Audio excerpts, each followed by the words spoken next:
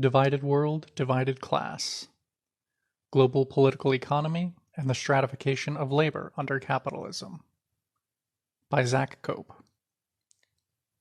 Second edition. First edition published in 2012 by Kurz Blebedeb. Second edition in 2015. Read by Dessalines. Dedicated to my daughter, Awibe, with all my love. Preface. In Belfast, where I have lived all my life, there is a saying, quote, "You can't eat a flag for breakfast." Particularly as it is used by the social democratic and liberal left, this saying is supposed to demonstrate axiomatically that the national question in Ireland, that is, whether Ireland is to form a united and sovereign nation, or whether it is to be ruled in whole or in part from Britain, is entirely distinct from purely economic struggles over income, wages, and working conditions, and, furthermore, that nationalist politics, whether Irish or British in orientation, are a malign distraction from the common interests of the working class in these same, quote, bread and butter issues.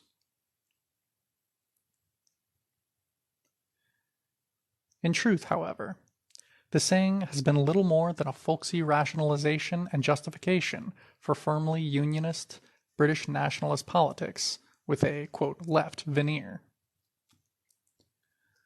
The ethnically segregated and segmented workforce in Northern Ireland has traditionally been dominated economically, politically, and organizationally by a Protestant and Unionist working class.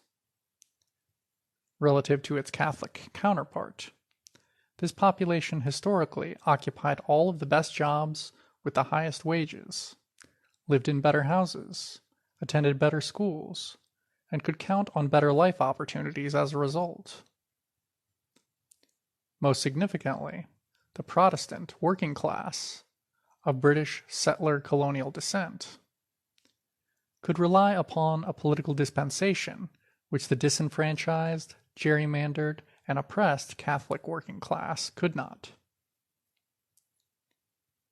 Thus ignoring or deliberately obscuring how national politics have impacted the conditions of working class life in Northern Ireland meant, and still means, to adopt a not-so-implicit British nationalist frame of reference.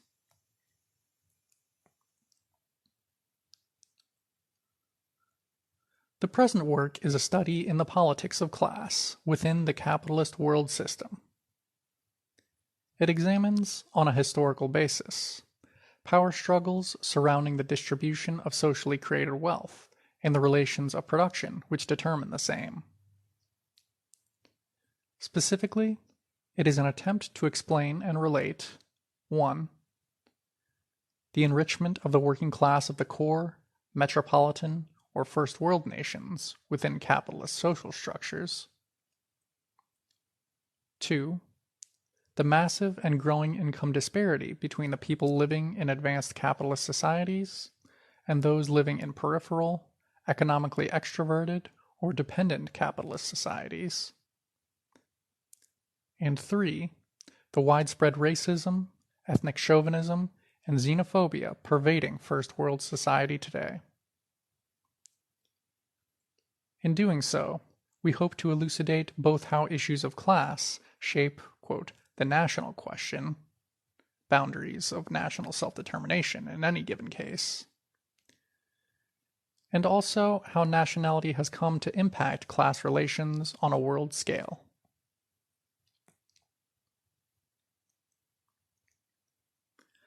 The introduction of the present work relates the concepts of class, nation, and, quote, race under capitalism, concentrating in particular on addressing the connection between racism and colonialism.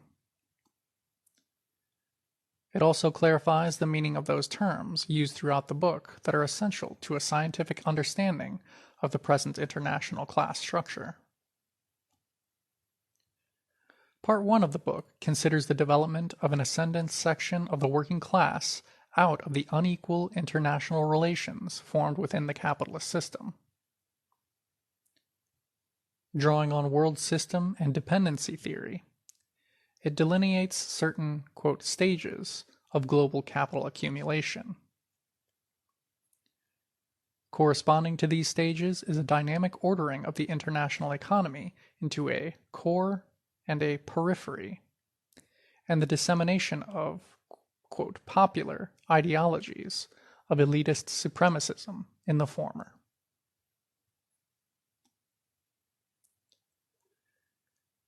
Establishing as fact the embourgeoisement of the working populations of the rich countries, we argue that these populations have become materially accustomed to accepting the capitalist system and those forms of national chauvinism created in the course of its global expansion. Chapter 1 argues that during the initial mercantile stage of capital accumulation, the transition to bourgeois hegemony at the core of the New World system is rendered relatively gradual and peaceful through the creation of a dependent periphery.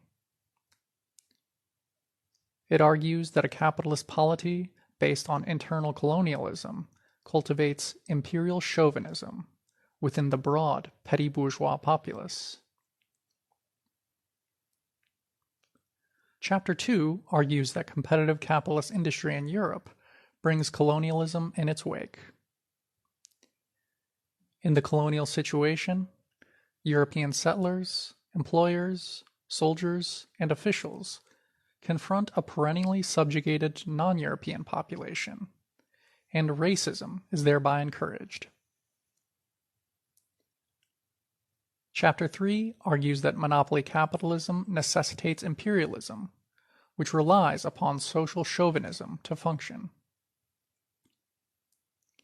This chapter elaborates on the historical origins of the labor aristocracy as a section of the ineluctably international proletariat, provided with economic and political benefits that have helped secure its allegiance to the imperialist status quo. This chapter introduces the concept of social imperialism and examines its currency in the era of the First World War and the Second International Workingmen's Association. The fourth chapter argues that the reconstitution of the imperialist system on the basis of the overall global hegemony of US-based monopoly capitalism after World War II requires state welfarism and consumerism in the core nations, thus fostering the ideology of first-worldism. This chapter details the economics of global imperialism and shows that after the Second World War, the labor aristocracy is effectively, quote, nationalized. That is, the entire working class of the imperialist nations is subsumed into the richest fraction of the world petty bourgeoisie. This chapter also addresses how the increased economic significance of immigration to this stage of capital accumulation has been managed according to a mutual need on the part of monopoly capital and the labor aristocracy to maintain black and ethnic minorities in a state of marginality and low-wage conditions.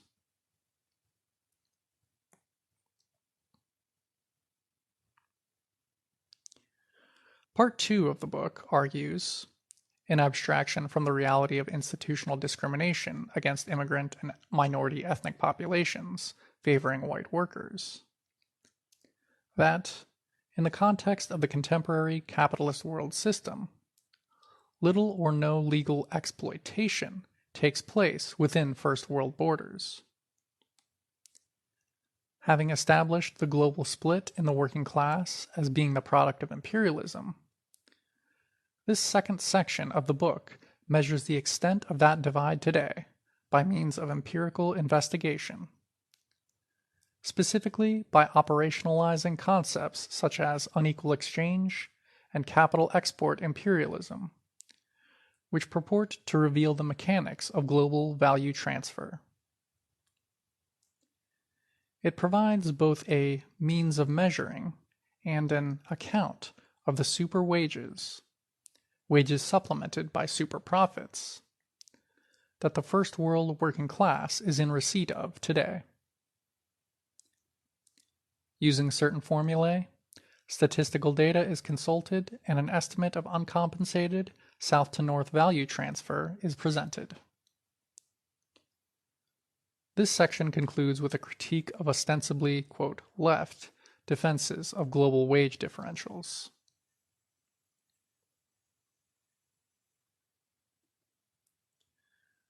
Divided World, Divided Class ends with a brief overview of the pro-imperialist politics of the labor aristocracy. In relation to the book as a whole, this section provides a broad political sociology of the labor aristocracy by way of historical example, concentrating on the political trajectory of the working class in Britain, the USA, and Germany. The conclusion to this final section links the politics of the labor aristocracy to the growth of fascism, and infers that a pro-imperialist working class may be both unable and unwilling to forestall it.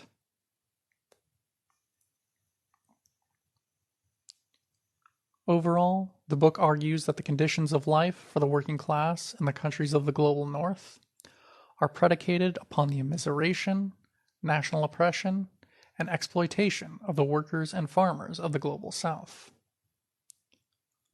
On a world scale, nationality modifies class relations so that, in a very real sense, workers in the rich countries really do eat flags for breakfast. End of preface. Divided World, Divided Class by Zak Cope. Section. Some notes preceding the second edition. Quote, to some, the expression U.S. imperialism appears as a cliché because it is not part of their own experience. We in the West are the beneficiaries of imperialism. The spoils of exploitation are the means of our corruption. End quote. By Bertrand Russell.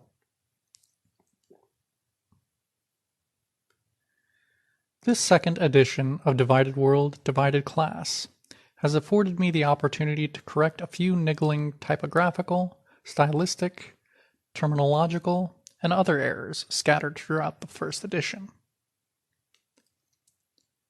It also allows me to address briefly some of the erroneous ideas about the book that have arisen through discussion of it on the internet. Clearly, the thesis that the metropolitan working class has been transformed into a petty bourgeois labor aristocracy, subsisting in large measure from the surplus labor of the super-exploited workforce in the oppressed nations of the Third World, has met with resistance on the part of the metropolitan left. As has been obvious for several decades at least, no amount of empirical, historical, and theoretical argumentation, however sophisticated, is enough to rebut dogmas rooted in vested interests and institutional self-preservation. Some, quote, reviews of the present work, including those in which the book has neither been quoted or actually read, are so poor as to hardly merit comment. Invariably, they assume that if only workers in the Third World would work harder and be more productive, communist plenty would soon appear on their horizon. In one such review, a sort of leftist take on Fukuyama's End of History, it was averred that the United States is more ready for communism than any other country in the world, a proposition that must surely alarm U.S. security forces. Though I am from Northern Ireland, the oldest and most enduring settler colonial society of the modern age, another review regrets that the present work is ignorant of the dynamics of settler societies like the U.S., and of being, quote, too European in this regard. For the more serious critics of the book, however, It is useful to clarify some points. Footnote. I refer readers here also to my critique of U.S. scholar Charles Post, who denies the theory of the labor aristocracy. End of footnote, and end of section.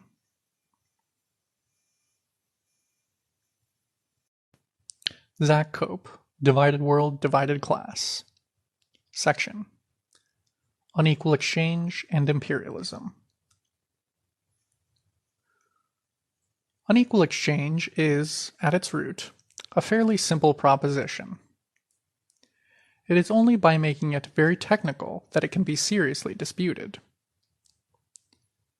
It is obvious that the wage in Guatemala or China is only a fraction of the wage in first world countries. It is equally clear that there is a connection between low prices for bananas, coffee, and electronics, and the low wages paid to the workers who produce them. That there are long working weeks and intensive labor in the Third World is also quite evident, as is the fact that factories in the newly industrializing countries are not backwards or ineffective. No doubt the average person is ignorant of the theory of an unequal exchange as such. But a great many people in the First World are aware that they buy goods cheap relative to the labor that goes into their production.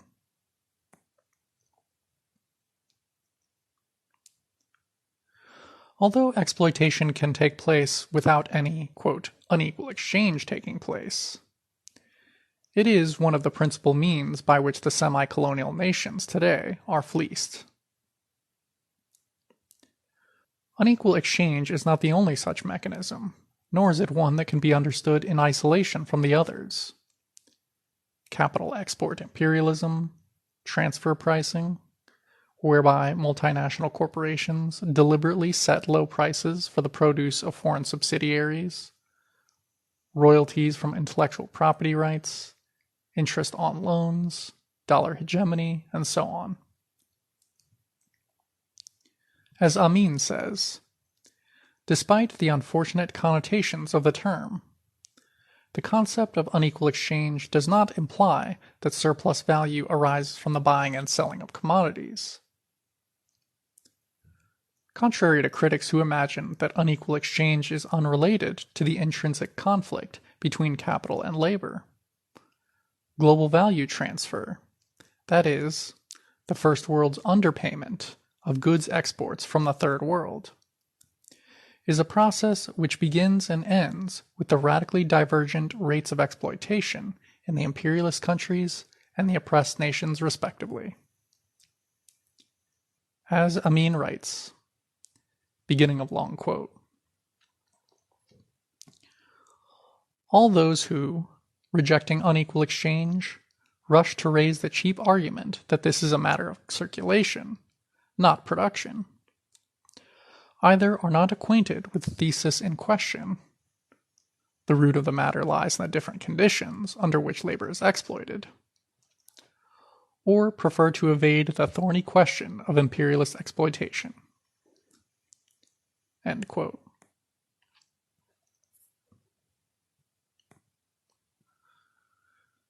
The present work emphasizes that market prices incorporate the huge wage and capital differentials generated by imperialism, monopoly capitalism. Though competition normally forces down the prices of the output of relatively productive labor, the rise of monopoly capital ensures that this does not occur, and that its products are overvalued when exchanged internationally.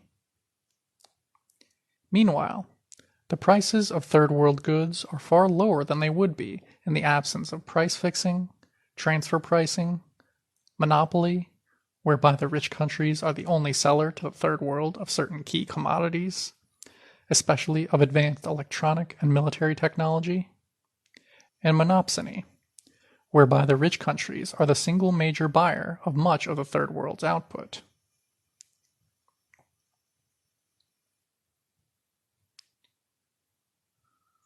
Whether unequal exchange amounts to $4 or $7 trillion a year, the qualitative aspect is even more important. global labor arbitrage, whereby production is relocated to nations where labor and the cost of doing business is inexpensive, and or impoverished labor moves to nations with higher paying jobs, is the indispensable prerequisite of the functioning of the imperialist system, and has been for more than a century.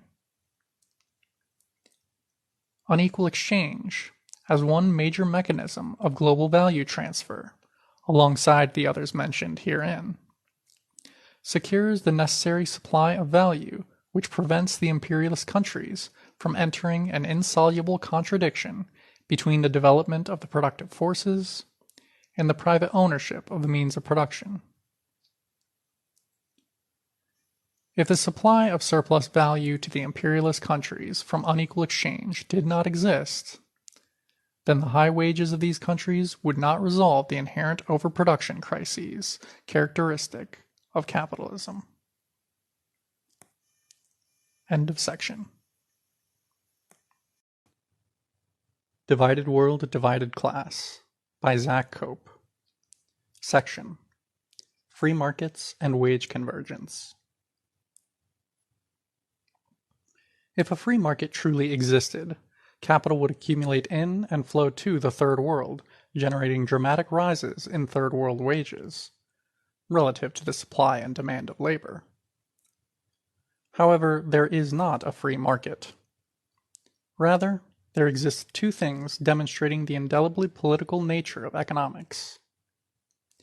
First, there is a system of violent government repression in the Third World, whereby autocratic, quote, free trade regimes are installed, financed, and legitimated by imperialist governments, particularly but not exclusively the USA, to keep wages low and natural resources cheap. At the same time, racist and discriminatory border controls are established that prevent competition between the proletariat of the Third World and the labor aristocracy of the First World. Precisely as a result of the global transfer of unrecompensed labor hours these conditions uniquely facilitate, the West comes to have the biggest and the best markets for trade and investment, and its workers appear to be the most productive, or the most, quote, exploited, depending on the particular emphasis.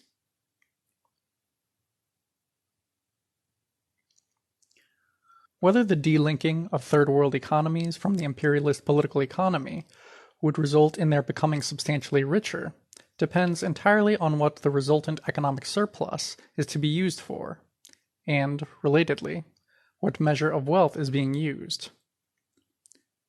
Ideally, a combination of autarky and planned trade prices, including for necessary trade with the declining imperialist countries, on the part of a closely aligned international bloc of Third World countries, would have as its main goal the development of the productive forces for the betterment of the lives of the mass of the population, and not simply the bourgeois classes. Undoubtedly, however, the end of imperialism, the military and political effort on the part of wealthy capitalist countries to siphon and extort surplus value from subject or oppressed foreign territories, must mean that the imperialist countries will become substantially poorer. End of section. Divided World, Divided Class by Zak Cope. Section: Colonialism and Technological Advantage. Critics of my work have suggested that profit and wage differentials do not correlate with degrees of concentration of industry, that is, with monopoly. On a global scale, however, the largest multinational corporations, MNCs, are indeed based in countries with the highest wage levels. Critics tend to downplay the relevance of monopoly to the global North-South divide, suggesting that it is the competitive edge of First World industries that ensure their domination of Third World industries, the latter supposedly being extremely unproductive compared with the former. The productivity advantage of the developed countries is considered reflective purely of internal developments, technological, economic, social, cultural, and/or political. In the first place, this view effectively erases colonialism from the historical record. Whereas in 1800, Europe and its colonies covered around 55% of the globe, in 1878, they covered 67%, and in 1914, 84%. Looking at regional shares in world manufacturing output during the 19th century, we can see very clearly that the economic backwardness of much of the world is something imposed upon it by colonialism and imperialism.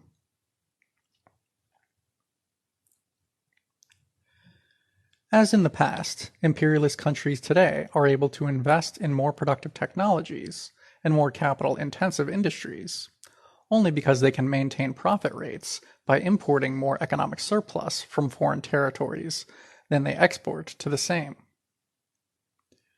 Currently, however, this surplus comes not only in the form of unpaid-for raw materials and foodstuffs produced by land-starved agrarian populations, as in the colonial era, but also, and increasingly, of surplus value produced by super-exploited wage laborers.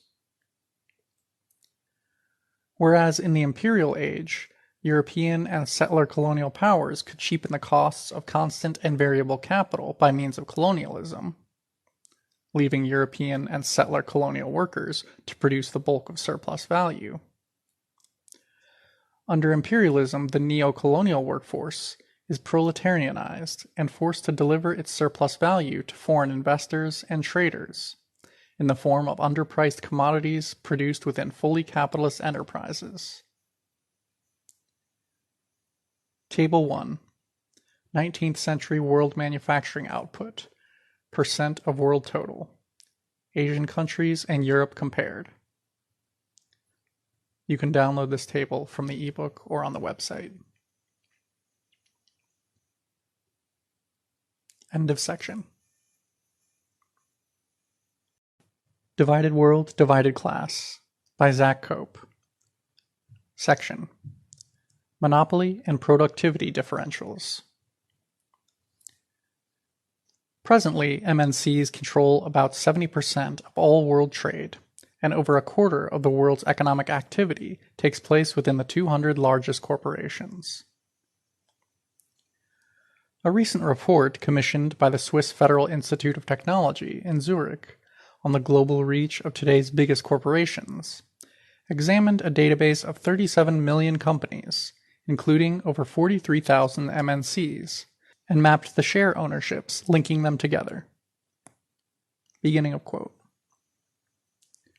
They discovered that global corporate control has a distinct bow tie shape, with a dominant core of 147 firms radiating out from the middle. Each of these 147 own interlocking stakes of one another, and together they control 40% of the wealth in the network. A total of 737 control 80% of it all. End quote.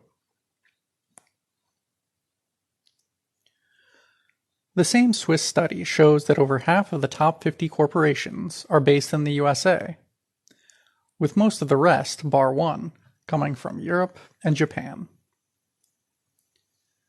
This domination of the world economy by northern-based oligopolies has dire consequences for the underdeveloped capitalist countries.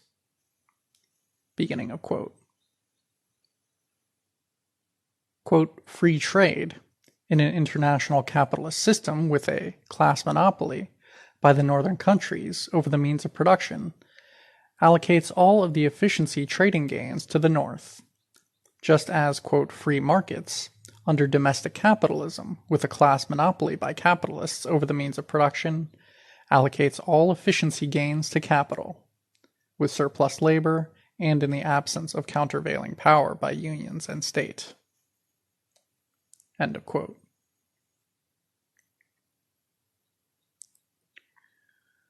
Through monopolistic price fixing and transfer pricing, extra surplus value is imported to the imperialist economy at the expense of the country against which the monopoly is exercised.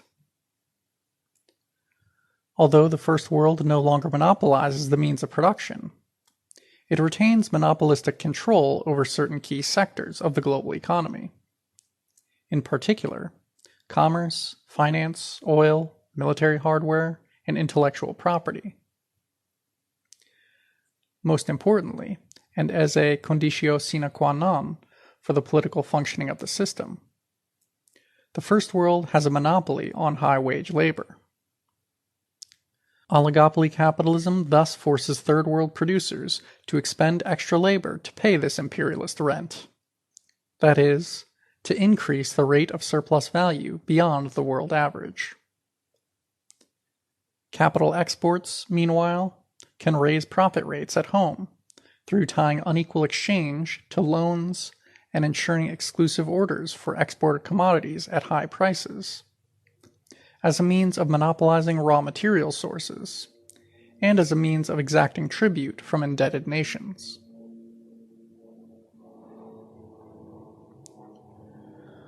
The drain of capital which results from imperialist transfer of the Third World's land, natural resources, labor power, and produce, effected by means of investment, loans, intellectual property rights, and unequal exchange, establishes a limited domestic market therein.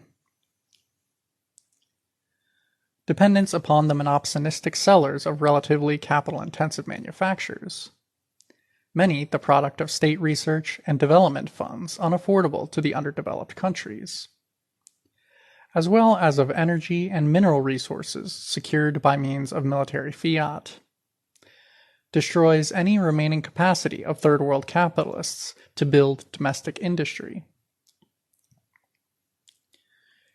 Instead, Third World capitalists maintain their profit rates through export-oriented industry, in which they have the, quote, comparative advantage of employing super-exploited labor, the cheapness of which is relative to an overabundant rural workforce starved of land and employment opportunities in modern industrial facilities.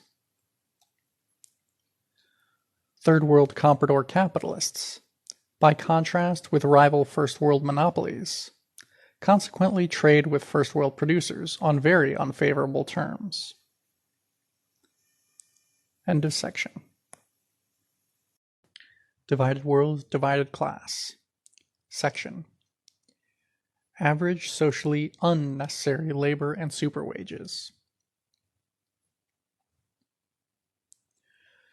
Critics have emphasized the view that workers in the Global South are producing commodities at a level below the average socially unnecessary labor time required to do so, that they are thus engaged in socially unnecessary labor.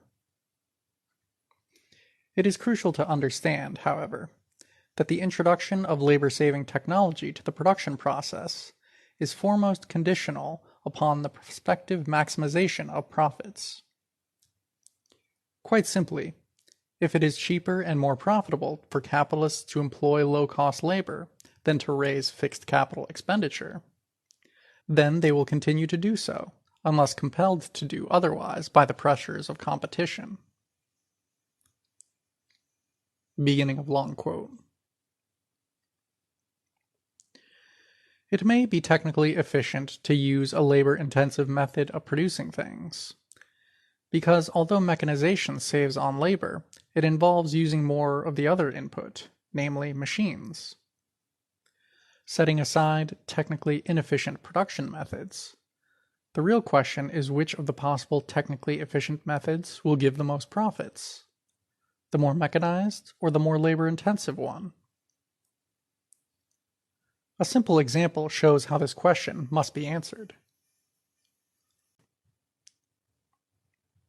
Street cleaners can clean the streets more quickly if they are all equipped with vacuum cleaners. But this will not necessarily be profitable.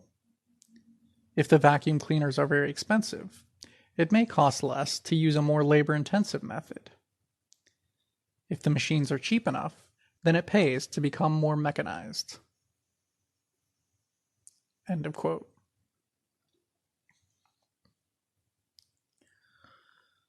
Through its domination of world trade, quote, Whosoever commands the trade of the world commands the riches of the world, and hence the world itself, according to Sir Walter Raleigh, 1552 to 1618. End quote. Finance, investment, military goods, energy sources, and exchange rates. The monopoly capital of the imperialist countries ensures that it need not compete with the producers of the global south, and is, therefore, under no compulsion to lower its domestic input costs accordingly. Beginning of long quote. One of the most striking features of the imperialist world economy revealed in the data is that northern firms do not compete with southern firms. They compete with other northern firms, including to see who can most rapidly and effectively outsource production to low-wage countries. There is north-to-north competition, and fierce competition between southern producers for contracts with northern-led firms, but no north-to-south competition. Of course, important exceptions can be identified and qualifications can be made, but the overall pattern is clear. Firms in imperialist countries compete with each other, not with their southern suppliers, with whom their relationship is complementary, not competitive, even though it is far from equal. End quote from Smith.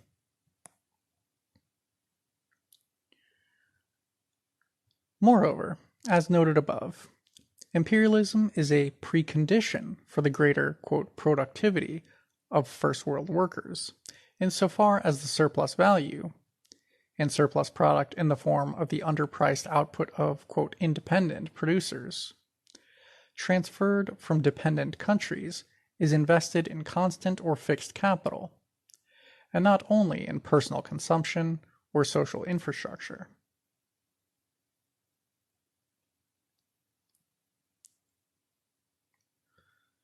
The lower wages of the Third World workforce are not purely the result of a relative paucity of advanced technology at their disposal. Even accepting the absurd assumptions that A. It is workers who must necessarily benefit from the resultant productivity advantage, or that B.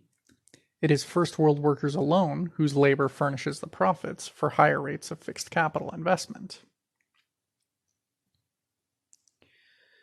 If we compare average market shares in developing and developed country manufacturing sectors, respectively, we find that it is not typically products of the same kind being exchanged that allows technologically advanced economies to thereby appropriate a part of the socially unnecessary labor of the less productive economies. Comparing the global market, value added, and employees' shares of 23 distinct manufacturing sectors in both the developing and developed world, we find that wage differences dramatically exceed productivity differences. According to ILO data, approximately 80% of the world's industrial workforce resides in developing countries. By factoring in underemployment, I estimate that there are 1.75 billion full-time equivalent employees in the world, of which approximately 23%, or 400 million, are workers in industry. Thus, there are approximately 320 million industrial workers in the developing countries and 80 million in the developed countries, or 4 times more developing country industrial workers than there are developed country industrial workers. Table 2. Global manufacturing value added by sector versus share of manufacturing employment by sector, developing and developed countries.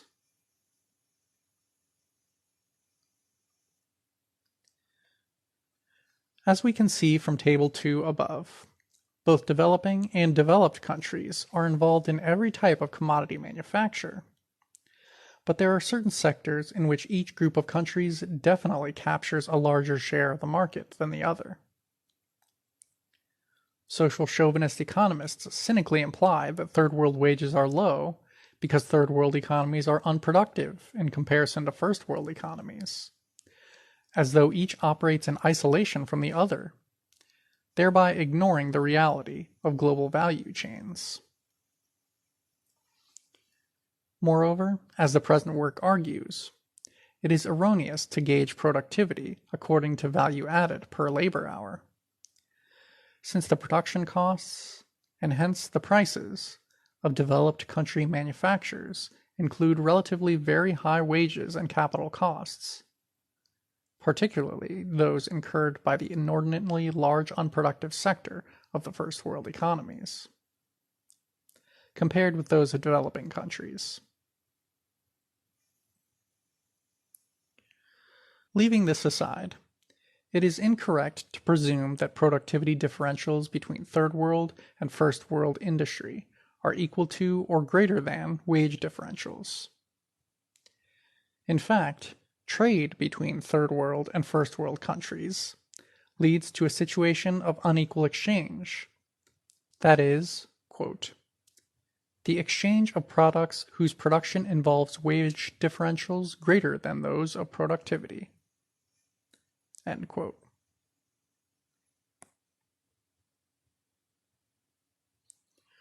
With reference to the data in Table 2, P is the productivity ratio, M the relative factorial share of the global manufacturing value added, MVA, by sector for developing and developed countries, respectively, and W the ratio of the developing country to the developed country workforce by industry sector, where developed countries, 1, capture a larger share of global MVA by industry sector, the productivity ratio is obtained by multiplying M by W, whereas if developing countries, 2, capture a larger share of global MVA by industry sector, the productivity ratio is obtained by dividing M by W. Thus, P1 equals M times W, P2 equals M divided by W. My calculations show that in those manufacturing sectors where the developed countries predominate, employees are approximately 6.9 times more productive than the developing countries, while in those manufacturing sectors where the developing countries dominate, they are approximately 0.2 times as productive as the developed countries. Overall, we can say that first world manufacturing is no more than 7 times more productive than third world manufacturing, even according to the deeply flawed and circular reasoning that lies behind using prices as the measure of productivity. Meanwhile, according to my calculations based on ILO data, manufacturing wages are on average 11 times higher in the global north than they are in the global south. As such, wage differentials exceed productivity differentials in global manufacturing by a factor of approximately 1.6.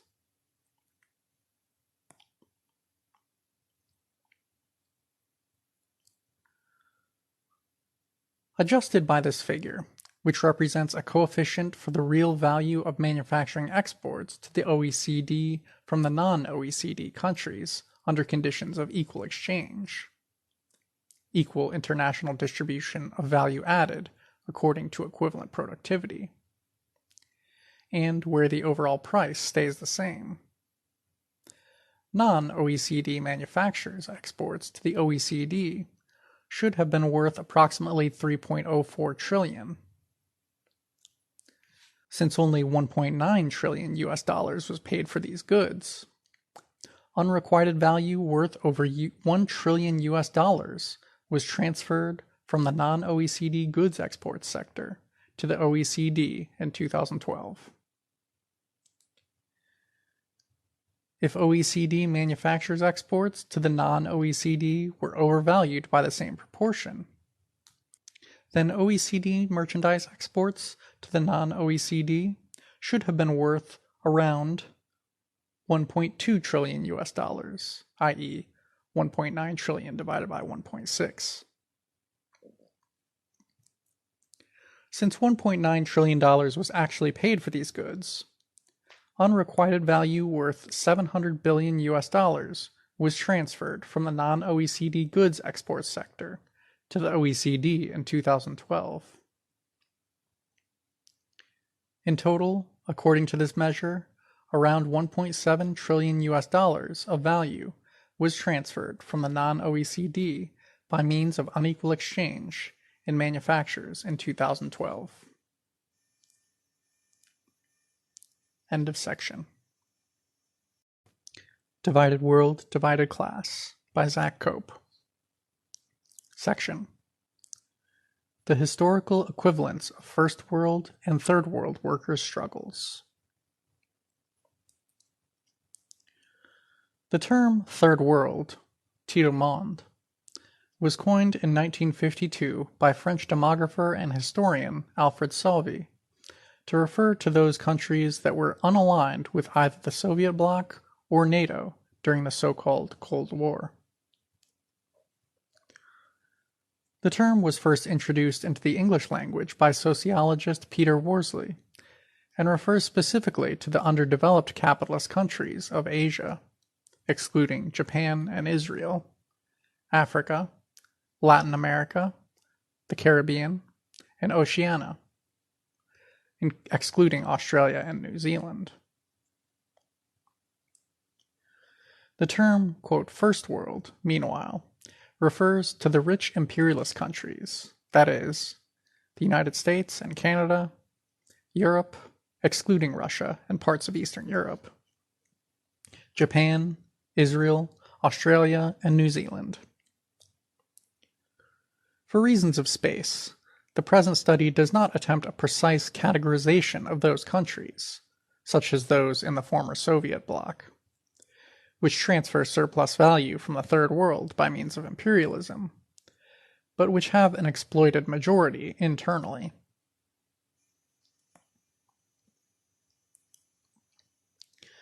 Some critics have argued that social reformism is just as prevalent in the Third World as it is in the First World.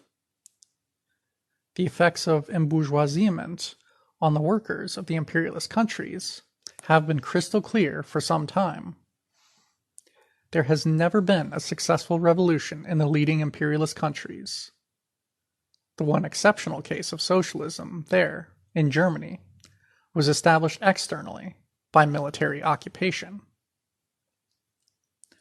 On the other hand, there are countless examples of metropolitan workers' pro-imperialist behavior.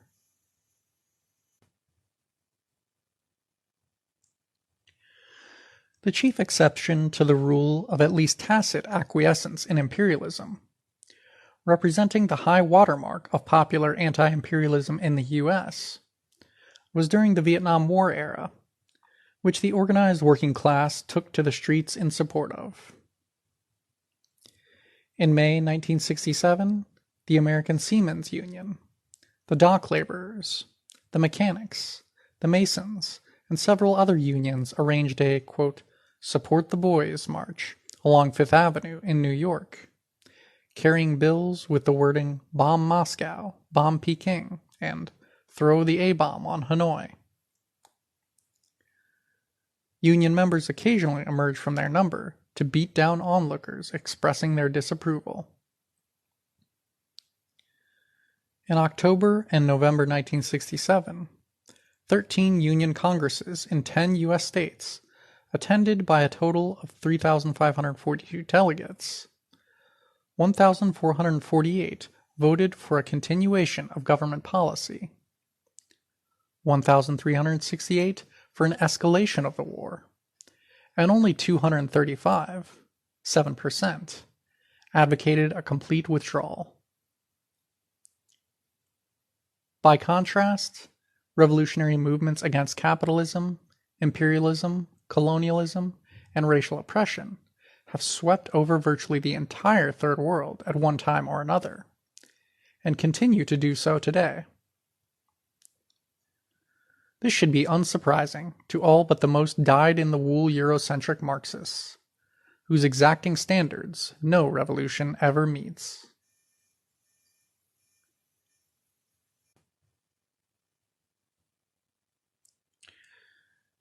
U.S. author Charles Post's suggestion that, quote, well-paid workers in the global north have been the backbone of revolutionary socialist and anarchist organizations for most of the last century, end quote, is patently false. Not only have the revolutionary struggles of workers in the global south been far more extensive and intensive than the practically non-existent revolutionary struggles of workers in the global north, but Northern workers have demonstrated a consistent support for the institutions of imperialism. Reformism, indeed, is one thing, support for imperialism another.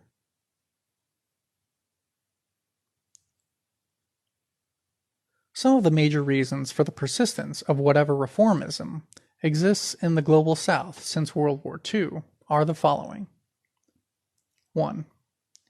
Patterns of imperialist, especially U.S., intervention and military aid. 2. Rich opportunities for capitalist development and the attendant strength of the national bourgeoisies. 3. The material interests of the labor bureaucracies. 4. The inability of the proletariat to lead interclass alliances to attain national liberation in situations wherein it has not been the dominant part of the working masses. And 5.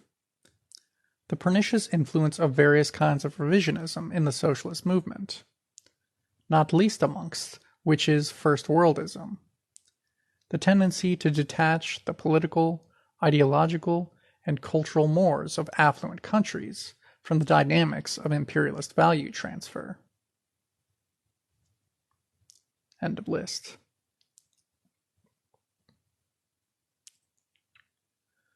There are both distal and proximate causes for revolution. In the first instance, as Lenin pointed out, the ultimate twin causes of socialist revolution are the revolutionary self-activity of the exploited classes and the inability of the bourgeoisie to rule. These are the conditio sine qua non for revolution. Where there is no exploited class, there can be no revolution. Beyond these, however, there are more proximal causes. Footnote.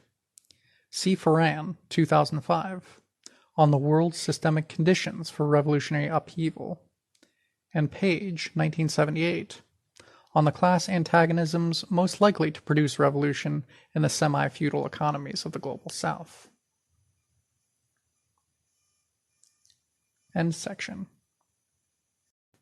Divided World, Divided Class by Zak Cope. Section. The revolutionary potential of metropolitan labor. Critics have stated that my work is defeatist, failing to acknowledge that workers in the imperialist countries are, quote, potentially revolutionary, and have argued that my work is unduly, quote, empiricist. The correct term of abuse, I think, ought to be, quote, positivist. This seems to entail the view that although the working class of the imperialist countries is not at this time revolutionary, it may become so, perhaps with some firm prodding by internet enthusiasts. Indeed, some have argued that I effectively advocate, quote, abdication of the revolutionary movement in the rich imperialist countries.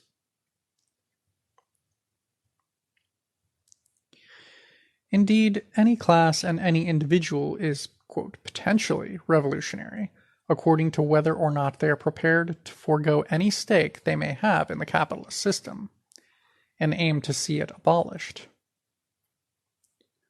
The point to be grasped by the genuine left, those struggling to see an end to capitalism and imperialism alike, is that, so long as imperialism exists, there can be no revolutionary movement in the core imperialist countries. Those groups, whether ostensibly left-wing or right-wing, aiming to extend the parasitism of imperialist countries, invariably promote national chauvinist solutions to problems of unemployment and declining living standards. The present work does not attempt to prescribe organizing tactics or political strategies for the revolutionary movement to follow, either within the imperialist countries or within the objects of their depredations, the oppressed nations. That is up to political organizations within each country to do, with the clear understanding that would-be revolutionary parties within the First World are operating very much, quote, behind enemy lines.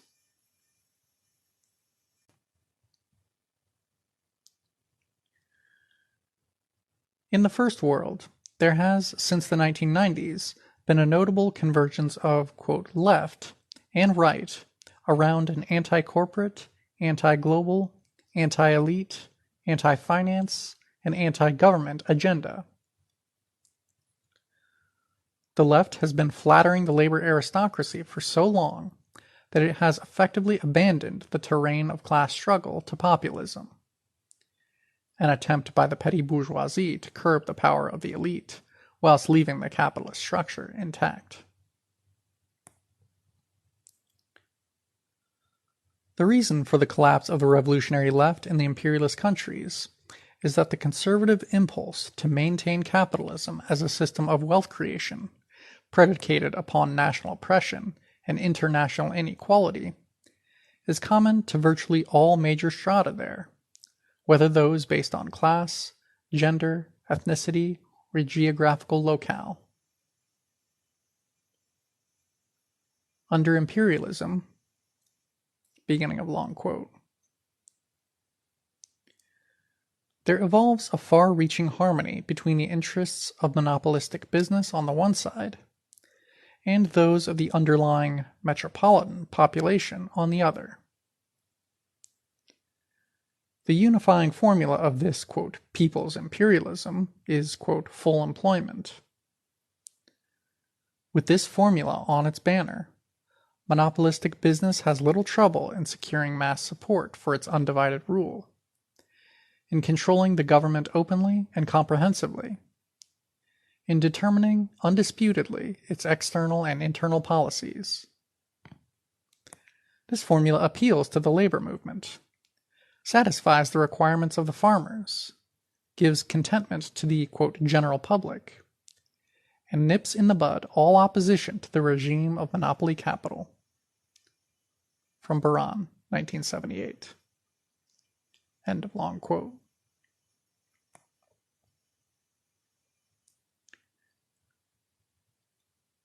The increasingly respectable fascist movement promises the highest levels of privilege and parasitism for white workers, business nationalists unable to compete internationally, and the petty bourgeoisie opposed to the globalizing logic of finance capital. Imperialist denialism adds fuel to the fire of national chauvinist populism, and the convergence of the left and right that entails. Strategic confidence in the exploited masses of the oppressed nations of the Third World is paramount. Imperialism must take a hit if socialism is to advance worldwide, and there is no reason to believe that First World workers may be won to a consistent anti-imperialist position before that time. End of section. Divided World, Divided Class by Zak Cope. Section on alleged deteriorating living standards in the U.S. In regard to the alleged deteriorating living standards of U.S. workers, certain critics have objected to my citation herein of a think tank on the basis that it is right-wing. Such ad hominem argument, however, has no place in scholarship. The objectionable politics of a particular author do not automatically negate the truth content of any particular theory or fact that they espouse or demonstrate.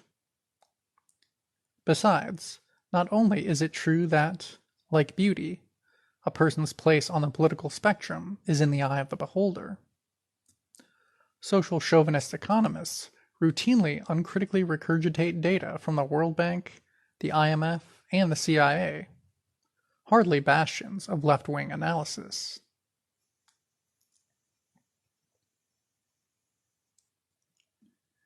In any case, in highlighting labor's declining share in U.S. national income, critics intend to prove a deteriorating standard of living for U.S. workers.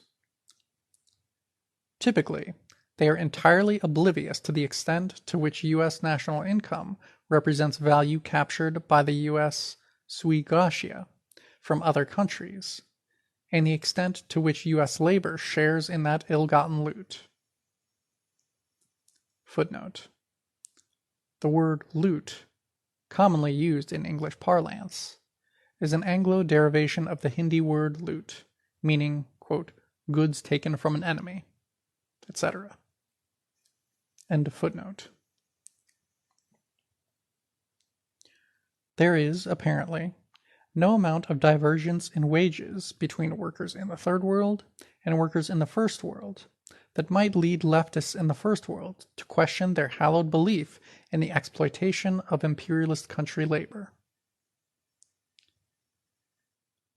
However, it is important to understand that whilst labor's share has declined in most countries since the advent of neoliberalism, global labor arbitrage has meant that rising standards of living in the imperialist countries have been achieved without a parallel rise in the labor share of GDP.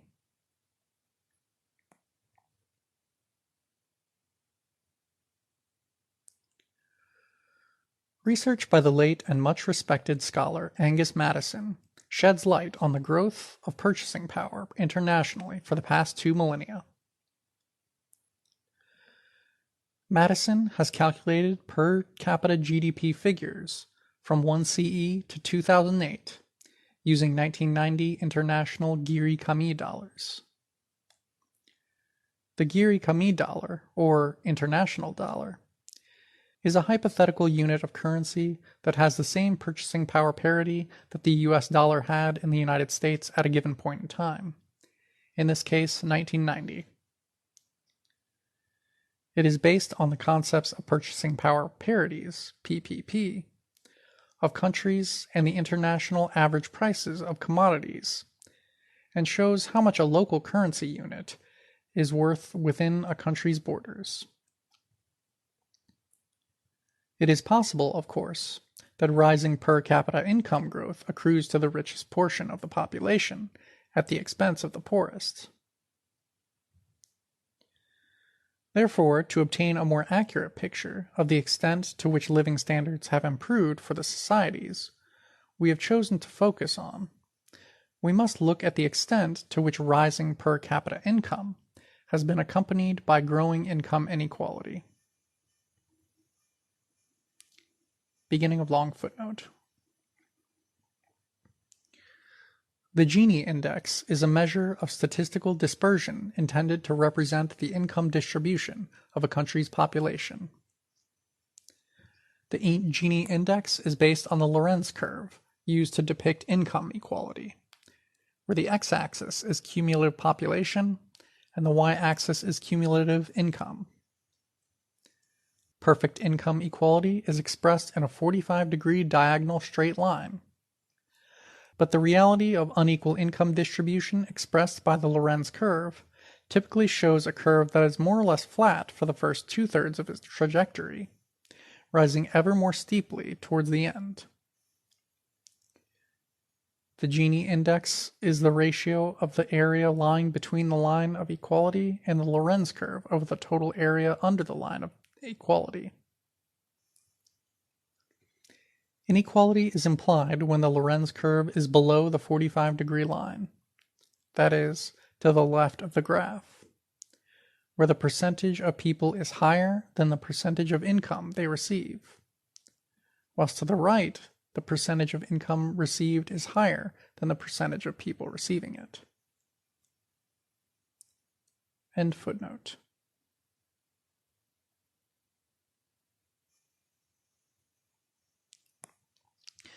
The illustration on the opposite page compares real per capita income growth rates in 1990 international dollars with income inequality growth rates for the USA, the UK, China, Russia, and South Africa between 1980 and 2005. It abstracts from the realities of superexploitation, super profits, and super wages, and the terrible divergences in income and life opportunities between the poor and affluent countries of the world, focusing solely on the growth of average purchasing power and inequality within particular countries. In a given decade, where income inequality has risen more in a country than has real per capita income, it can be assumed that the margin of improvement in the real purchasing power parity income has accrued to a minority of the population, such that the living standards of the majority have, in fact, declined. Whereas, if PPP per capita GDP has increased more than inequality, we can assume that life has improved for the majority of the population. Figure 1. Per capita purchasing power parity GDP growth rates versus income inequality growth rates for selected countries, 1980 to 2005.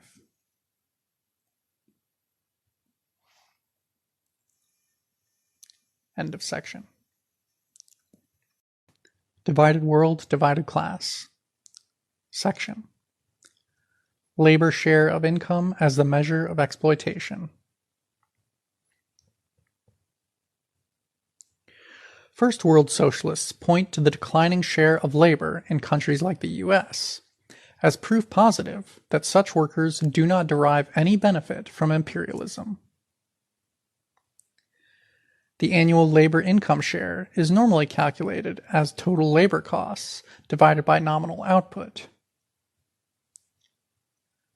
According to UNCTAD, employees' share of national income in Latin America was approximately 60% of that of OECD employees' share of national income in 2008. In the same year, employees' share of the national income in Asian countries, the transition economies, and African countries were an average 67%, 63%, and 53%, respectively, of OECD employees' share.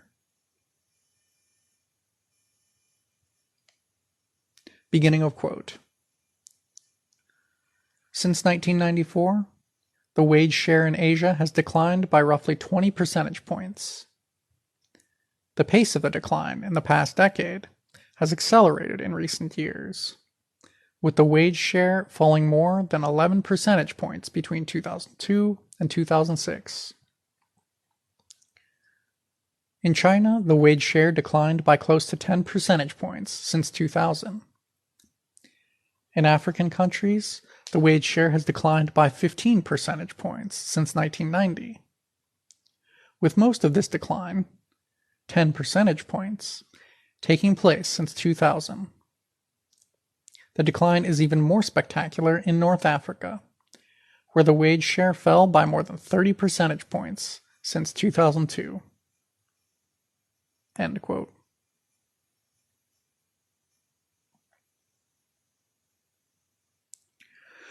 Reports on the falling wage share in national economies do not, of course, account for the growth of the working class therein, so that, adjusting the level of wage share decline thereby, we are forced to conclude that labor's share has fallen still more in the global south in recent decades than it has in the global north.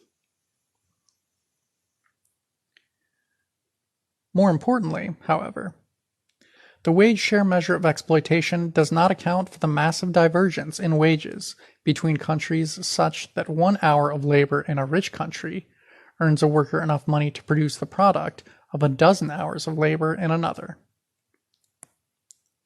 Of course, social imperialists consider that workers in the plantations, export processing zones, and outsourced factories of the global south are so hopelessly inefficient that their labor only entitles them to consume a much smaller quantity of the commodities that they produce, than do the workers or consumers of the global north.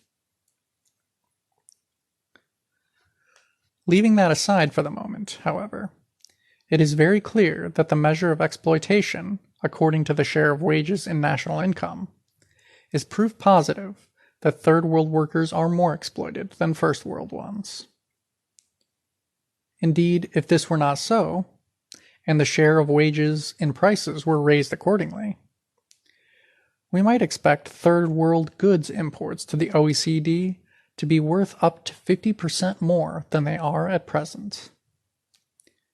Needless to say, this would put a heavy dent in first world profit margins and pay packets alike.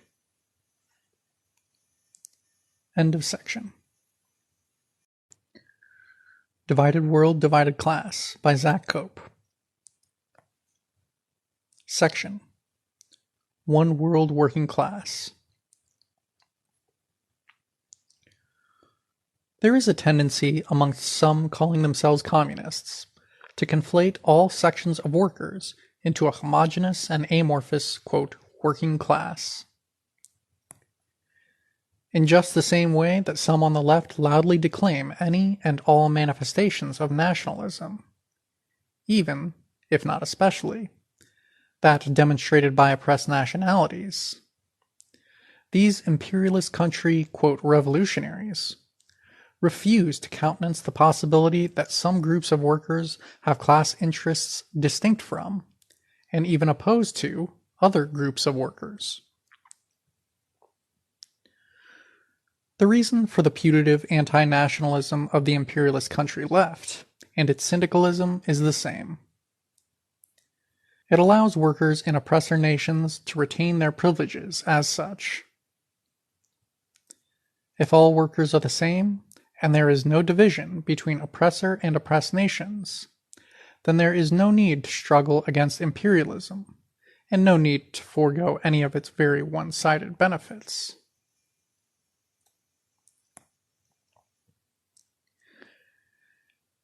Even disregarding structural divisions within the working class and the socio-political function of particular occupations, when a Marxist declares that US, or UK, or French, or Japanese workers are, quote, exploited, we must demand to know the proper wage to which they are entitled and how this numerical sum is arrived at.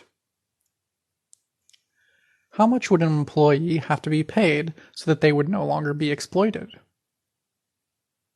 Rarely is an answer proffered. In any case, assuming an identity of class interest between all wage earners, from managers, directors, and senior officials, science and research professionals, to teaching and educational professionals, sporting professionals, business and public service associates, secretaries, administrators, skilled metal workers, electronic workers, textile workers, construction workers, care workers, sales workers, and retail assistants, to use some of the UK's standard occupational classification categories,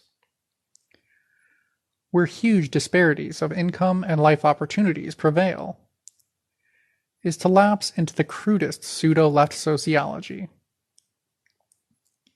If a footballer who is paid $10 million a year is, quote, exploited, solely because he gets a paycheck, it would appear that no, quote, wage at all would be enough for some, quote, communists. End of section. Divided World, Divided Class. Section: Social Privilege, the Labor Aristocracy, and the Proletariat. Some writers and activists on the anti-racist left in the First World point to income inequalities within the working class of any given country as evidence of a nationally based, quote, worker elite. Conversely, every mark of oppression is seen to render a group proletarian, and every stirring of the oppressed to augur revolutionary upheaval. Thus, housewives and the internal semi-colonies of the First World, except for minority upper echelons therein, are both sometimes cast in the role of substitute proletariats. Yet this approach signally fails to clarify the central axis of the struggle for socialism today, namely, the struggle against imperialism. It does not grasp the truly monstrous parasitism of the imperialist countries, or the dire situation that its oppressed populations find themselves in as a consequence. Indeed, if there were a proletariat in the US or Europe, the struggle against capitalism there would be infinitely more straightforward. As it is, some oppressed sections of the imperialist country populations, precisely in so far as they are marginal and not central to capital accumulation, hinging on the appropriation of surplus value by investors, and its political economy, are finding that they must be permanently warehoused or worse.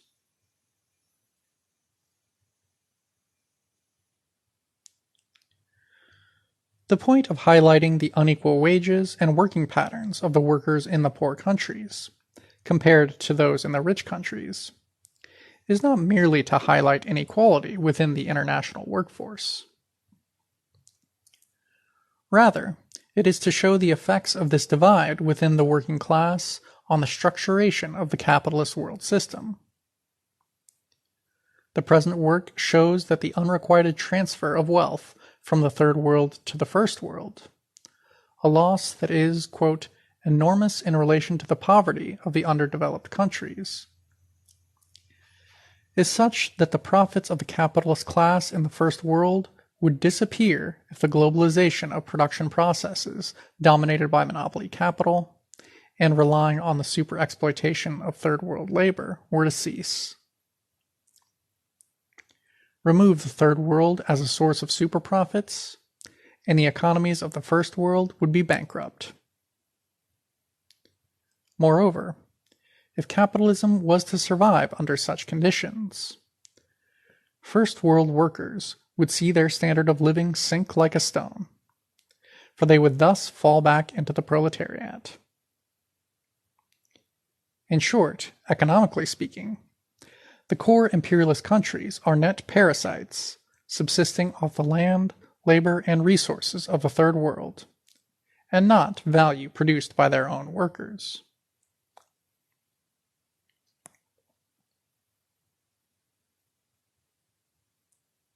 Writers taking the relativist sociological view of the labor aristocracy as any privileged group of workers have tended to obliterate the class differences and divergences that exist within and between manufacturing, domestic, service, clerical, and agricultural workers, as well as between these and slaves, peasants, and housewives, so as to reduce all forms of labor to exploited wage labor.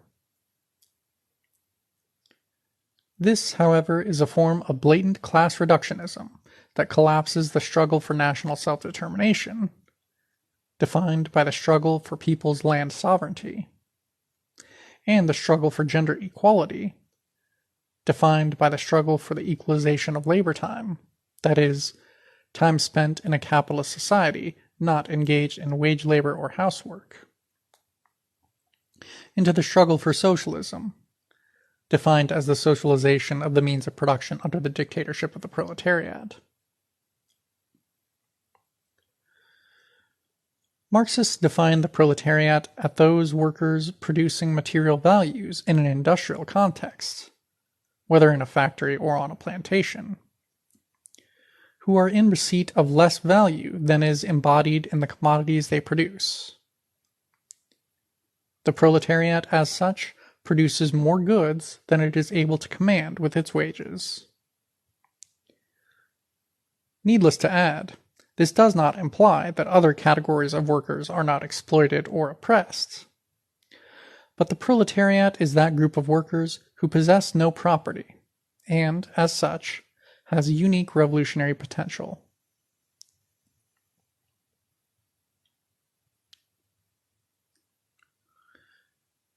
defining the labor aristocracy according to its degree of institutionalized social privilege and its participation in bourgeois institutions of national, gender, and class oppression, allows for any group of relatively disadvantaged and oppressed workers within a given polity to be labeled a proletariat.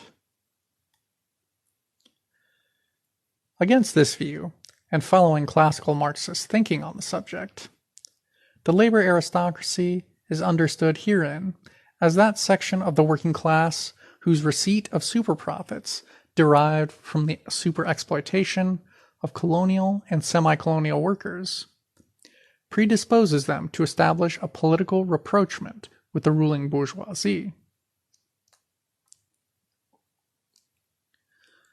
Thus, the political activity and socioeconomic status of the labor aristocracy are dialectically intertwined, with embourgeoisement guaranteeing social peace for the capitalists in the imperialist countries, and political collusion, if not outright fascism, guaranteeing the continued influx of superwages. It is value transfer that determines labor aristocratic fealty to the bourgeoisie, and hence the inherent capacity of some classes of relatively privileged workers to ally with the proletariat against the capitalist class.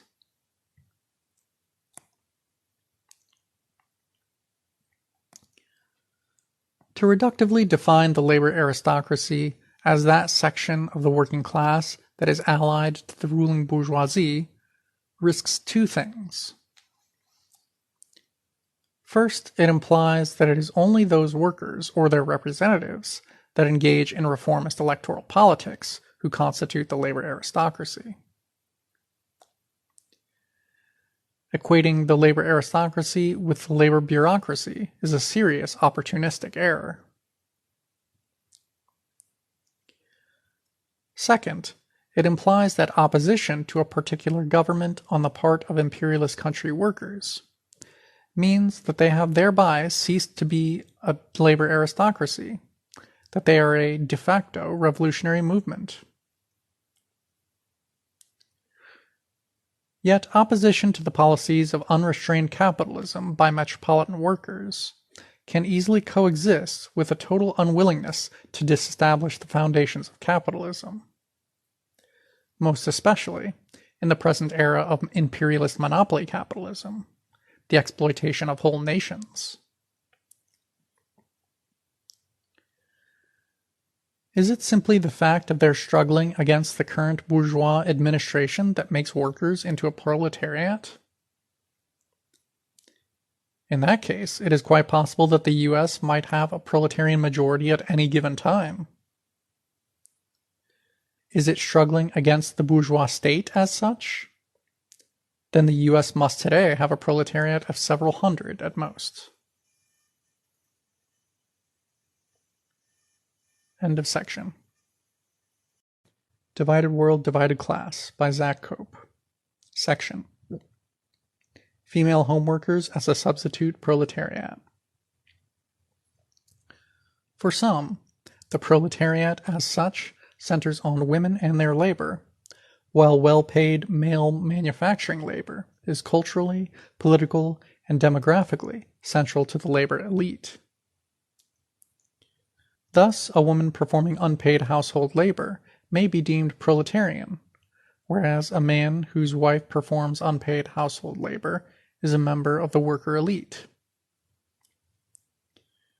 Although it is perfectly correct that women throughout the imperialist countries disproportionately find themselves in menial roles subservient to males, this completely ignores the extent to which receipt of superwages, wages above the level whereby an hour's worth of concrete labor can purchase on the market more than the product of an hour's abstract labor, the defining characteristic of the labor aristocracy, allows for a reduction in domestic drudgery for the female spouse, even where she is taken advantage of by the patriarch. Indeed, where possible, many people actively and rationally seek out this supposed proletarian position of domestic laborer over having to get a job. To conflate relatively easy first world housework with the domestic labor involved in the reproduction of labor power, the production of food and clothes for wage earners that millions of third world women are tasked with, is, in any case, thoroughly misleading.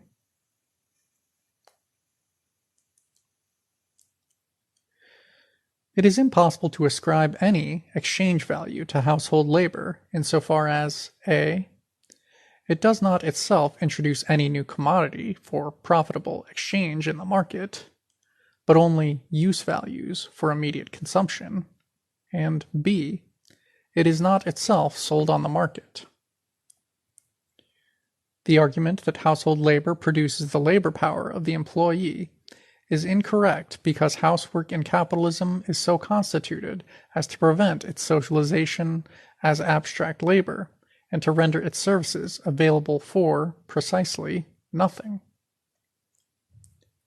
It is only possible to value labor power in respect of the average socially necessary time it takes to produce commodities for exchange. It would certainly be far too costly for capitalism to give a wage to all labor that did not produce, but merely consumed surplus value, since value is not created by the mere act of purchasing commodities. Capital cannot expand by hiring labor that produces just its own value as labor power. Precisely the value that some Marxist, quote, wages for housework theorists ascribe to housework. If it is said that housework produces the commodity, quote, labor power, then what is to distinguish any form of work from any other? Should persons be paid for having sex, which can produce future labor power? What is to distinguish the housewife's production of labor power from the baker's, since both produce bread for me to eat? If the husband owes the wife wages, then why should he owe her support? Should her housing, food, and so on be taxable benefits? Should he be able to fire her just like any other employee? And if the state is on the hook for wages, then should it be allowed to direct the worker and also fire the worker, perhaps to the point of terminating the marriage? In any case, it is impossible to say that labor power is the peculiar commodity produced by housework, since there are potentially infinite other sources for its production.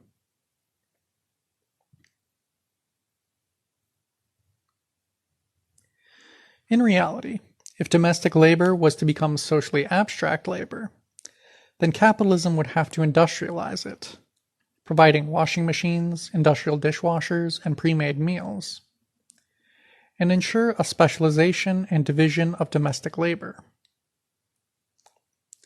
This it will not do, because domestic labor does not produce anything extra for the market.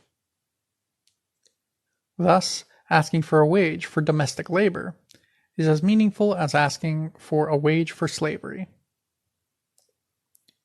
Only when labor power is something that is not bought and sold on the market can domestic labor be accorded its true, cultural and social, value, since the market as such cannot value privatized domestic labor.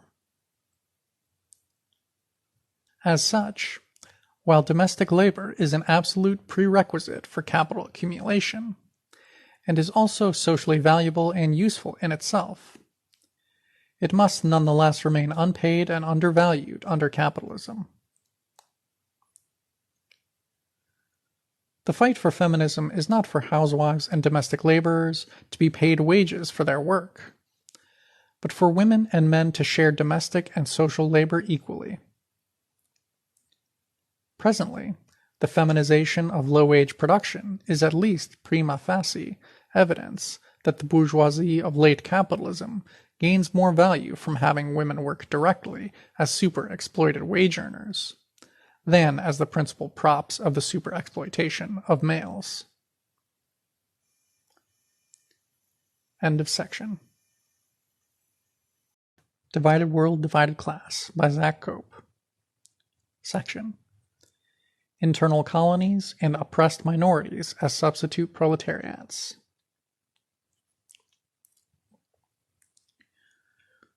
The net parasitism of certain countries does not, of course, mean that all forms of inequality and oppression have, as a consequence, been eradicated therein.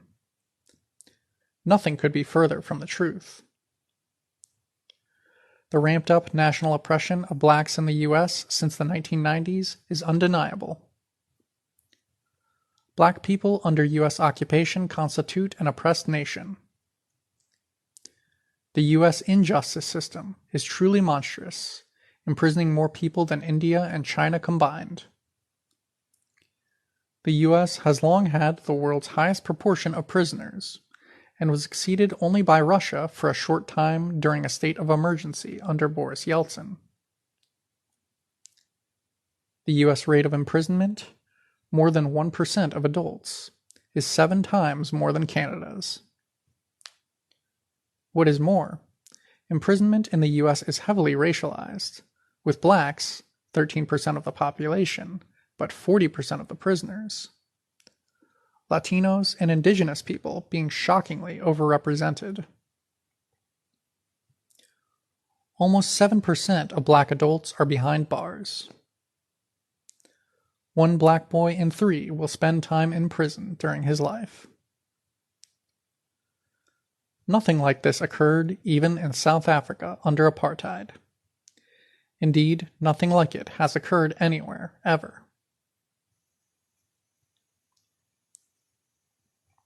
Yet none of this proves that blacks, Chicano-As, or indigenous people, certainly in the worst position of any of the internal semi-colonies, are exploited, or that exploitation, rather than national oppression and population control, is the chief purpose of their subjection today.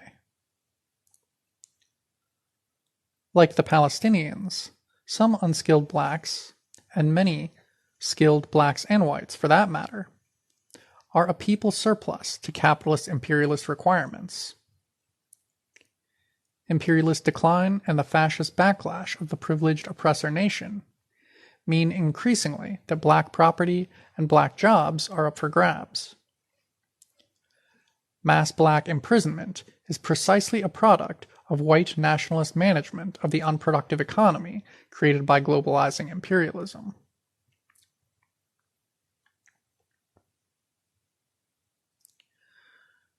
Outlying locales of unusual deprivation within the core imperialist countries, meanwhile, typically inhabited by the most oppressed sections of the population, are pockets of poverty within vast swaths of affluence and luxury earned at the expense of foreign producers. It is not impoverished people as such who generate social wealth, however. It is working farmers and proletarians producing commodities for the global market. Much of the time, those not able to find gainful employment within this capitalist system are simply left to die. It is better to be exploited than left destitute. Within the context of entire economies living off plunder, the very poor minority is very often too isolated, marginalized, and immiserated to form any coherent class that might form a viable opposition to capitalist imperialism in and of itself, assuming that its goal in any case is not simply to enjoy a greater share of its revenues. End of section. Divided World, Divided Class by Zak Cope. Section: Proletariat and Labor Aristocracy in the Global South.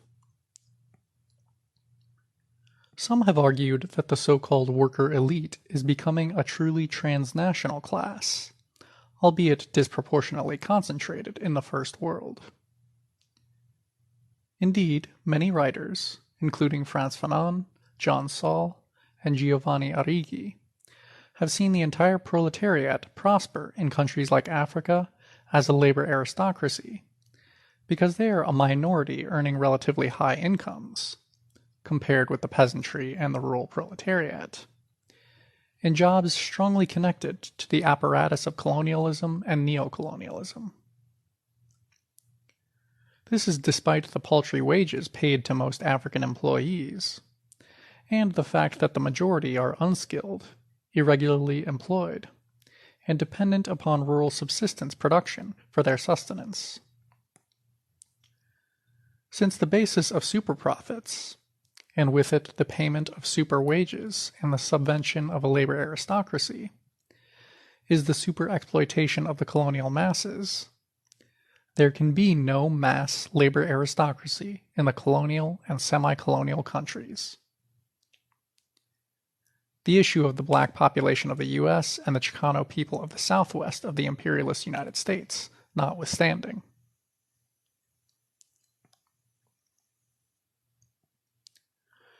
Nonetheless, relatively high-waged and skilled African, Asian, and South American workers in capital-intensive sectors of export-oriented and government industries, as well as white-collar civil servants and clerks, do indeed occupy positions of relative privilege within the labor markets of the Global South. Their immediate interests may not lie in a more egalitarian downward redistribution of national income, but they certainly do lie in a global redistribution of income away from the imperialist countries. Thus, from a proletarian internationalist perspective, the, quote, worker elites of the countries of the Global South are a potential ally of the superexploited and oppressed Third World masses in their struggle against imperialism, necessarily a struggle also against capitalism. As such, it may be said that the struggles of the, quote, worker elites of the Global South, that is, the relatively privileged upper strata of the working class there, are in fundamental opposition to the global ruling class, or may be pushed in that direction by resolute revolutionary mass struggle. In that sense, the contradiction between the so-called, quote, labor aristocracy of the Global South and the proletariat is non-antagonistic, whereas the contradiction between the labor aristocracy of the Global North and the proletariat is antagonistic.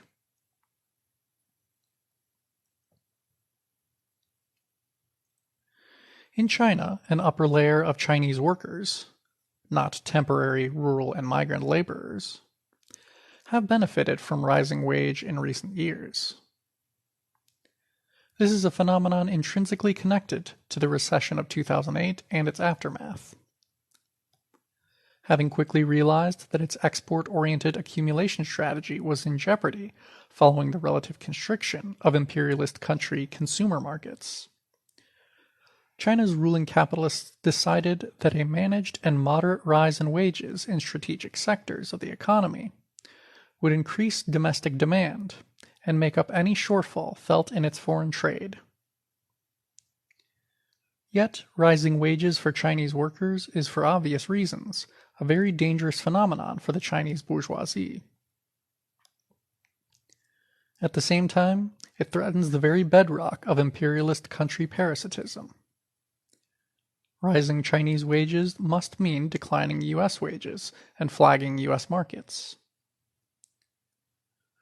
As such, the growth of worker elites throughout the Global South is not necessarily something that stabilizes capitalist imperialism.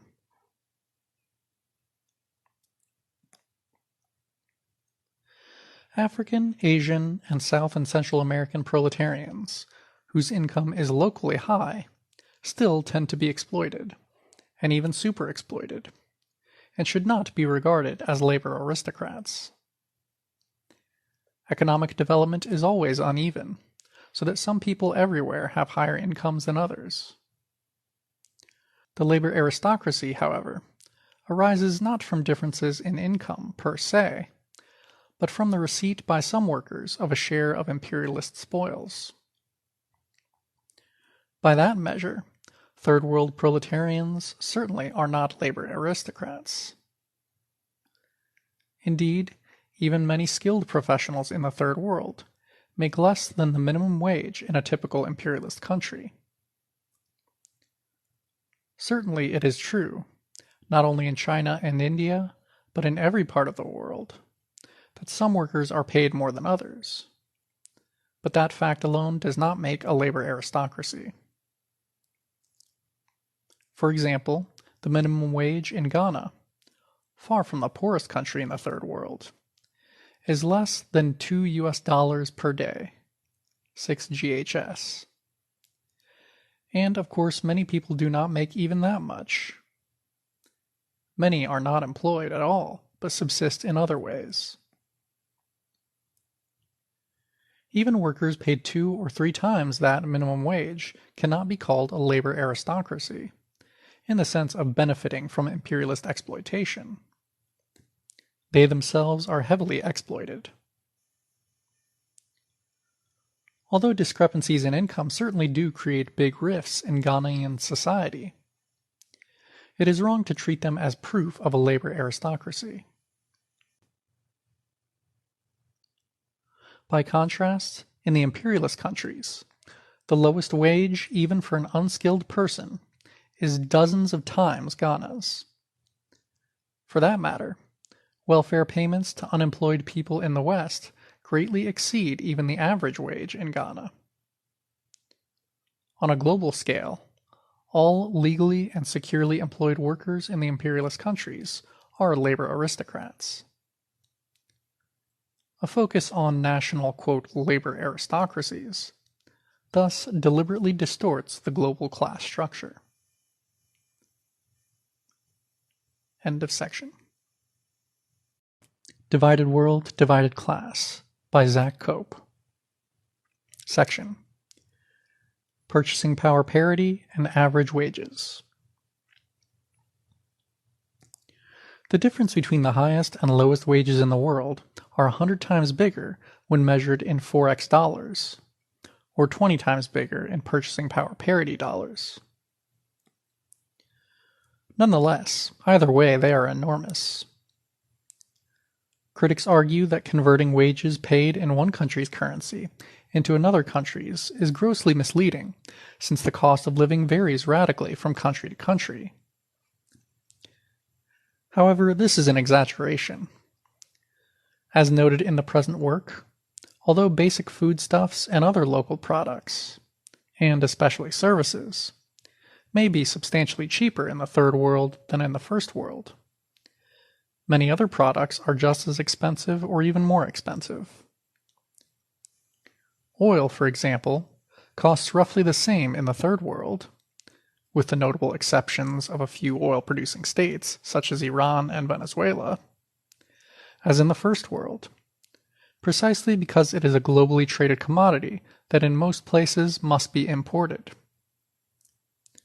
For similar reasons, computers and automobiles tend to cost a lot in the Third World. Secondly, it should be obvious that, in terms of the average labor time required to purchase goods, there is no equivalence between the purchasing power of a Third World and that of a First World worker.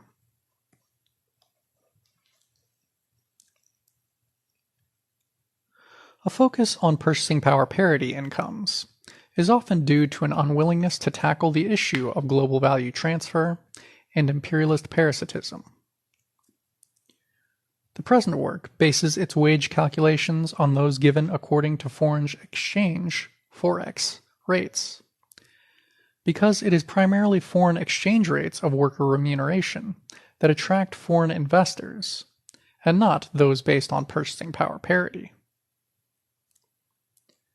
More importantly, the point of the examination of international wage levels herein is to compare them to the per capita value of labor, and thus determine the extent of the exploitation of nations by imperialism.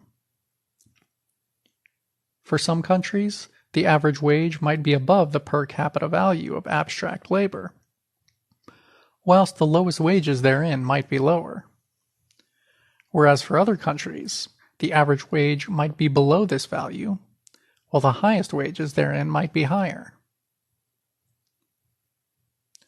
The concept of an average wage, however, when analyzed according to Marxist political economy, alongside data on working hours, the sectoral composition of the workforce, underemployment, global value chains, and so on, allows us to see which countries are net producers and which are net consumers of globally created value. In doing so, it provides a crucial picture of which countries and nations are net beneficiaries of imperialism and which are not. End of section. Divided World, Divided Class by Zak Cope. Section on the social imperialism of European communist parties. Some critics have objected to my remarks on the social imperialism of Western European communist parties. However, the historical record shows that despite their being far to the left of mainstream social democratic parties on the question of opposition to imperialism, the Western European communist parties fell far short of consistent internationalism. Although compared with its first, the Second Comintern Congress definitely witnessed a, quote, qualitative leap in its appreciation of the significance of the colonial question. This was not, quote, reflected in any sustained effort by the Comintern, either on the theoretical plane or that of practical activity. The Eurocentrist viewpoint continued to predominate in the leadership of the Comintern and in the communist parties of the metropolitan countries. End quote. From Claudine. Indeed, from its foundation onwards, the Comintern consistently overestimated the revolutionary potential of the European working class, which continued to support conservative and social democratic parties in its great majority. As Redfern notes, despite considerable attention paid by the Comintern to the revolutionary movement in the East, its preoccupation throughout the 1920s, 30s, and 40s was with Europe, and increasingly so as the years rolled on. Thus, in 1924, Vietnamese Communist Ho Chi Minh, 1977, wrote, beginning of long quote, "As for our communist parties in Great Britain, Holland, Belgium, and other countries, what have they done to cope with the colonial invasions perpetrated by the bourgeois class of their countries? What have they done from the day they accepted Lenin's political program to educate the working class of their countries in the spirit of just internationalism, and that of close contact with the working masses in the colonies? What our parties have done in this domain is almost worthless. As for me, I was born in a French colony, and am a member of the French Communist Party, and I am very sorry to say that our Communist Party has done hardly anything for the colonies. It is the task of the communist newspapers to introduce the colonial question to our militants, to awaken the working masses in the colonies, win them over to the cause of communism. But what have our newspapers done? Nothing at all." End quote.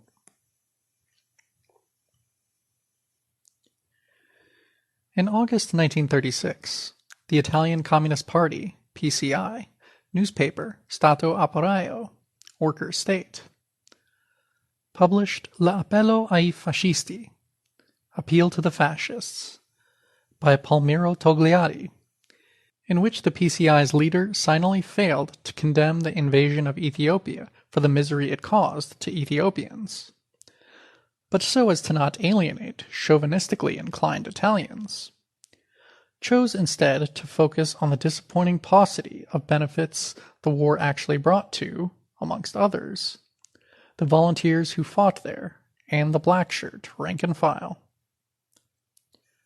Togliatti, indeed, declared that, quote, communists, rather than Mussolini's government, do justice to the fascist program of 1919, which is a program of freedom.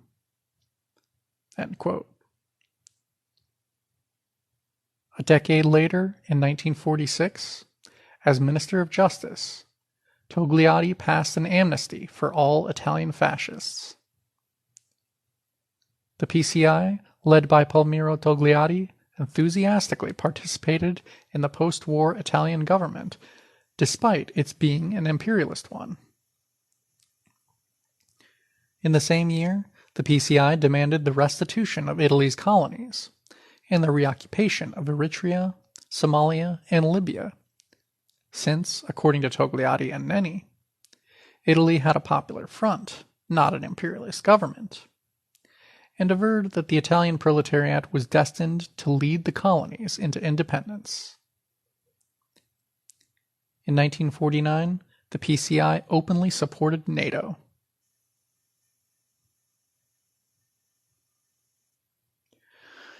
By 1963, this bleak situation had not improved. Mao, in 1963, wrote that, quote, "For the past 10 years and more, the leaders of the French Communist Party have followed the colonial policy of the French imperialists and served as an appendage of French monopoly capital." End quote. The French working class was unsupportive of the Algerian independence struggle. Briefly, the French, quote, Socialist Party in government was the main force behind the violent repression in late 1950s Algeria, whilst the, quote, Communist Party simply tailed them, opportunistically divaricating when it came to whether independence should be granted, and vocally opposing the FLN.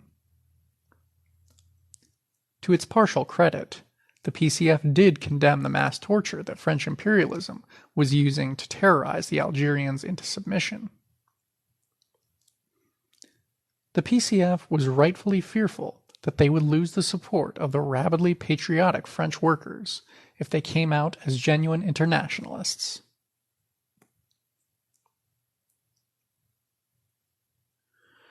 We will focus our attention, however, on the Communist Party of Great Britain, CPGB.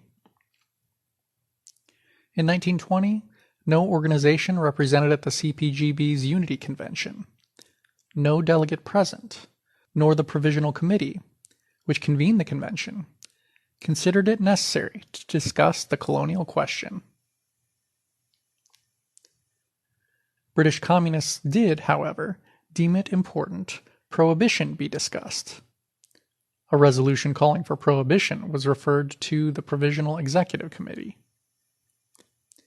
In fact, according to Karl Radek, communist Tom Welsh had, in an often quoted remark during discussions on the Colonial Commission, justified his party's inactivity on the colonial question on the grounds that, quote, "the ordinary British worker would regard it as treachery if he was to help the dependent peoples to rebel against English domination." End quote. The riposte of an Irish delegate to Welsh was, quote, "the faster English workers learn to commit such treason against the bourgeois state, the better it will be for the revolutionary movement." End quote. Radek himself suggested that the Comintern would judge British communists not for the number of articles written denouncing colonial outrages, quote, "but by the number of communists who are thrown into jail for agitating in the colonial countries." End quote.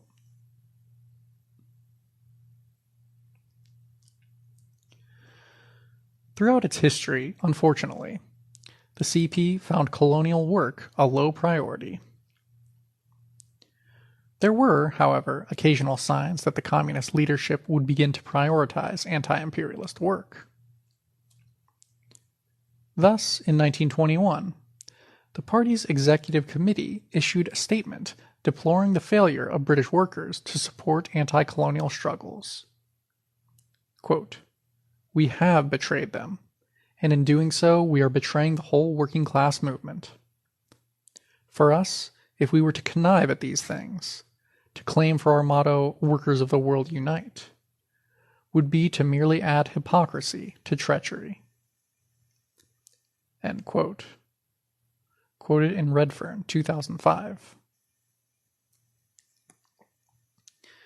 The Communist Review of June 1921, moreover, had stated that the British Empire was, quote, "the knot which socialism in this country will have to unravel if it is to succeed." End quote. Yet, as Redfern is forced to conclude, there is little evidence of any sustained attempt by the party to match words with deeds in this crucial respect.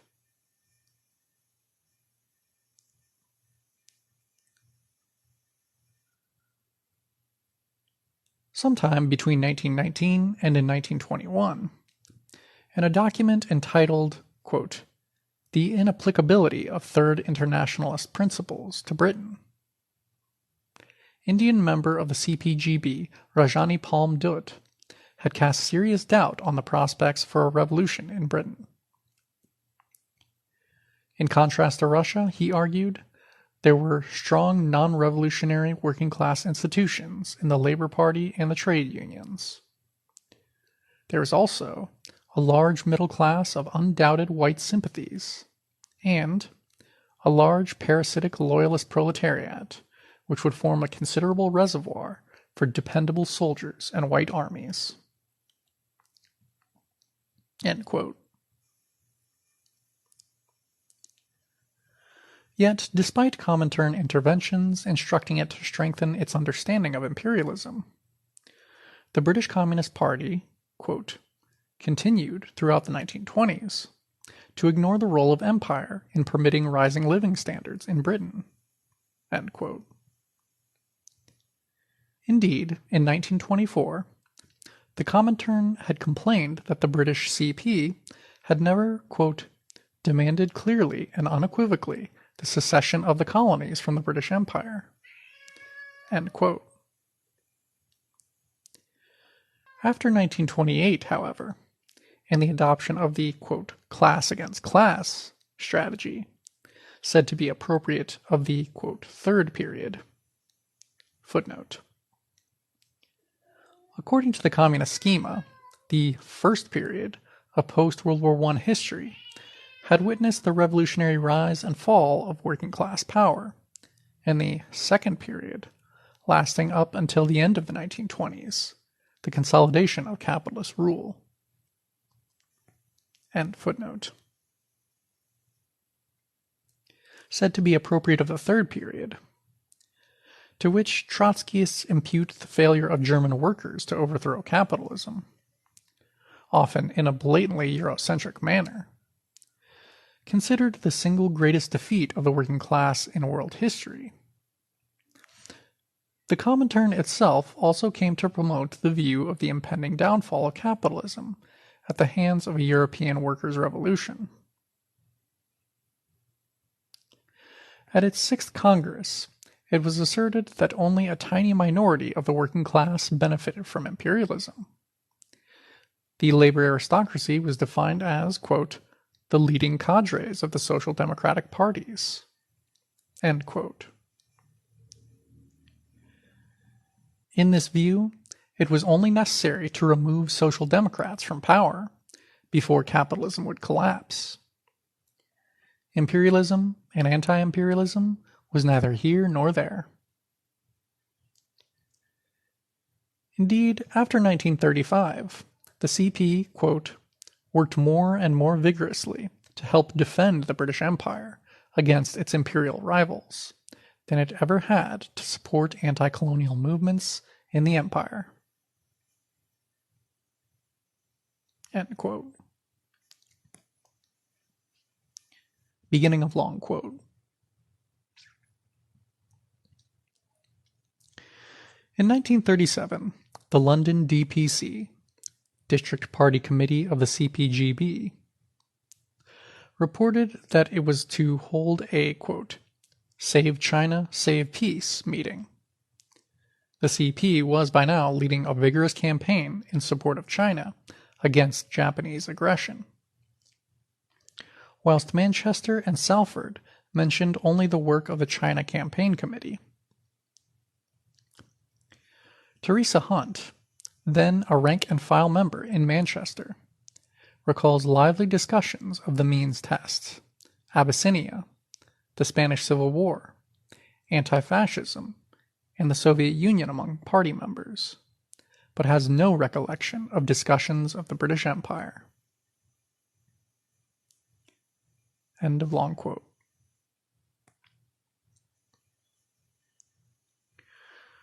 With regard to Ireland, CPGB leader Harry Pollitt dutifully complained to the Central Committee in 1936 that the main task of communists was to help Irish comrades by explaining the falsity of the Irish nationalist dictum, quote, "England's difficulty is Ireland's opportunity." Pollitt's desire to, quote, "help" his Irish comrades was an expression of the CP's post-Seventh Congress's evident view that, quote, "the most important anti-colonial work was that directed against Britain's imperial rivals," end quote, specifically Italian, German, and Japanese, the campaign to support the beleaguered Spanish Republic being the CP's largest concerning foreign affairs. In 1936, British forces in Palestine were engaged in massive violent repression of an anti-imperialist movement, in which the Palestinian Communist Party played a leading role. Yet the British Communist Party was wholly silent on the matter. In our own day, too, both anti-Americanism and the self-serving criticism of labor standards in semi-industrial countries have become, for many European socialists, a substitute for consistent anti-imperialism that exposes one's own nation's misdeeds. End of section.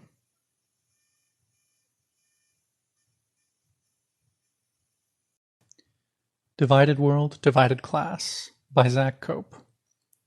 Section, quote, "Race struggle and or class struggle."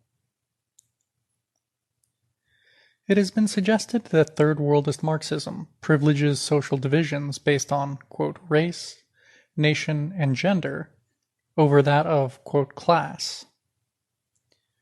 I refer readers here to my earlier work, Dimensions of Prejudice, which attempts to relate all of these social hierarchies to political economy. The political line advanced by the present work aims to correct the first-worldism and social chauvinism of traditional Eurocentric Marxism, and, at the same time, the capitalism of much traditional third-worldism. It is, to that extent, the product of an era in which capitalism and imperialism have become more than less symbiotic. Footnote. See the essay on labor, imperialism, and globalization, written by Professor Timothy Kurzweil and me, to be published in the Palgrave Encyclopedia of Imperialism and Anti-Imperialism. End footnote. A few words to clarify the relation between intra-working class divisions and capitalist imperialism are in order.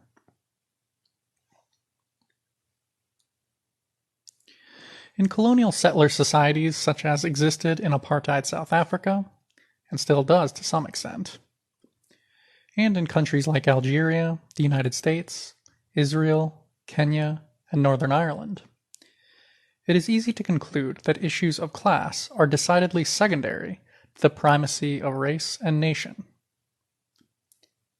From the anti-imperialist perspective, however, it can be argued that whilst struggles over race and nation are of primary importance in and of themselves, that is, they can neither be reduced nor be seen as peripheral to class struggles.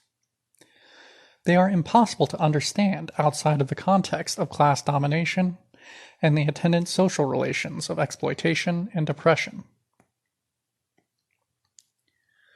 The Marxist contention that racial oppression cannot be overcome except through class struggle ought to be upheld as valid, particularly insofar as whiteness continues to overlap with class privilege, both within the supposed, quote, non-racial South African polity and on a world scale.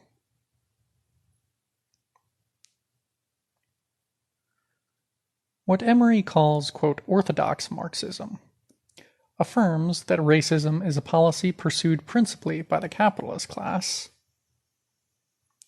By dividing workers along racial lines by means of supporting employment, housing, and educational discrimination against non-white populations. The capitalist class is able to create divisions within the working class that weaken its bargaining position vis-à-vis employers. By contrast, split labor market theory, like much liberal theory, suggests that the capitalist class supports a, quote, liberal or laissez-faire ideology that would permit all workers to compete freely in an open market, thereby displacing higher paid labor. End quote.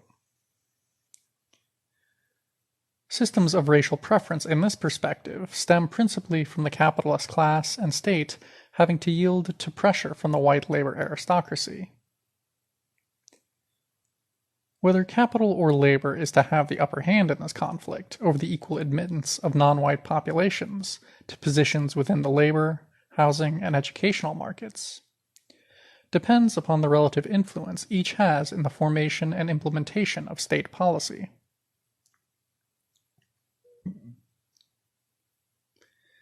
In fact, within the limits discussed below, the capitalist class requires split labor markets as a means of ensuring the maximum rate of exploitation of the working class. Through delivering relatively affluent standards of living to a minority of workers by means of higher wages, better jobs, and greater social provisions, the capitalist class ensures that this minority is disinclined towards socialism and willing to assist in the enforced dispossession of a majority of workers. Very often the latter are nationally oppressed, and their repression, control, and containment ensures not only that the capitalist class is able to maximize the rate of exploitation by paying them extremely low wages, but that the nationally oppressed working class is unable to play a leading role in liberation struggles that might wrest all of the nation's wealth and resources from the imperial power. In circumstances whereby its major sources of surplus are extorted from foreign territories, by means of unequal exchange and capital export imperialism, mass revolt threatens to overturn the whole unbearable nexus of capitalist oppression and exploitation. A bourgeois oppressed nation leadership exists that may be co-opted to accept prevailing property relations, and or where the privileged working class threatens to enforce an unacceptably costly social democratic compromise, albeit within the prescribed bounds of the racial contract. Then the capitalist class is likely to modify its support for entrenched structures of the communitarian inequality in favor of a neo-colonial compromise formation. End section. Divided World, Divided Class by Zak Cope. Section. The Tradition of Third-Worldist Marxism. Some reactionary, quote, socialists claim that third-worldist Marxism has no basis of support within the Third World. It is thus worth stating that the proposition that entire nations benefit from imperialism is not only one enunciated by Lenin, but also by several Third World leaders. Irrespective of our overall judgment on their political views and behavior, it is quite clear that many Third World leaders have been acutely aware of the nature of imperialist parasitism and its effects on the global class structure. In 1964, for instance, Che Guevara was interviewed by Italian novelist Italo Calvino. The European working class isn't interested in this talk about sacrifice, or in this association of socialism with sacrifice and voluntary work. They are interested in cars and TV and higher wages. They support the party because it leads the fight for higher wages. And they have a right to want this. Che Guevara. I'm very happy for the European working class with their higher wages. But don't forget who is paying for those wages. We are. The millions of exploited workers and peasants in Latin America, Africa, and Asia. End quote. The following year, Guevara wrote, beginning of long quote, "Ever since monopoly capital took over the world, it has kept the greater part of humanity in poverty, dividing all the profits among the group of the most powerful countries. The standard of living in those countries is based on the extreme poverty in our countries. To raise the standards of living of the underdeveloped nations, therefore, we must fight against imperialism." End quote. The former president of Tanzania, Julius Nyerere, wrote in 1972, beginning of long quote, "To him that hath shall be given is a law of capitalist and international economics. Wealth produces wealth, and poverty poverty. Further, the poverty of the poor is a function of the wealth of the rich. For the poor nations are now in the position of a worker in 19th century Europe. The only difference between the two situations is that the beneficiaries in the international situation now are the economies of the rich nations, which includes the working class of those nations. And the disagreement about division of the spoils, which used to exist between members of the capitalist class in the 19th century, are now represented by disagreement about division of the spoils between workers and capitalists in the rich economies." End quote. Jawaharlal Nehru, India's first prime minister, wrote this in 1933. Quote, "It is said that capitalism managed to prolong its life to our day because of a factor which perhaps Marx did not fully consider. This was the exploitation of colonial empires by the industrial countries of the West. This gave fresh life and prosperity to it, at the expense, of course, of the poor countries so exploited." End quote, and end of section. Divided World, Divided Class by Zak Cope. Section. Conclusion. Anti-imperialist Marxism. It is obvious that anti-imperialism has provided the cutting edge of revolutionary socialism since 1917 at the latest. Today, the serious predicament capitalism finds itself in is rooted in the contradictions of imperialism. Specifically, the ongoing Great Recession is rooted in attempts made since the late 1970s by the ruling classes of the leading imperialist countries to combat low growth and high inflation domestically by implementing neoliberalism, so-called fiscal discipline and open borders for trade and investment, globalization, the worldwide spread of monopoly capitalism, and financialization, the substitution of monetary speculation for investment in a productive economy that had met the limits of overproduction. The relative success of these attempts to postpone the inevitable crisis of capitalism was predicated upon the incorporation of huge numbers of super-exploited laborers in the circuit of monopoly capitalist accumulation. This had the effect of not only maintaining the rate of profit at a level beyond what would otherwise have been possible, but also of further pacifying the already quiescent, as a result of social democratic social imperialist policies, First World workforce.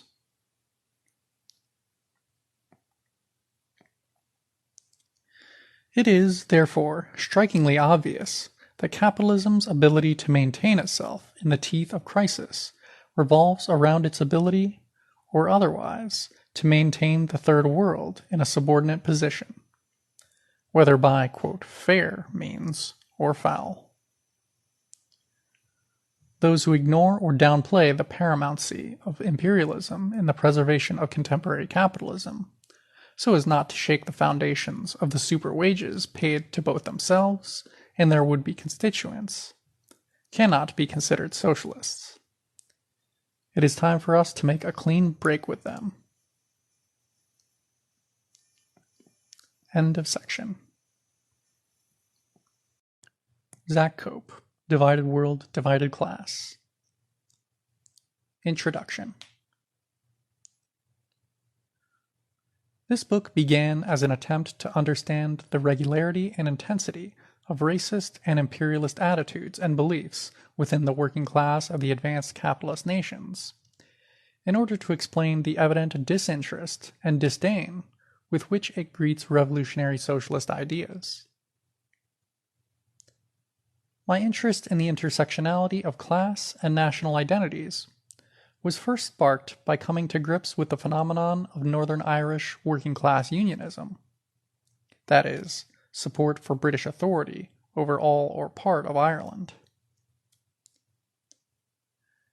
Having ascertained that this was mostly not the product of, quote, false class consciousness, political naivete, or national democratic aspirations, but rather the ideological auxiliary of the struggle by the Protestant working class of the northeast of Ireland to preserve those relative material privileges granted it by imperialism, I began to investigate whether the structural explanation for systematically reactionary behavior by groups of workers was applicable on a wider geographic scale.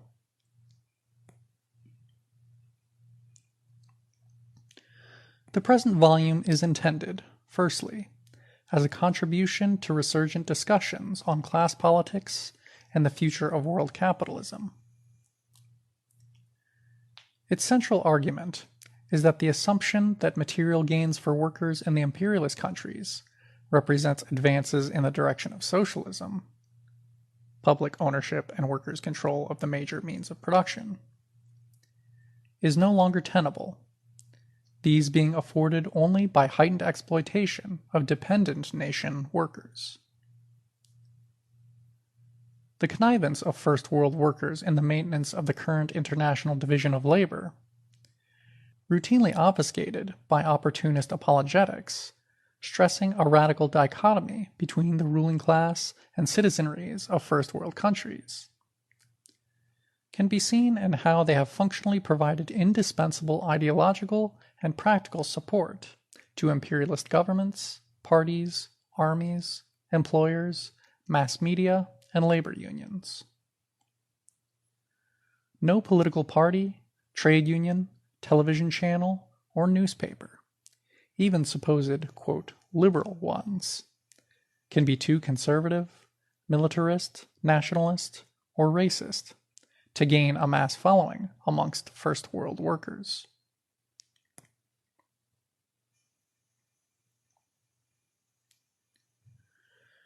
Secondly, the book is a statement on the nature of chauvinist bigotry and its relation to class struggle in today's world.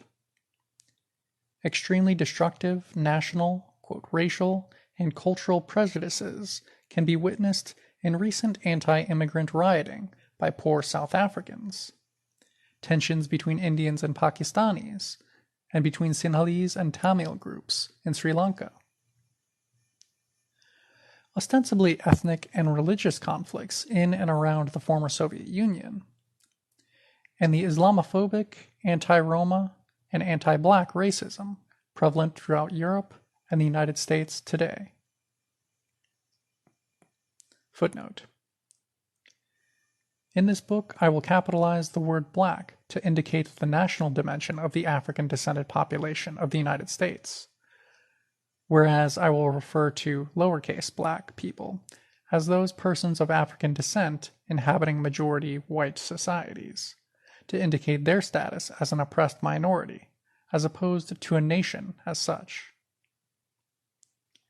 Throughout the work, I will refrain from using quotation marks around the words black and white, even though, properly speaking, the supposed color of a people's skin tells us little about their social existence that is not better explained with reference to their nationality.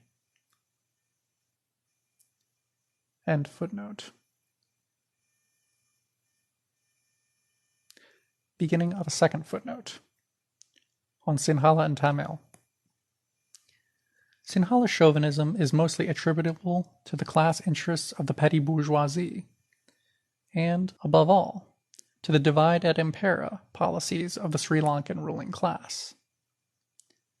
The sons of the middle class Sinhalese recognize that their exclusive opportunity to secure university entrance, official and governmental positions, access to local markets, etc., depends in part upon the repression of their Tamil counterparts. As Tamil writer, activist, and scientist S. Sivasagaram argues in an excellent essay on the national question in Sri Lanka, the petty bourgeoisies in that country have been the main force for chauvinist electoral politics, whilst the main parties have championed the class interests of the, quote, feudal capitalist classes. It is these latter classes, fractious as they are in relation to the hegemony of foreign capital, who have consistently manipulated nationalist sentiments to divide the Sri Lankan people along ethnic lines, and, as Sivasagaram has argued, have been encouraged by imperialism to do so. The Tamil political leadership has, over time, striven to convince the Tamil masses that language and cultural discrimination is the principal, indeed the only, political issue facing them, and has played down issues of class, represented amongst Tamils by the Communist Party of Sri Lanka and the Trotskyist LSSP, the Lanka Sama Samaja Party, or Ceylon Equal Society Party. It is pointed to the clear Sinhala chauvinist aspects of SLFP policy, a party which otherwise might have provided an anti-imperialist platform to sway Sri Lankan politics in a democratic pro-Tamil direction. Eager for U.S. and Israeli anti-communist patronage, the leadership of the Tamil nation in Sri Lanka consistently opposed all SLFP legislation that may have strengthened working-class national unity. In any case, both the CP and, earlier still, the LSSP are guilty of having tailed the SLFP in a parliamentary alliance with the capitalist parties, and pushing the Sri Lankan left in a bourgeois direction. The Tamil leadership largely ignored those revolutionary trends within the Sinhalese working class, which broke with the national chauvinist and reformist politics of the CP and LSSP. End of footnote. Continued from Anti-Roma and Anti-Black Racism Prevalent Throughout Europe and the United States Today.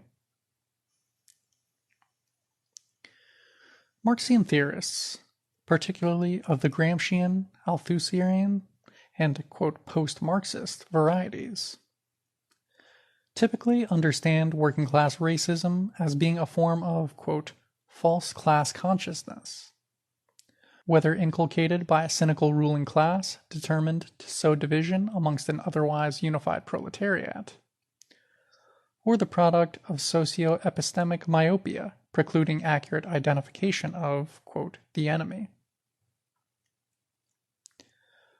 Although in many of the aforementioned cases, some workers undoubtedly, quote, follow in the steps of their bourgeoisie,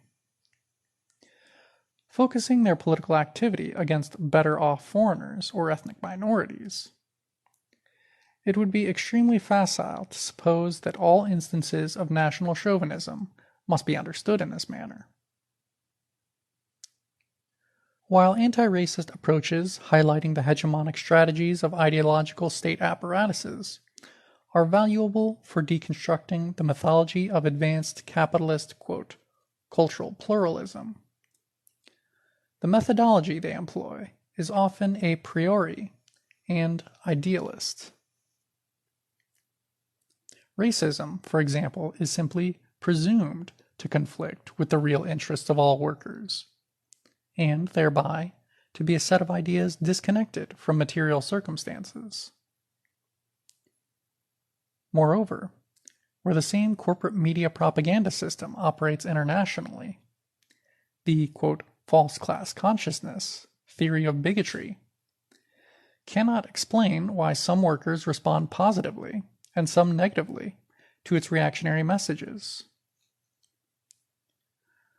Moreover, it cannot explain why workers would cling to an ideology which has persistently damaged their class interests for over a period of centuries. If Einstein was right to think that the mark of insanity is doing the same thing over and over again and expecting different results, then, for the Euro-Marxist, the first world working class must be mad indeed.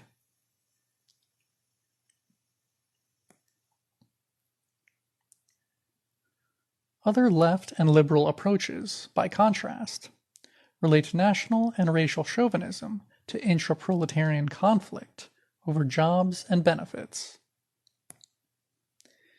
In comparison to idealist analyses, these are far more realistic in attempting to connect chauvinist ideologies to struggles over material conditions.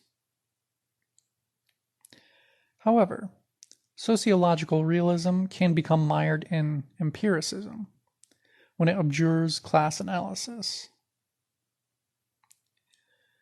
To adduce a concrete understanding of why a social group espouses one or other form of exclusivist chauvinism, it is necessary to contextualize its commitment within the material structures of class and nation, and not merely to point to competition or the mere presence of an ethnic minority.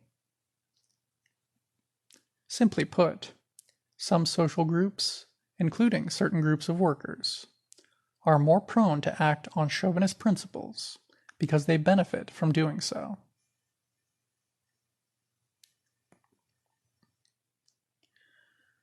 The present work distinguishes itself from much anti-racist analysis by situating its class analysis approach internationally. Racism does not occur within the confines of a hermetically isolated society, but within an international class system fundamentally structured by imperialism. The ethnic, quote, racial or religious composition of especially oppressed sections of the first world working class is intrinsically related to the geographic, military, legal, cultural, and economic mechanics of imperialist national oppression.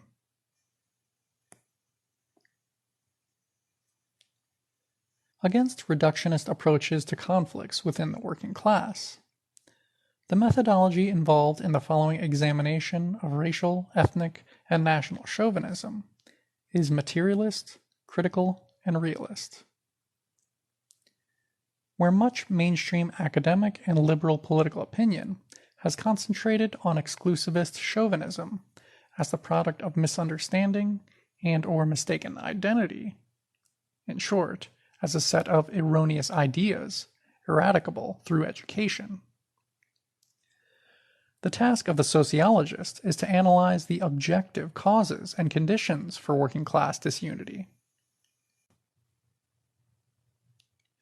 As U.S. sociology professor David Wellman argues, racism, a virulent strand of chauvinism, is not merely a set of prejudices in the minds of some individuals. It is not possible to educate racism out of existence, since racial oppression does not originate through indoctrination programs by racists. Quote, racism is a social relation, not the mere ravings of racist subjects. End quote.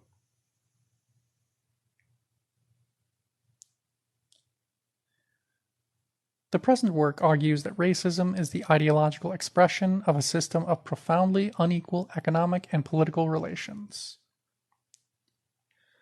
To oppose racist thinking means to render it inoperative by practically abolishing those institutions which accord it significance. Conceiving exclusivist chauvinism as grounded in a soi-disant culture of intolerance is an inadequate sociological approach. A more substantial analysis connects racism to material inequalities bound up with the mode of production within which it arises, and which it tends to facilitate. Racial and ethnic chauvinism emanates, resonates, and is propagated within established social structures. As such, the present understanding of racism finds its focal heuristic in imperialist society, the concrete amalgam of psychological, social, and political racializing modes of existence. The construction of this society is not viewed from the perspective of struggle between so-called, quote, races, which in fact do not exist in nature, but from the perspective of the construction of society itself, that is, of society's dominant mode of production. So-called, quote, races are not mere imaginary constructs, but ideological synecdoches reflecting the economic position of peoples relative to that of the hegemonic bourgeoisie, and class fractions thereof, nationally and internationally.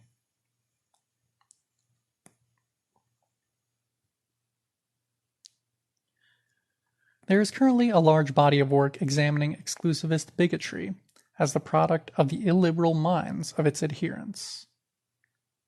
Well-funded academic institutes, quote, civil society bodies, and philanthropic trusts seek to realize ways in which all parties involved in so-called, quote, ethnic conflict can have their perspectives heard, acknowledged, and accepted without undue favor or denigration. Clearly, the much vaunted liberal goals of tolerance and reconciliation appear humane, rational, and laudable. Yet the methodological idealism of mainstream theories of racism, the treatment of racist ideas as active social agents detached from material conditions, and of race and ethnicity as the discursive master signifiers, has prevented scholars from really getting to the roots of the problem. Liberal perspectives on racism, by ignoring not only structurally grounded power and privilege, but also underlying processes of capital accumulation, have invariably bolstered the notion that racism and ethnocentrism are products of personal bias. The left liberal theory of justice, as formulated under the rubrics of multiculturalism, pluralism, consocianationalism, and communitarianism, no less than its classical, quote, liberal opponent, which is now content to blame multiculturalism for the alleged failure of certain ethnic communities to integrate into mainstream first world society, has been unable to effectively challenge bigotry. Despite differences of emphasis and opinion on philosophical matters, both the communitarian and liberal individualist schools of contemporary political justice theory are alike in treating prejudice as a matter of opinion or identity, rather than something which cannot be understood, let alone remedied, without regard to structurally situated social practice. Quote, prejudice has become a tacitly understood watchword for strategies of liberal conservative conflict management, rather than something to be overcome through scientific practice. By contrast, socialist critiques of racism seek to radically transform the society from which it is sustained and generated.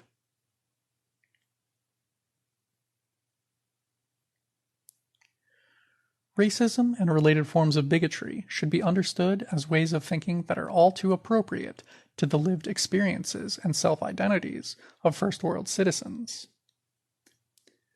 The various forms of national chauvinism, discussed in the first part of this book, are in large measure the ideological correlates of particular class relations produced by and in the service of world capitalism. Before proceeding further, however, we must try to explain more precisely what we mean by some of our principal terms, namely class, nation, and nationalism, race and racism, core, periphery, and semi-periphery, dependency, and labor aristocracy. Only then can we begin to clarify the historic relationship between them. End section. Divided World, Divided Class by Zak Cope. Section. Class.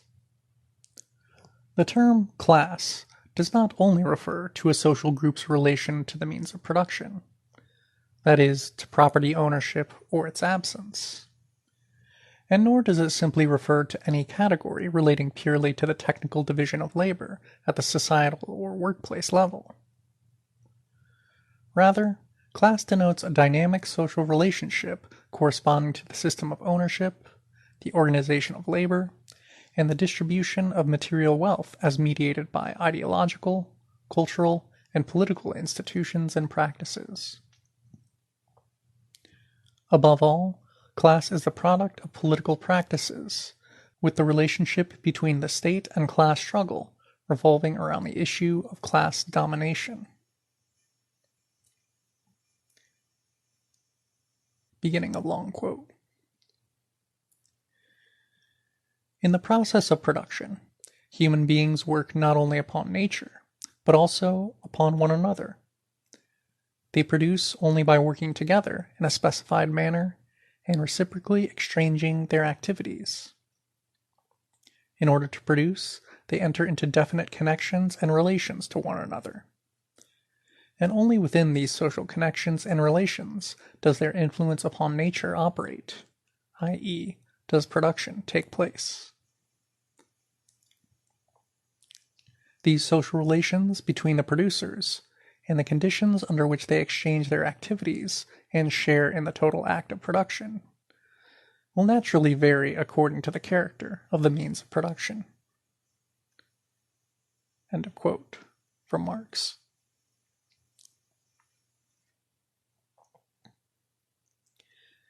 In his study of Fanon's revolutionary nationalism, the late political theorist and political prisoner James Yaki Sales writes that Marx defined class in terms of individuals sharing 1. A common position in relation to the means of production, that is, as producer, owner, exploited, and exploiter. 2. A distinct way of life and cultural existence. 3. Social interests that are antagonistic to those of other classes. 4. A communal, national, or international unity transcending local boundaries. 5. A collective consciousness of themselves as a class. And 6. A political organization serving as a vehicle for their class interests. The present work accepts that the present global class structure is in part the product of political activity by and for the core nation working class, and rejects any opportunistic suggestion that the latter is a purely passive recipient of unsolicited imperialist patronage.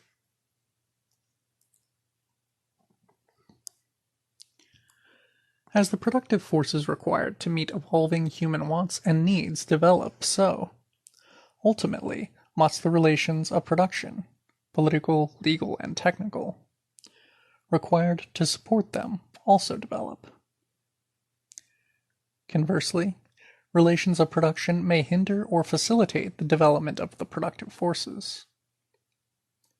The dynamic between the forces and relations of production forms the economic limits within which class struggle occurs, and which determines class as a material relation among people conscious of their common situation, and politically active in their solidarity. The capitalist mode of production tends to create two major social classes, namely, the bourgeoisie and the proletariat. Often these terms are applied vaguely and confusingly, however. We shall attempt to clarify their meaning for the present purpose of understanding class in the modern world system.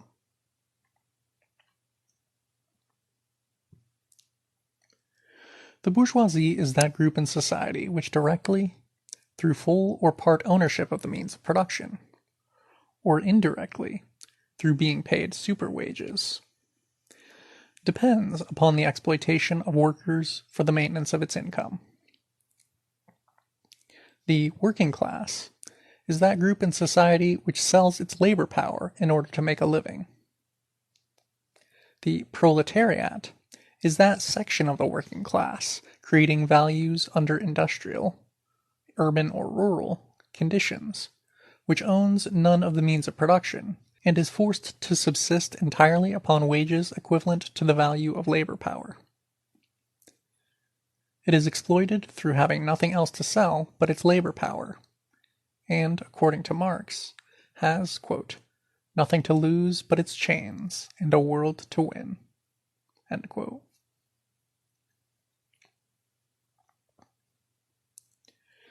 Not all members of the working class are exploited, since some may be members of what has been referred to as the, quote, labor aristocracy. The labor aristocracy is that section of the working class which benefits materially from imperialism and the attendant superexploitation of oppressed nation workers. The superwages received by the labor aristocracy allow for its accrual of savings and investment in property and business, and thereby, quote, middle class status, even if its earnings are, in fact, spent on luxury personal consumption. Persons who may be compelled to work for a living, but consume profits in excess of the value of labor, either through some form of property ownership, or through having established a political stake in the neo-colonialist society, may be bourgeois without hiring and exploiting labor power. Thus, for example, Lenin could refer to, quote, the bourgeois majority of the German nation, though that country's workforce, workers, lower and intermediate petty employees, and civil servants, constituted approximately 72.2% of the population.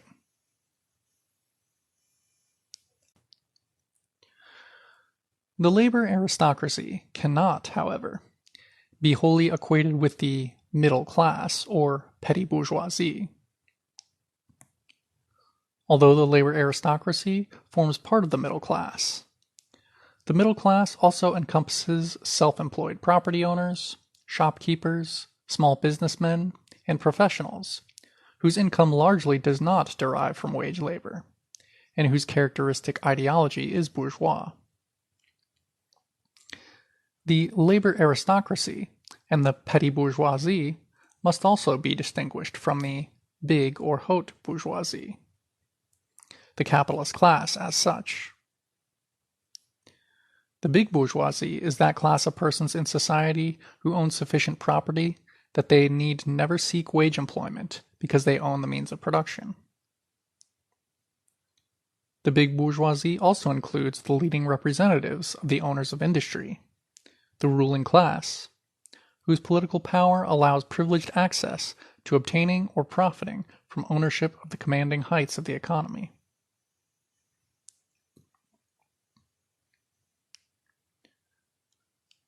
The present class system is built upon a relation between owners and non-owners of the means of production, with those who own only their labor power, and those who need never work forming opposite poles of the antagonism. The surplus value created through the exploitation of labor sustains the wealth held by the 500 to 600 corporate and financial bodies dominating the global economy, and largely consumed within the imperialist countries. Coming up against the outer limits of opportunities for profitable investment, sections of the proletariat become superfluous insofar as monopoly capital requires far greater infusions of surplus value to sustain growth rates. Capitalism exhibits an inherent tendency toward overaccumulation. In the process, while some workers become destitute, others become upwardly mobile. At the individual level, possibilities for advancement may come down to job or training opportunities. At a national level, to the expansion of white-collar industry. Ultimately, however, the embourgeoisement of the proletariat, that is, the creation of a middle-class working class, is a political question centered on increasing superexploitation. That is the explanation for the appearance and continued existence of a wealthy working class in the world's core nations. Imperialist national oppression is both the most crucial, quote, historical and moral element of global wage differentials, and the sine qua non for working class conservatism. End section. Divided World, Divided Class by Zak Cope. Section: Nation and Nationalism. Despite the term nationalism having been coined by German philosopher J.G. Herder in 1774, a functional definition of, quote, the nation, one that does not confuse the separate meanings of nation, ethnicity, state, country, and nationalism, has since proven somewhat elusive. The term nation originally referred to people who were born in the same place, as in the Latin verb nasci, to be born. In the European universities of the late Middle Ages, quote, nations were groups of students with a common country of origin. Only later, in revolutionary France, with the struggle waged by the National Assembly against, quote, the economic and political prerogatives of noblemen and clergy, did the term come to have radical political significance. Some scholars, impressed by the social constructivist peculiarities of the term, have recommended abandoning the project of defining, quote, the nation altogether. There is, however, a distinguished body of literature upon which to draw for those seeking a working definition. A nation is a culturally distinct group of economically integrated people with a common claim to political self-determination within a contiguous stretch of territory. A state is a governmental body possessing the legal monopoly of force, that is, authority over a given territory. State boundaries may or may not coincide with national boundaries. Some states may be multinational democracies, formed by several nations combining through federation or union for joint authority. Alternatively, a state may be formed by one nation's hegemony over another, without the latter being entitled to share power, as is the case for colonialist and imperialist states. For common bonds of nationality to become socially entrenched, the existence of a state is a necessary, though not a sufficient, condition. Only a state has the administrative, educational, and economic means at its disposal to consolidate durable solidarity within groups whose particular local, family, tribal, religious, and/or cultural bonds may be more material than national ones. As such, the economic surplus necessary to afford direct rule by the state over the national territory is a prerequisite for nation formation, whilst, by the same economic rationale, nation formation is best articulated within groups where a high level of internal solidarity pertains.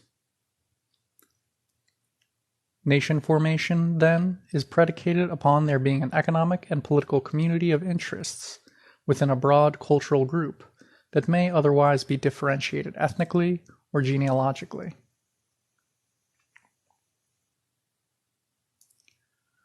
Where systemic conflicts within a broad cultural group over political power and jurisprudence occur within the context of a basically decentralized set of production relations, the national question, a contested claim to statehood by the representatives of a nation or combination of nations, cannot arise.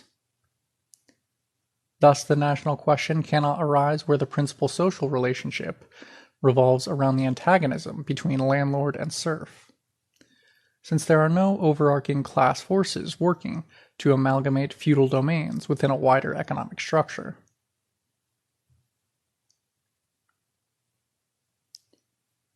A nation or proto-nation's cultural ties, articulated and understood as such by nationalist leaders, politicians, and cognoscenti, are those based on common language, religion, and traditions.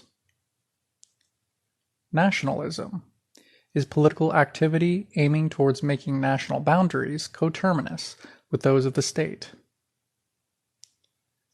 Contrary to modernist theories of nationalism, of which Eurocentric Marxism forms an influential subset, pre-modern nations existed and arose from the centralized state structures of, for example, the tributary systems of ancient Egypt, China, Ireland, and medieval England.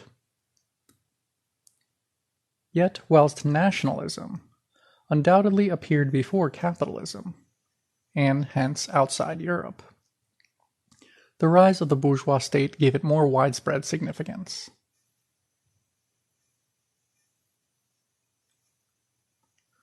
Nationalism can take several political forms. What pioneering analyst of internal colonialism in Britain, U.S. sociology professor Michael Hechter, has called state-building nationalism, aims to incorporate culturally distinctive groups by assimilating them to the culture of the nation-state.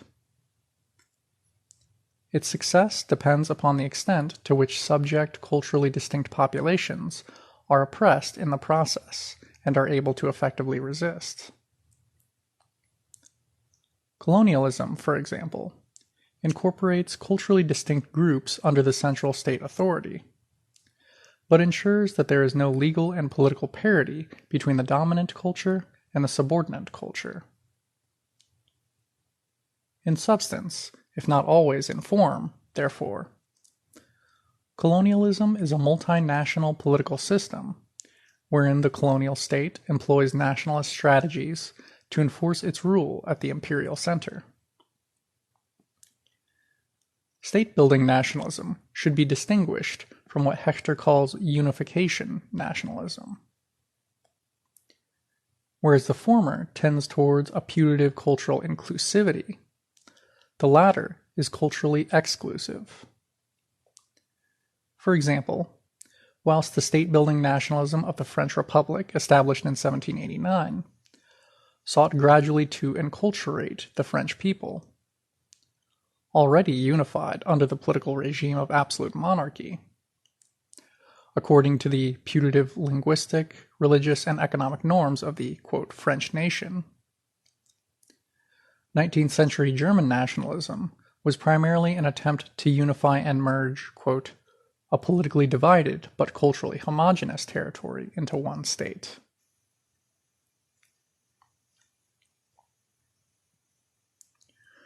Cultural bonds, or their repression, are not the major causes of the salience of the national question.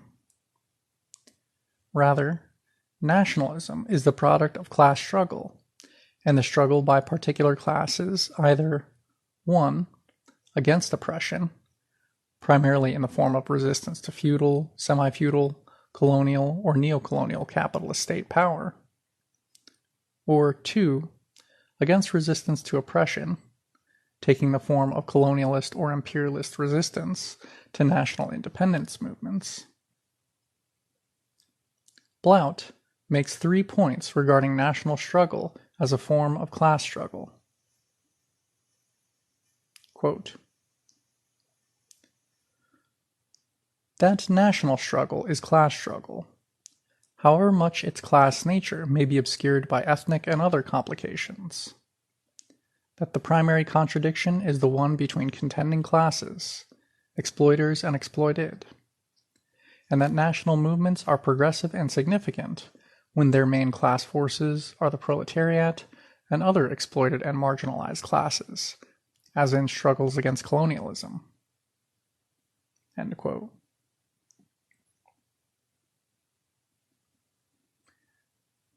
Where authority is imposed from the outside on nations by an oppressive state bent on superexploitation, the successful national struggle normally takes the popular and socialist form of people's war, as the nation strives to wrest state power from a foreign oppressor. Conversely, where a state strives to impose oppressive rule on another society, the national struggle takes the form of colonialism.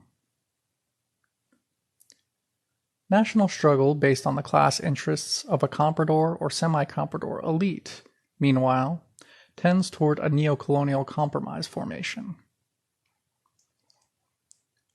The comprador bourgeoisie consists of those capitalists acting as middlemen, managing production for foreign-owned firms and retailers.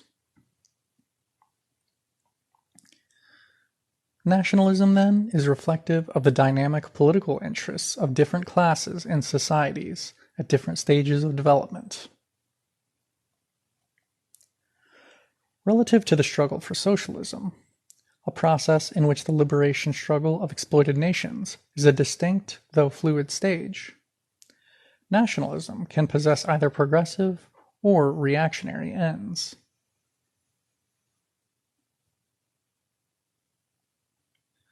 The capitalist mode of production does not a priori necessitate a singular form of state, nor does it respect the boundaries of existent states.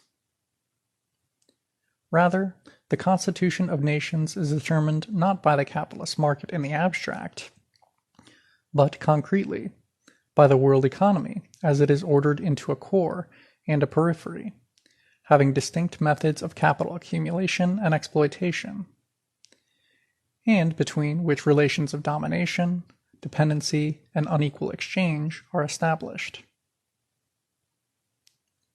Every modern nation is either colonizer, colonized, or a mixture of both at the same time. Considering the national question in light of colonialism and the attendant underdevelopment, it is erroneous to understand nationalism purely as a convenient vehicle for the bourgeoisie aiming to conquer state power.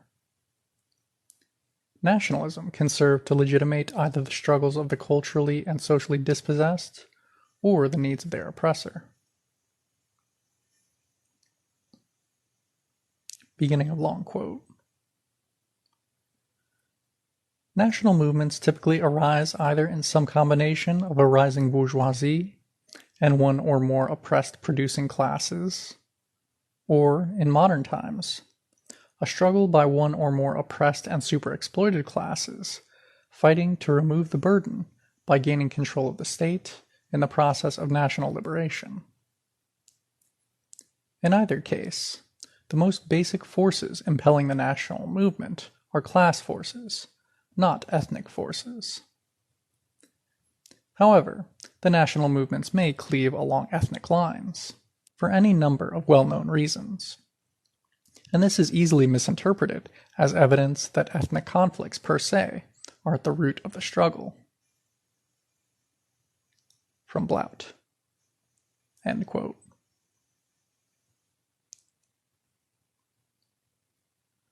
Nationalism first arises as a movement when state and parastate forces seek popular support for their institutions and policies, either so as to counter pressure from domestic opposition by militant subaltern classes, or as a result of the threat or actuality of international war. In the early modern period, nationalism grew out of the bourgeoisie's need to mobilize the populace on a war footing. Popular insurgency in the Netherlands between 1568 and 1648 against rule by the, quote, Holy Roman Empire of Austria-Hungary and its Spanish army, was perhaps the earliest example of the turn towards religiously inspired, quote, active nationalism. As the trading cities of the Dutch provinces began to be squeezed by a Habsburg monarchy seeking to expand its struggle against rivals, the Ottoman Empire and the French monarchy, their inordinately numerous bourgeoisie moved to agitate the people for insurgency, quote, so that they in turn claimed the right to participate in political life. End quote.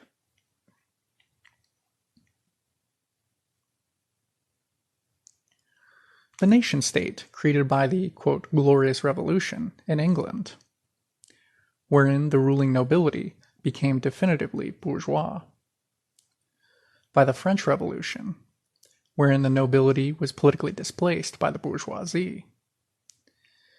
And in late 19th century Germany, and other Central and Eastern European countries, as also in the Meiji period Japan, wherein it was forged on the basis of a bourgeois feudal class alliance, are three distinct types.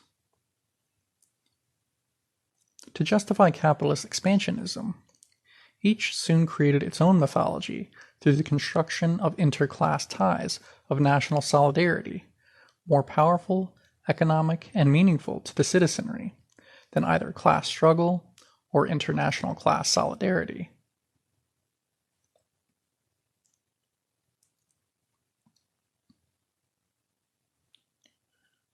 The rising bourgeoisie of the pre-industrial age advances nationalism at home, at exactly the same time as it fights colonial wars to preserve its dominance in peripheral countries. National expansionist capitalism struggles to preserve a semi-feudal admixture of pre-capitalist and capitalist production relations designed to affect the exogenous development of the peripheral economy. It is important to reiterate that early capitalist colonialism provided the basis for autonomous national development and independent statehood in the core countries of the world economy, while denying the same to the exploited periphery. Insofar as the bourgeois nationalist project is successful, then the, quote, state of the whole nation must derive a portion of its authority from the oppression of other nations. In societies where the bourgeoisie has achieved sole or primary authority, nationalism becomes a reactionary force designed to legitimate colonialist capitalism.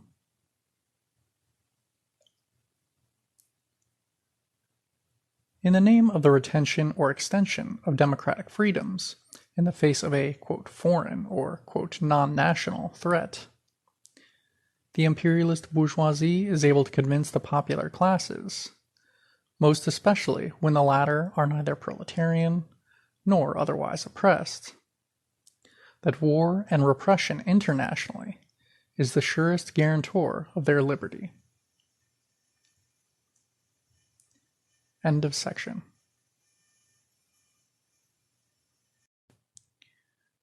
Divided World, Divided Class by Zak Cope.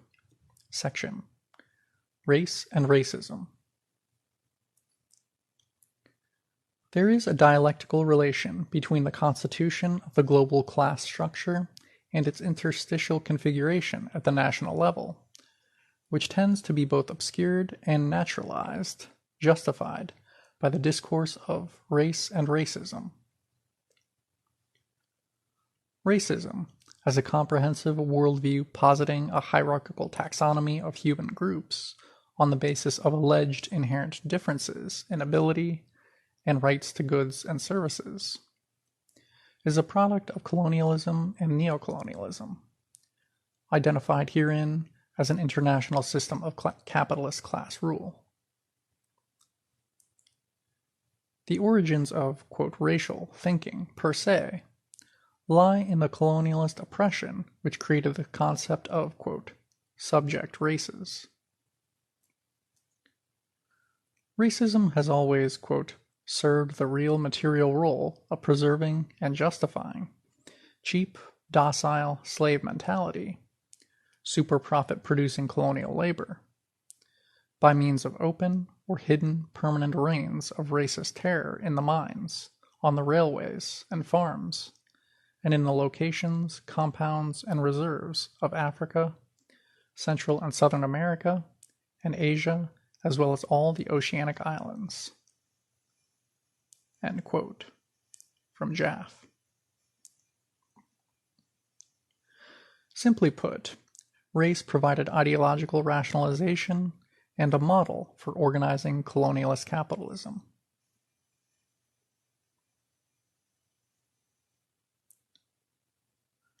The development of capitalism on a world scale produced deep-seated economic, political, and cultural inequalities, which, in the minds of its defenders, and also its beneficiaries, have congealed ideologically around the ascription of supposedly natural characteristics those which fit them for dominion or subjection, to peoples and nations.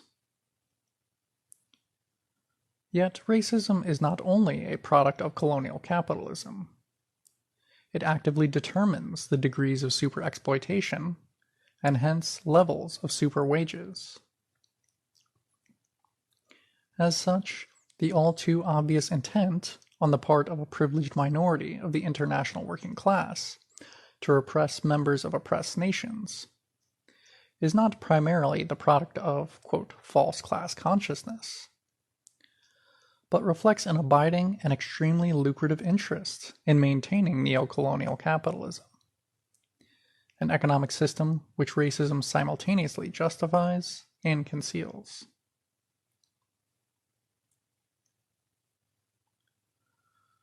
The late anti-racist anthropologist Ruth Benedict defines racism as, quote, the dogma that one ethnic group is condemned by nature to congenital inferiority, and another group is destined to congenital superiority.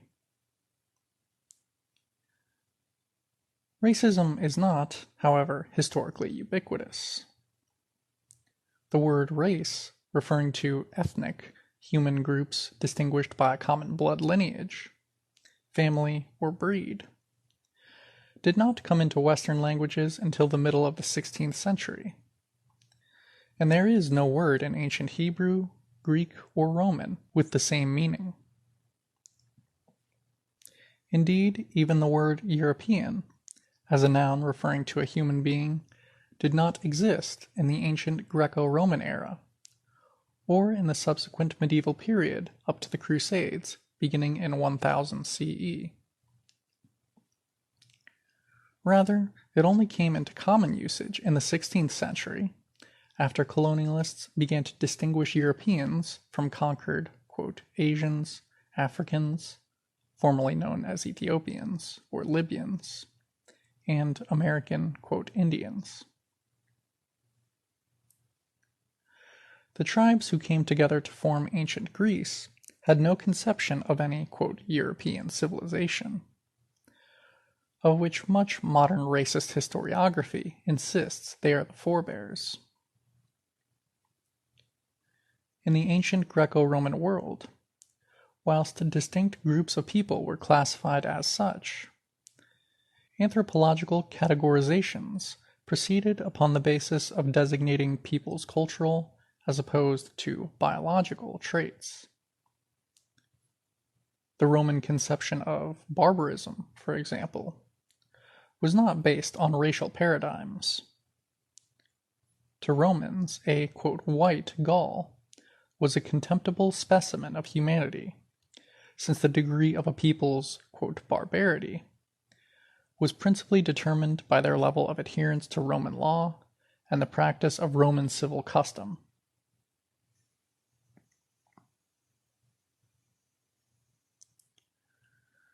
The systemic representation of explicitly racist doctrine was also decisively lacking in medieval Europe. For the 5th century Christian theologian St. Augustine, the means of uniting and administering all of the various cultures and civilizations of the world was conversion to Christianity, and the vehicle of that conversion was to be the jurisprudential institutions of the Roman Catholic Church.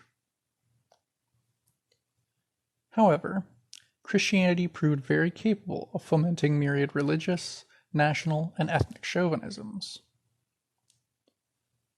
For political science and history professor Anthony Pagden, the process of consolidating the European's identity as the most superior example of humanity on the planet, and thus the birth of racist dogma per se, can be split into two temporal stages. The colonization of the Americas between 1492 and the 1730s, and thereafter the occupation of Asia, Africa, and the Pacific up to the period after the Second World War. Similarly, according to Native American legal scholar Robert Williams' examination of papal encyclicals relating to the conquest of the Americas, The thesis of white supremacy initially gestated in theological distinctions between heathens and believers. Where missionary zeal provided ideological justification for the early Iberian colonization of the Americas, Native American conversion to Christianity might ultimately annul colonial claims to land and labor. As such, the necessity of totally subjugating the indigenous populations of Latin America was the vehicle for the Spanish Catholic powers relinquishing the earlier religion-based ideology of its purportedly, quote, civilizing project, and replacing it with conceptions of the immutable inhumanity of the indigenous American population. Although the Spanish crown and the Catholic Church rejected the more outright proto-racist apologetics of the conquistadores vis-a-vis the Indian population, fearing that a settler colonial population enriched by purely localized super-exploitation might ultimately prove a disloyal partner. The indigenous population's limited and dwindling numbers, having been exterminated, dispossessed of land, overworked, and or having succumbed to the new diseases imported by the Europeans, alongside their ability to escape from servitude, ensured that a new source of slave labor would have to be found. Since Europeans could not be enslaved without provoking serious political and military conflicts with other European powers, and without discouraging European settlement of the Americas, and Asians were too far away, the Spanish turned to the enslavement of the peoples of the west coast of Africa. The subsequent capitalist enslavement of Africans, particularly by the more consciously capitalistic Protestant planters of North America, who completely dispensed with any religious justification for colonialism and slavery, became the bedrock upon which the entire racial Weltanschauung was founded. Racism, in turn, assured the continued economic ascendancy of all sections of, quote, white society over the super-exploited and hence totally marginalized non-white populace.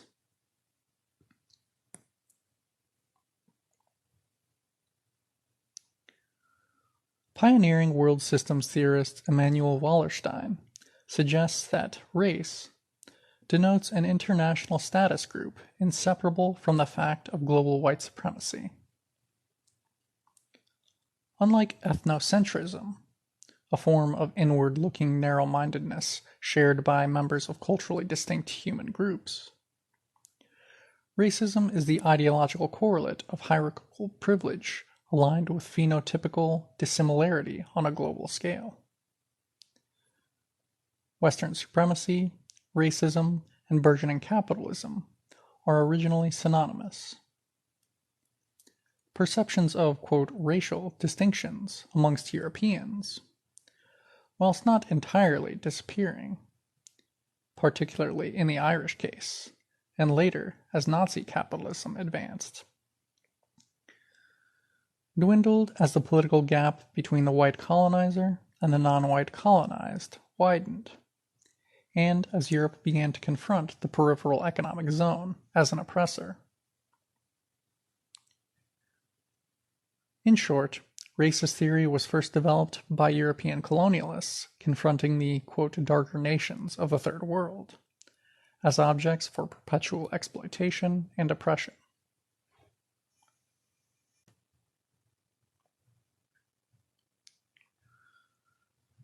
Racism must be distinguished from xenophobia, which is the attempt to reject the perceived social intrusion of a foreign people. Xenoracism, meanwhile, is where an oppressor nation, or a member of an oppressor nation, attempts to maintain colonial dominion by attempting to physically exclude members of a subject population from its own borders. Contemporary scholars have detected a shift from pseudoscientific racism to a new, less biologistic form of culturalist racism, which articulates allegedly natural hierarchies amongst humans in a new way. The late British sociologist Ruth Frankenberg, who helped develop the academic field of so-called whiteness studies, distinguished between the older, quote, essentialist racism, emphasizing race difference understood in hierarchical terms of essential biological inequality, and the current discourse of colorblindness, a color-evasive and power-evasive language that asserts, quote, we are all under the same skin. In ignoring the, quote, structural and institutional dimensions of racism, this discourse implies that, quote, any failure to achieve is therefore the fault of the people of color themselves, since, quote, materially, we have the same chances in U.S. society as whites, end quote.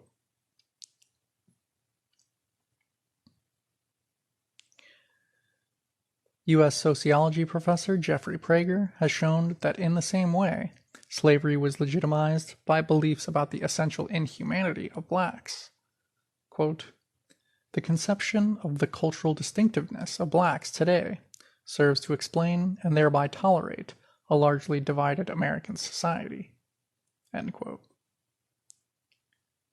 Neo-racism, couched in culturalist as opposed to biologistic terminology, becomes dominant in the era of neocolonialism, and in the West it is born from the Cold War ideological competition between the USA and the USSR.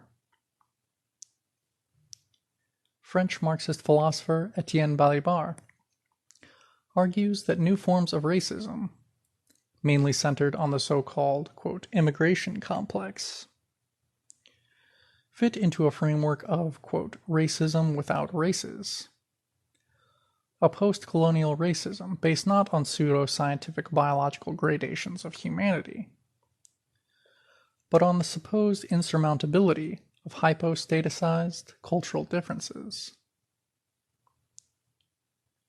This differentialist or culturalist racism tends to naturalize human behavior and social affinities like the older racism, while the latter certainly lives on in racist polemics, such as the pseudoscience peddled by U.S. writer Charles Murray and his followers. The demise of colonialism and the advent of global neocolonialism renders the culturalist narrative a much sharper instrument for co-opting and legitimating third world bourgeois elites, explaining away the ethnicized political struggles of global imperialism as, quote, natural, and inevitable outpourings of mass cultural psychology.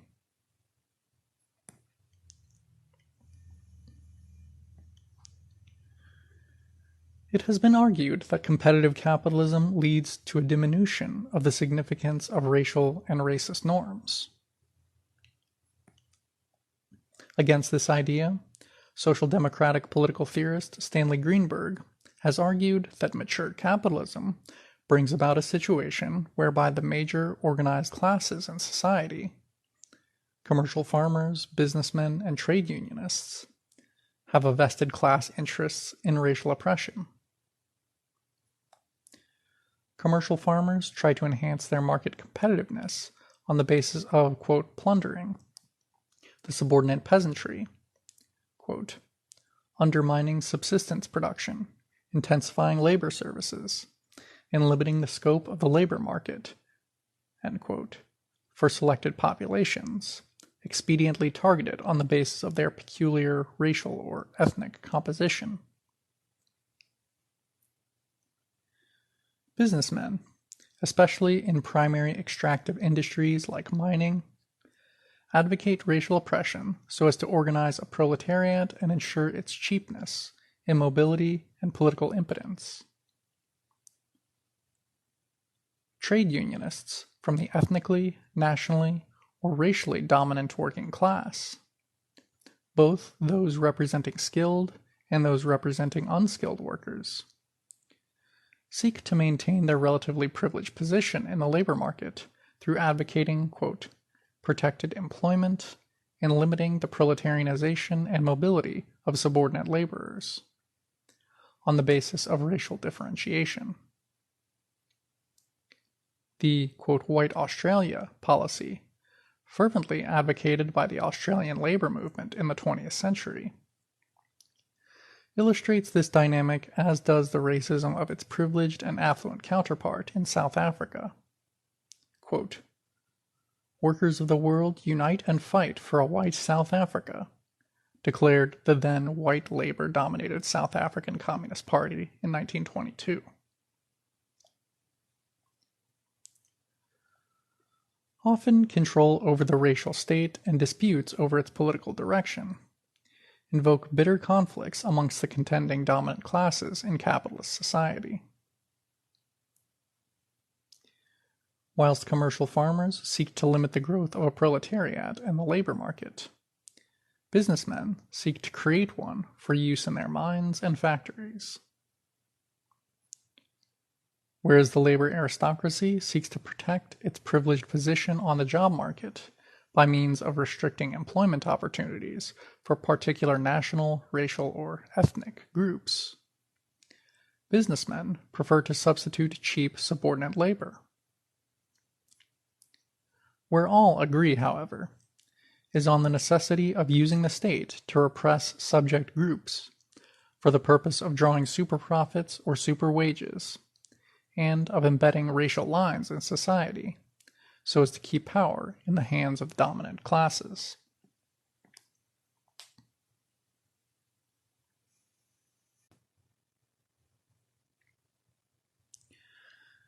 As U.S. sociologist John C. Leggett has argued, it is the marginal, and not the mainstream, working class which develops proletarian class consciousness. The marginal working class is one or more proletarianized and highly segregated subordinate national, ethnic, or racial groups, typically filling manual and menial roles in industry and facing severe economic insecurity. These workers' high rates of unemployment and low skill rates can be traced to historical and contemporary racial and ethnic discrimination and or national oppression.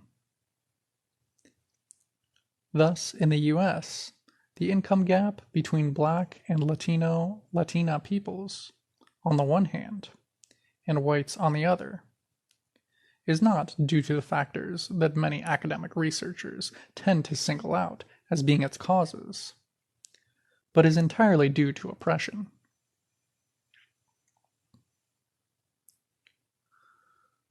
Alleged lower skill levels result from less access to training and education, and to employers' prejudiced judgments. Broken families are the result of racist job and housing discrimination, and poor residential circumstances are the result of planned housing segregation away from economically thriving areas. By contrast, the disproportionately white-collar and relatively culturally heterogeneous mainstream working class typically belongs to the dominant racial or national group. High education and skill levels contribute to these workers much greater economic security, so as to align their interests and consciousness with middle-class members of their own, quote, race, ethnicity, or nationality. For Leggett, just as German settlers enjoyed considerable privileges over Czech workers in the Sudetenland, Bohemia, and Moravia prior to the First World War. In the United States, black workers have held proportionally fewer skilled jobs and earn less income than their white counterparts. In both cases, quote, mainstream workers discouraged marginal workers' participation in labor unions, so as not to endanger economic privileges guaranteed by imperialist institutions.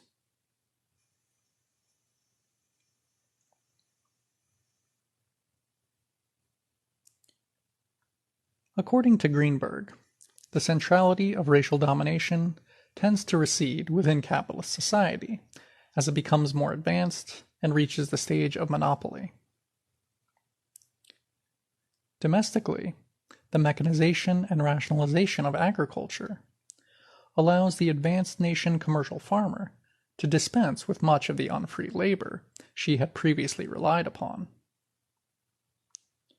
Businessmen seeking to expand domestic markets and utilized any labor at their disposal look at racial oppression as being, to some extent, anachronistic.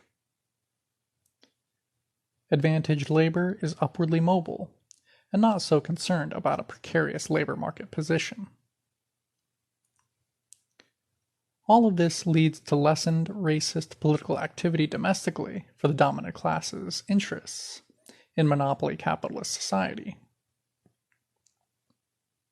However, against this view, it is clear that racial strategies and ideologies continue to play a major role in advancing the national interest shared by all the major classes in metropolitan capitalist society, in suppressing liberation movements arising throughout the Third World and amongst colonial minorities in the First World.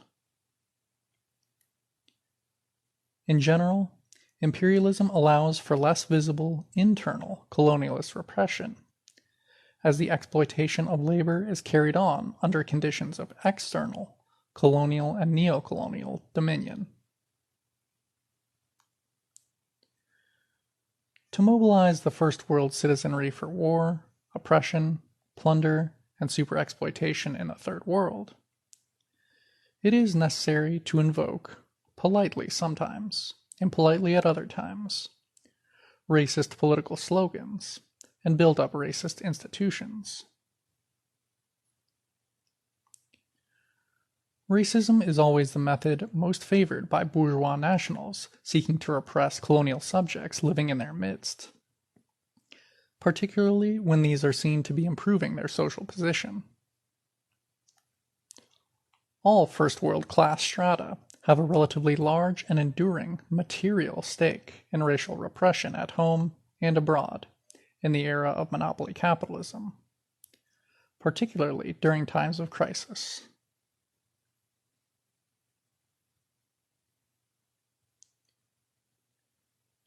What does the critical global political economy perspective reveal about racism?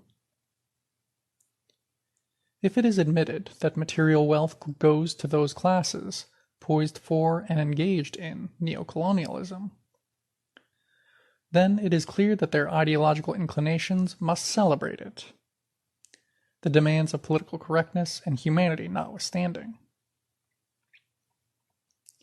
Racism, as the form of national chauvinism most appropriate to colonial capitalism, represents ideological consciousness aimed at the repression of the subaltern.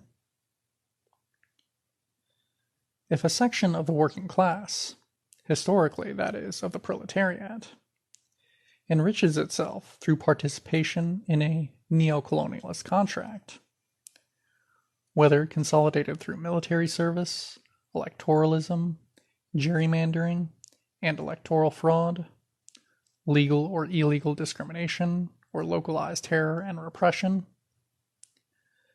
then it must learn the basics of racist ideology.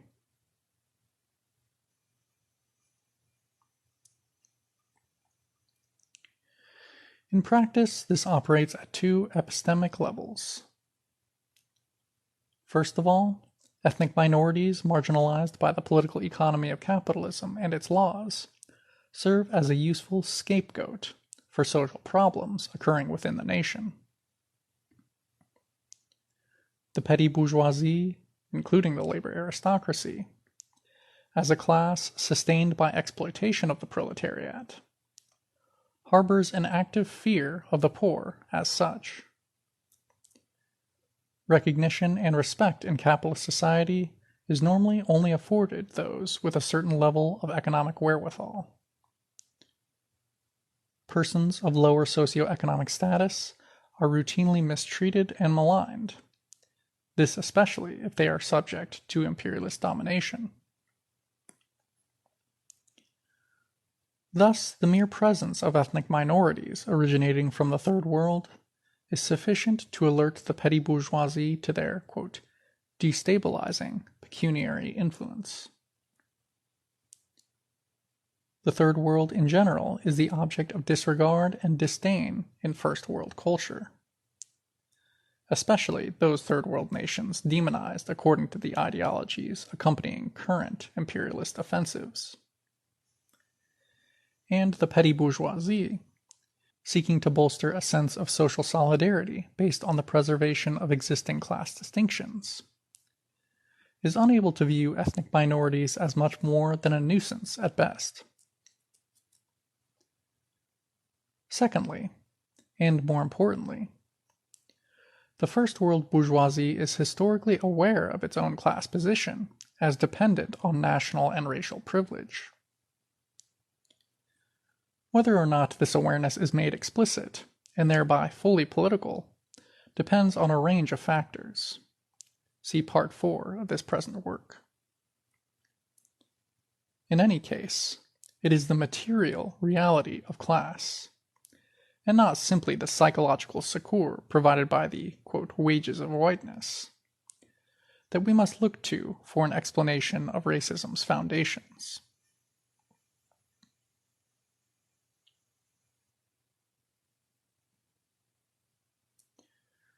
The sheer fact of a social group's not being maltreated, maligned, exploited, and marginalized allows its members to understand that they are both different and superior to the group that is thus oppressed. U.S. social psychologists Don Operario and Susan Fiske argue that powerful individuals are more prone to act on and benefit from racial stereotypes and prejudices. From this perspective, national, racial, and cultural chauvinism is prejudice plus power. As American abolitionist Lydia Child put it in 1833, quote, "We first crush people to the earth, and then claim the right of trampling on them forever, because they are prostrate." End quote. For U.S. policy analyst and political theorist Carter A. Wilson, the institution of slavery formed and necessitated a sadistic personality structure in its adherents and enforcers, wherein isolationism, fear, and hatred are harnessed in an attempt to control, exploit, hurt, and humiliate others. As such, it is also the contention of the present work that racial violence should be considered a standard, rationalized, as opposed to rational, and unexceptional phenomenon in an imperialist society that is systematically and empirically structured according to, quote, racial hierarchies.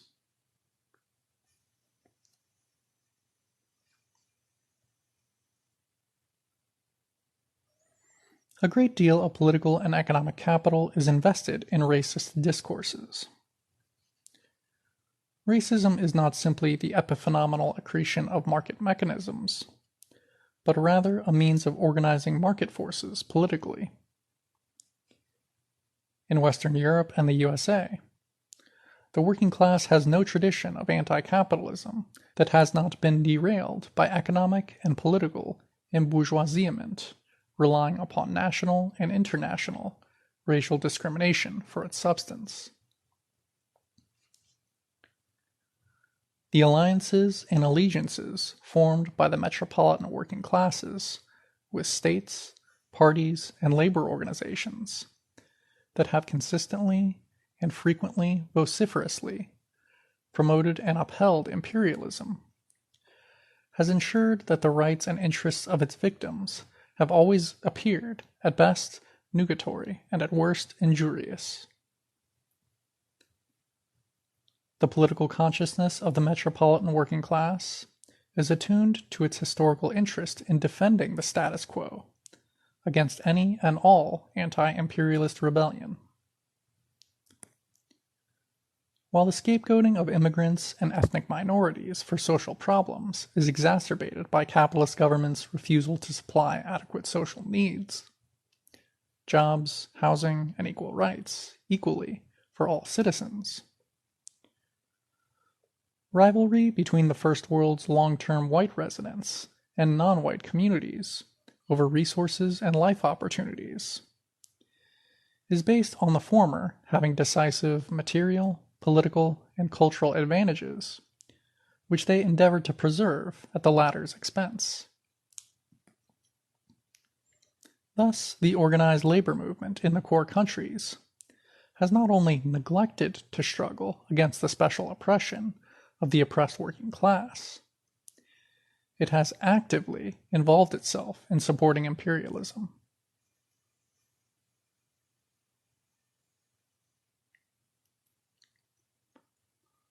White supremacy is sustained in and through imperialist capitalism. The established organs of imperialist democracy collude in and promote the racial hierarchical management of class conflict. As such, the racism of the working class at the centers of the world capitalist system is not the result of a kind of sweeping backward consciousness, as many socialists and liberals would have it. Rather, it is the end result of a process of political struggle wherein the economic and political privileges of living in an imperialist nation have come to seem natural and acceptable to the majority therein. The growth of racism occurs through the reproduction of the established mode of production of the contemporary era, that is, the practices of capitalism and its concomitant neocolonialism, imperialist division of labor, border controls, and wars. Only in understanding these phenomena, their political supports, and their dehumanizing effects, can we begin to effectively challenge racist discourses and practices. End of section. Divided World, Divided Class by Zak Cope. Section: Core, Periphery, and Semi-Periphery. From its origins in the 17th century, when merchants from England, Spain, Portugal, and the Netherlands invested their wealth in large, state-chartered trading companies, capitalism has organized production and exchange on an intercontinental scale. For centuries, capitalism has been a world system wherein, quote, intersocietal geopolitics and geoeconomics has been the relevant arena of competition for national states, firms, and classes. End quote. Seen from this global perspective of the unequal development of capitalism, production processes occur within three distinct types of economic zones, namely core, peripheral, and semi-peripheral zones. The core, or globally metropolitan, zone contains the most economically advanced and politically dominant states within the capitalist world system. Within the International Division of Labor, core states specialize in producing goods using the most sophisticated production techniques. Core countries are those best able to profit from economic protection from external competition, and to realize the highest returns on their investment through their effective monopoly of capital-intensive production. The level of exploitation and coercion of labor in core states is low.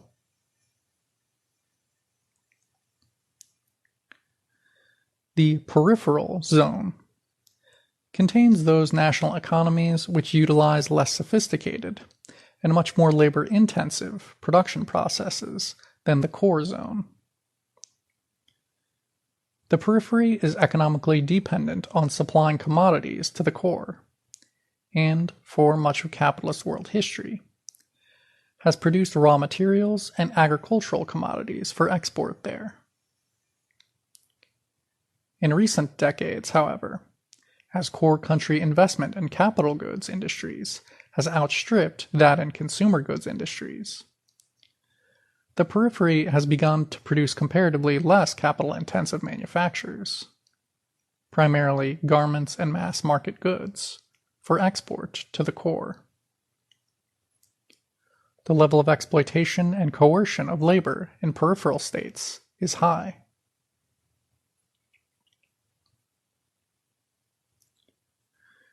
Semi-peripheral countries are those whose economies are based on a combination of characteristically core and characteristically peripheral activities. That is, by, quote, intermediate levels of technology and capital intensity. The concept of the semi-periphery in the capitalist world system, however, is quite inexact. It may refer variously to 1. Those developed countries somewhat marginal to core political, military, and economic decision-making processes. 2. Those semi-industrial third world countries with sufficient demographic and territorial scale to allow for a degree of economic diversification. And finally, 3. Comparatively wealthy, quote, developmental success stories. For example, those East Asian economies receiving U.S. support for state-led industrialization as a geopolitical response to the Chinese Revolution. Typically, semi-peripheral states are exploited by such methods as unequal exchange and repatriation of superprofits, and dependent upon the core to complete their cycle of accumulation. However, semi-peripheral states also partake in the exploitation of the periphery by the same means.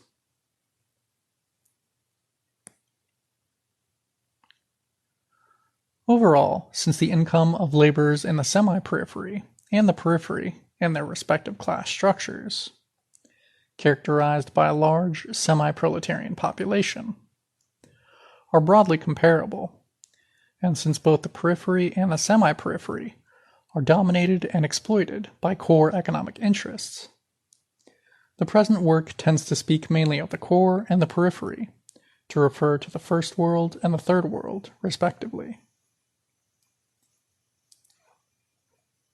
End of section.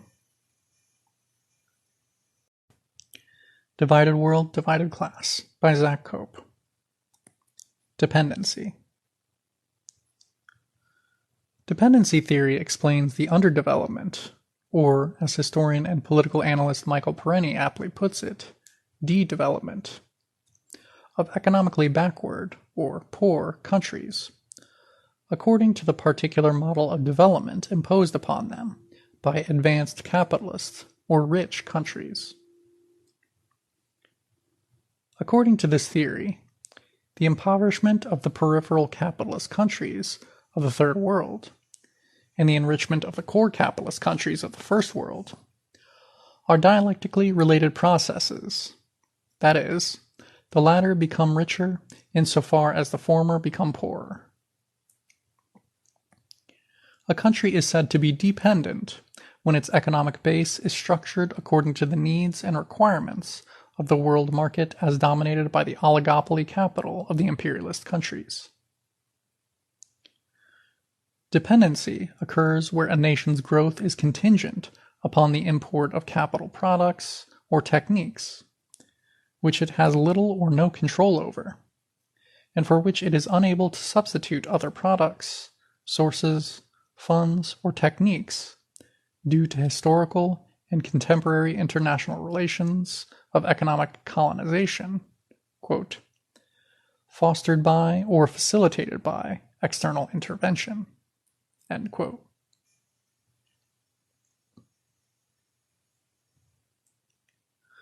According to Egyptian Marxist economist Samir Amin, the core economies of Western Europe, North America, Australasia, and Japan dominate the leading sectors of the world economy involved in the production of capital and capital-intensive goods. In order to sustain the market for these commodities, the global economy is organized so that workers in the core nations are paid high wages.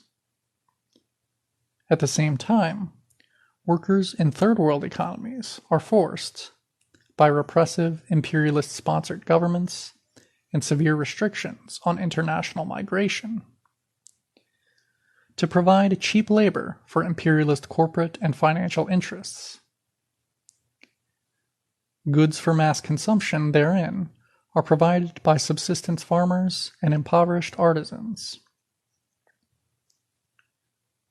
Since there is a limited production for a mass market, and an inordinately large reserve army of labor, forcing intense labor market competition, wages tend to hover around or below those needed for minimal physical subsistence. For as long as the third world economies remain subject to the economic dictate of the core capitalist powers, and the comprador elites of the third world remain resolutely committed to its terms, the pattern of underdevelopment must continue in the absence of democratic upheaval.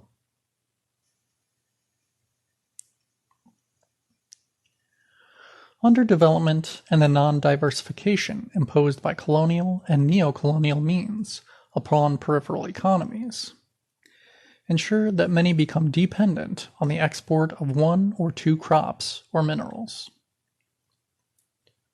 Third world producers thus inhabit a weak bargaining position, and consequently, their prices fluctuate according to the metropolitan demand. The third world has been forced to embrace, quote, free trade, even though all industrializing countries, industry bringing terrific increases in productivity, including Britain, have nurtured their industries behind tariff walls and other such protective devices. The underdevelopment of the non-Western world by the metropolitan capitalist powers takes place unimpeded, so long as the elites of the peripheral capitalist areas work to maintain their own dominance as dependent upon their trade with the metropolitan powers. That is, so long as they constitute a comprador bourgeoisie.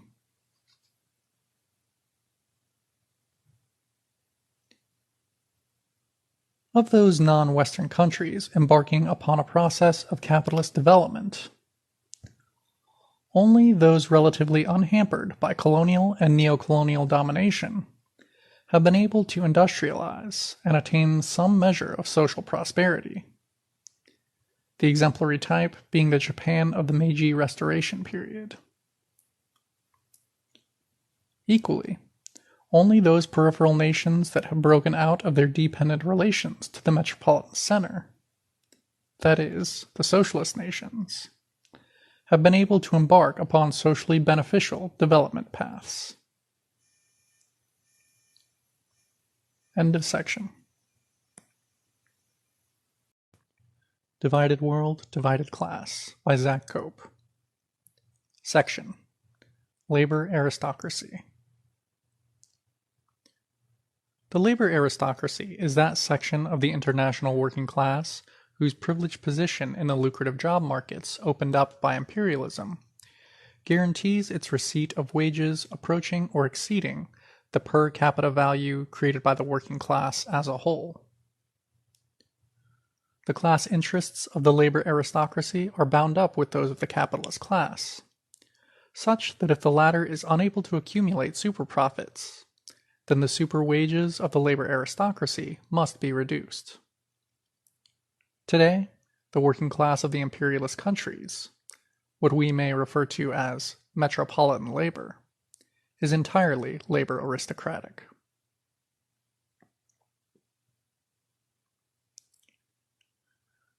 The labor aristocracy provides the major vehicle for bourgeois ideological and political influence within the working class. For Lenin, quote, opportunism in the labor movement is conditioned by the preponderance of two major economic factors, namely, either, quote, vast colonial possessions or a monopolist position in world markets. Footnote: Since socialists use the term opportunism to refer to the sacrifice of long-term social principle to short-term material gains, it is today an appropriate term to use for a labor movement that has committed itself to supporting imperialist trade unions, parties, and wars for well over a century. End of footnote.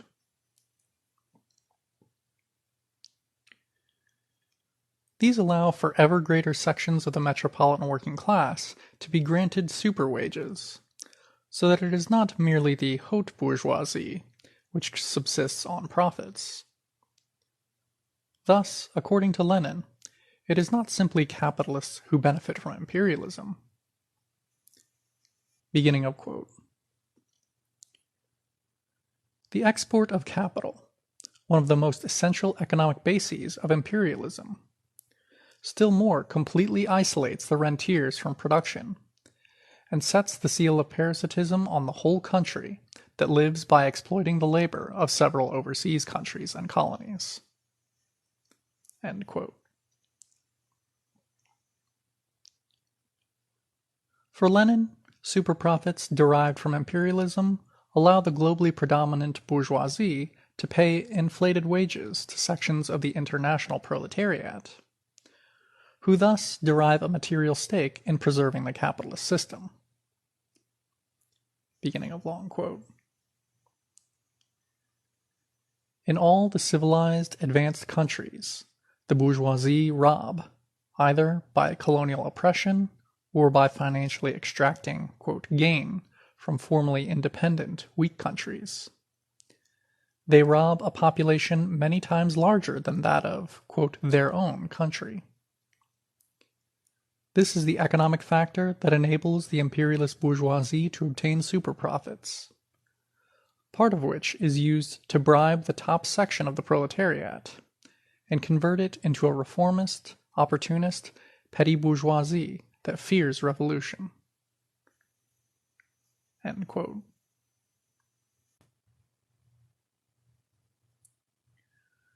There are several pressing reasons why the haute bourgeoisie, in command of the heights of the global capitalist economy, pays its domestic working class super wages, even where it is not forced to by militant trade union struggle within the metropolis. Economically, the embourgeoisement of first world workers has provided oligopolies with the secure and thriving consumer markets necessary to capital's expanded reproduction. Politically, the stability of pro-imperialist polities within a working-class majority is of paramount concern to cautious investors and their representatives in government. Militarily, a pliant and/or quiescent workforce furnishes both the national chauvinist personnel required to enforce global hegemony and a secure base from which to launch the subjugation of third world territories. Finally, ideologically, the lifestyles and cultural mores enjoyed by most first world workers signifies to the third world not what benefits imperialism brings, but what capitalist industrial development and parliamentary democracy alone can achieve.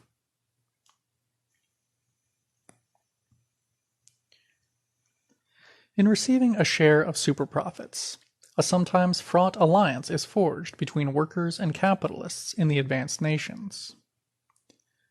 As far back as 1919, the first Congress of the Communist International, Comintern, adopted a resolution agreed on by all of the major leaders of the world communist movement of the time, which read, quote, "At the expense of the plundered colonial peoples, capital corrupted its wage slaves, created a community of interest between the exploited and the exploiters, as against the oppressed colonies, the yellow, black, and red colonial people, and chained the European and American working class to the imperialist, quote, fatherland." End quote.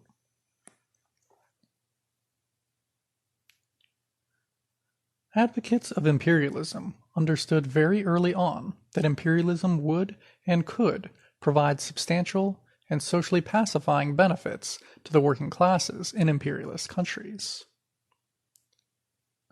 Cecil Rhodes, arch-racist mining magnate, industrialist, and founder of the white settler state of Rhodesia, famously understood British democracy as equaling imperialism plus social reform. Beginning of long quote. I was in the West End of London yesterday and attended a meeting of the unemployed. I listened to the wild speeches, which were just a cry for bread, bread. And on the way home, I pondered over the scene, and I became more than ever convinced of the importance of imperialism. My cherished idea is a solution for the social problem, i.e., in order to save the 40 million inhabitants of the United Kingdom from a bloody civil war, we colonial statesmen must acquire new lands to settle the surplus population, to provide new markets for the goods produced in the factories and the mines. The empire, as I have always said, is a bread and butter question. If you want to avoid civil war, you must become imperialists. End of quote. Cecil Rhodes, quoted by Lenin.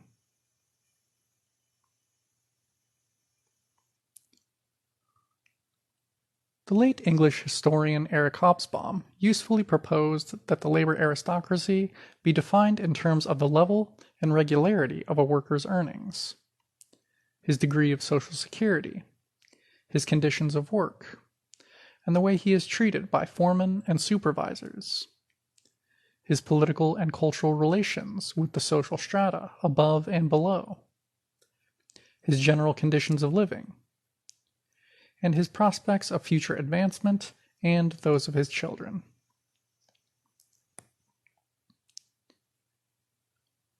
According to Hobsbawm, the labor aristocracy first developed in Britain between 1840 and 1890, where improved economic circumstances in the country made it possible for the ruling bourgeoisie to afford, quote, significant concessions to the working class. In particular, that section of the working class whose scarcity, skill, strategic position in key industries, and organizational strength facilitated its political ascendancy. For Hobsbawm, the initial growth of the labor aristocracy is primarily related to the trade union consciousness of skilled workers and their tendency towards organizing according to trade rather than class. The distribution of imperialist superprofits to the metropolitan working class dissipates the cohesion of this earlier labor aristocracy, since the entire working class becomes a, quote, bribed class. For Hobsbawm, labor aristocratic privilege in general depends upon the ability of its holders to maintain other workers in a structural position of subordination. Quote, only certain types of workers were in a position to make or keep their labor scarce enough, or valuable enough, to strike a good bargain. But the relatively favorable terms they got were, to a large extent, actually achieved at the expense of their less favored colleagues, not merely at the expense of the rest of the world, which British business dominated. End quote by Hobsbawm.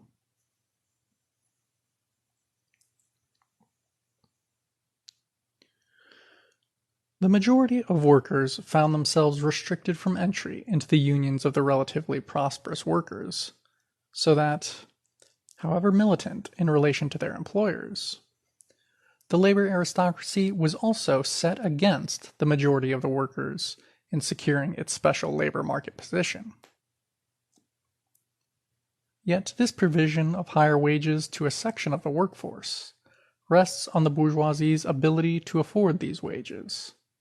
That is, upon the condition of monopoly control over super-exploited labor power.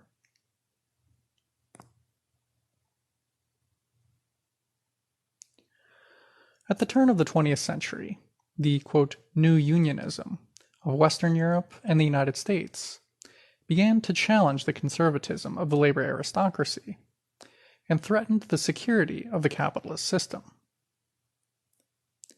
As a means of countering this threat, more potential than actual, imperialist states began to incorporate wider swaths of core nation workers into new positions of power and privilege over the newly proletarianized workforce in the colonial and neo-colonial countries by means of enfranchisement, the inculcation of jingoism, and the guaranteed provision of rising living standards and working conditions.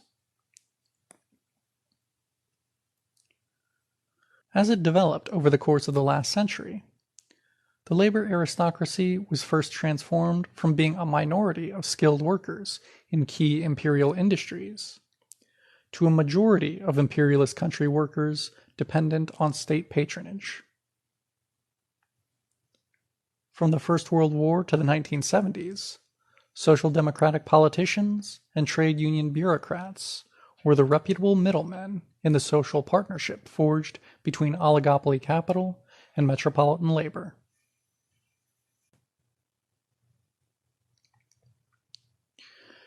Even as the Keynesian social contract was systematically dismantled under neoliberalism, the massive proletarianization and superexploitation of third world labor in the final decades of the last century provided that unprecedented standards of living and the widespread introduction of supervisory and circulatory occupations further insulated metropolitan labor from the intrinsic conflict between capital and labor.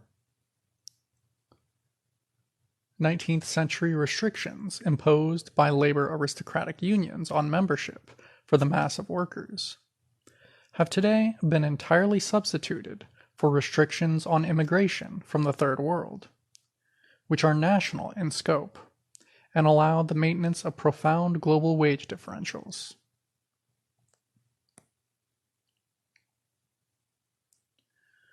The development of the labor aristocracy should not be thought of as purely the result of the machinations of a ruling bourgeois strategy to maintain power.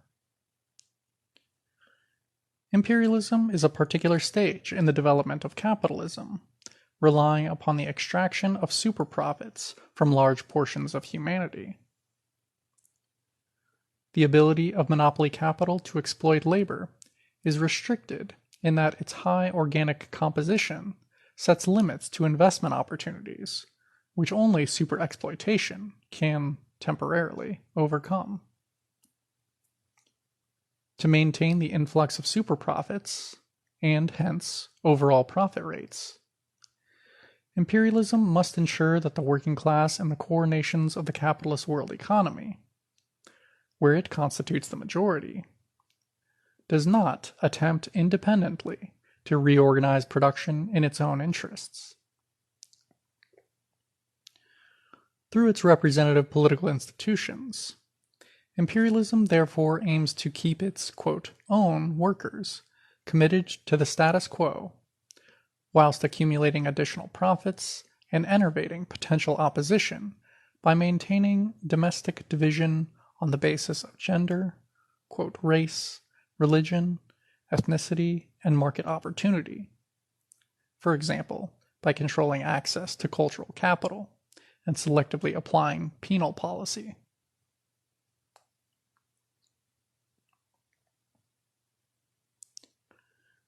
Yet the labor aristocracy is a kind of golem, induced by the imperialist bourgeoisie to protect its hegemony.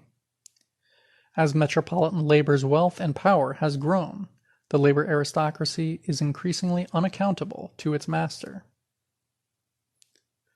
Within the system of imperialism, the labor aristocracy today sets economic and political limits to its repression, insofar as challenging its interests necessitates either open conflict within the First World between workers and employers, or an equally coordinated but piecemeal assault on its most vulnerable, poorest, and most oppressed sections.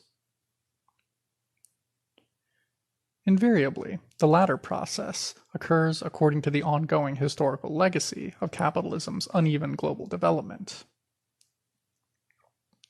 Accordingly, today's imperialist bourgeoisie, attempting valiantly to staunch the flow of super-profits to its working class junior partners, whips up racism in the media, through laws and through the pronouncements of its political representatives, for fear that it cannot afford the political infrastructure, nor the loss of trade to less neoliberal rivals, should it attempt head-on confrontation with the whole.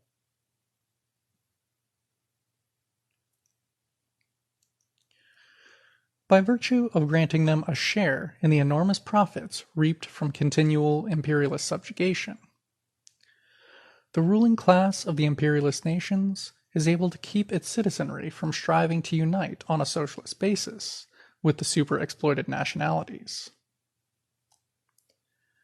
As the late U.S. historian Bernard Semmel has correctly written, the mere division of produce between capitalists and laborers is of very small moment when compared with the amount of produce to be divided. End quote. Greek Marxist economist, the late Argyri Emanuel, expands upon this basic insight admirably. Beginning of long quote. When the relative importance of the national exploitation from which a working class suffers through belonging to the proletariat diminishes continually as compared with that from which it benefits through belonging to a privileged nation, a moment comes when the aim of increasing the national income in absolute terms prevails over that of improving the relative share of one part of the nation over the other. Therefore, a de facto united front of the workers and capitalists of the well-to-do countries, directed against the poor nations, coexists with an internal trade union struggle over the sharing of the loot. Under these conditions, this trade union struggle necessarily becomes more and more a sort of settlement of accounts between partners. And it is no accident that in the richest countries, such as the United States, with similar tendencies already apparent in the other big capitalist countries, militant trade union struggle is degenerating first into trade unionism of the classic British type, i.e. defensist economic reformism, then into corporatism, and finally into racketeering. End quote.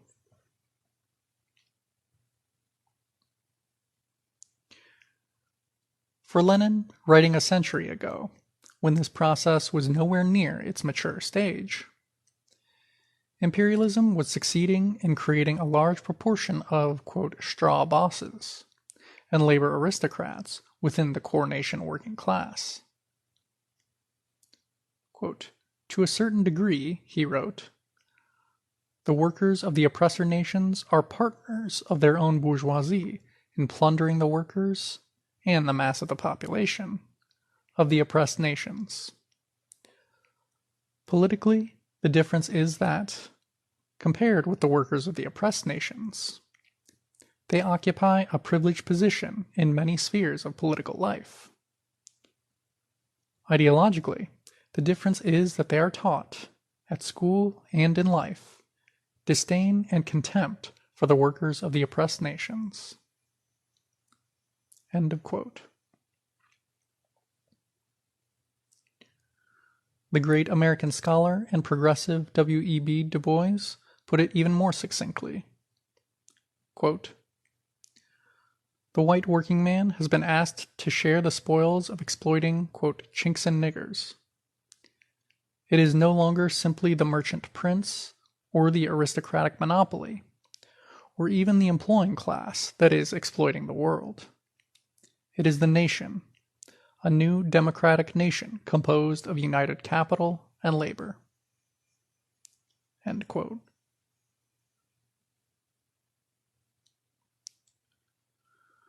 With these definitions in mind, we can now begin our study of the labor aristocracy and its characteristic politics, both as developed historically and as existing today. End of section. Divided World, Divided Class. Chapter 1. Historical Capitalism and the Development of the Labor Hierarchy.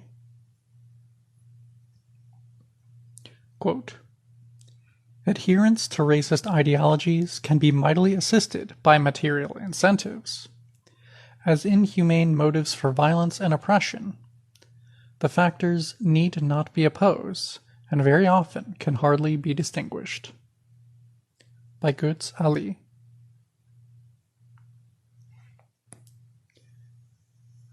This section puts forth a mid-range analysis, applying high-level theory to historical events to explain how the populations of advanced capitalist countries have become actively embroiled in supporting international class relations that reproduce and rely upon attendant ideologies of national chauvinism.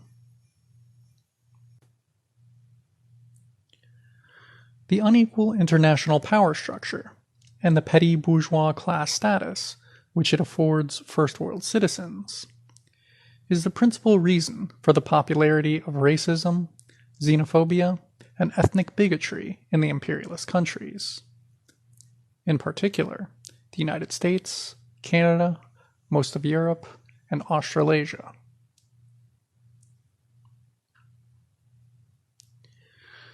In the subsequent 4 chapters, I will argue that socially pervasive oppressor nation chauvinism has had 4 main phases of development, corresponding to shifts in the dominant mode of capital accumulation in the world economy. Firstly, imperial chauvinism arises in the mercantilist period in those polities wherein internal colonialism plays a pivotal role in the state formation essential to autocentric capital accumulation. Secondly, racial chauvinism arises in the classical capitalist period, where overseas and settler colonialisms play a determinant role in the expansion of metropolitan industry. Thirdly, social chauvinism arises in the imperialist era, when monopoly capitalism and colonialism coincide to allow for the distribution of superprofits amongst leading sections of the oppressor nation working class. Finally, First Worldism arises in the global imperialist period after World War II, in which the military, political, and economic supremacy of the advanced capitalist nations over the neo-colonial dependent nations, the Third World as such, allows for the mass embourgeoisement of the metropolitan working class, including those already bourgeoisified workforces in the settler colonial nations of North America, Australasia, and Israel.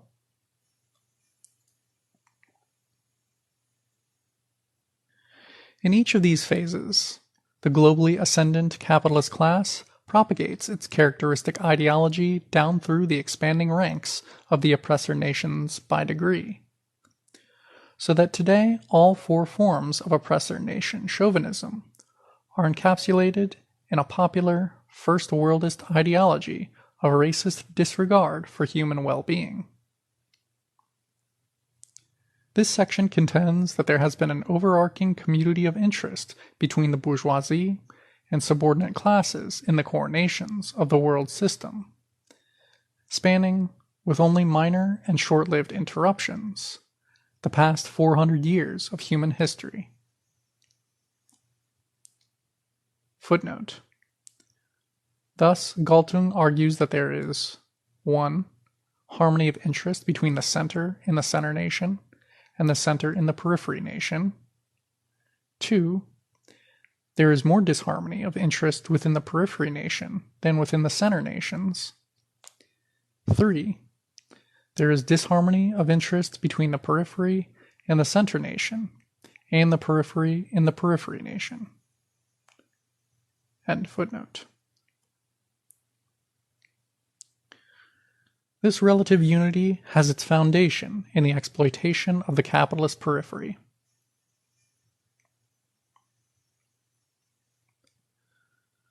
The historical development of the modern world system is the product of the compulsions of competitive capital accumulation, wherein the Third World was created first as the grounds for plunder and enslavement, then as a ruined periphery providing raw materials and export markets to the West, and finally, as a source of raw materials, investment income, and undervalued commodities.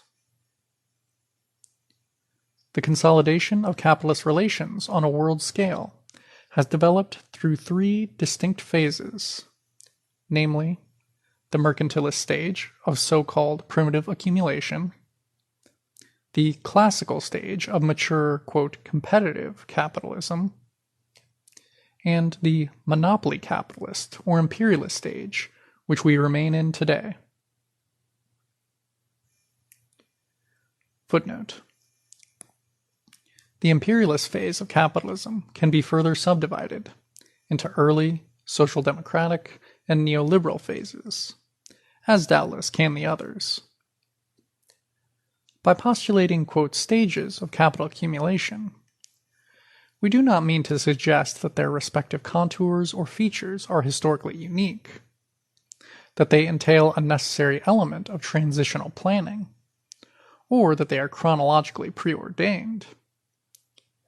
In fact, capitalism has always been monopolistic and competitive, nationalistic and globalizing. Nonetheless, it is possible to isolate certain economic characteristics as typical of historical, quote, stages of capitalist development and locate prevailing ideological trends within. End of footnote.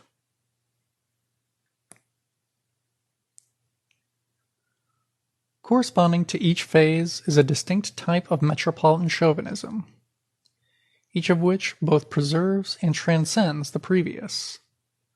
In Hegelian terms, this kind of process is referred to as Aufheben, meaning sublation.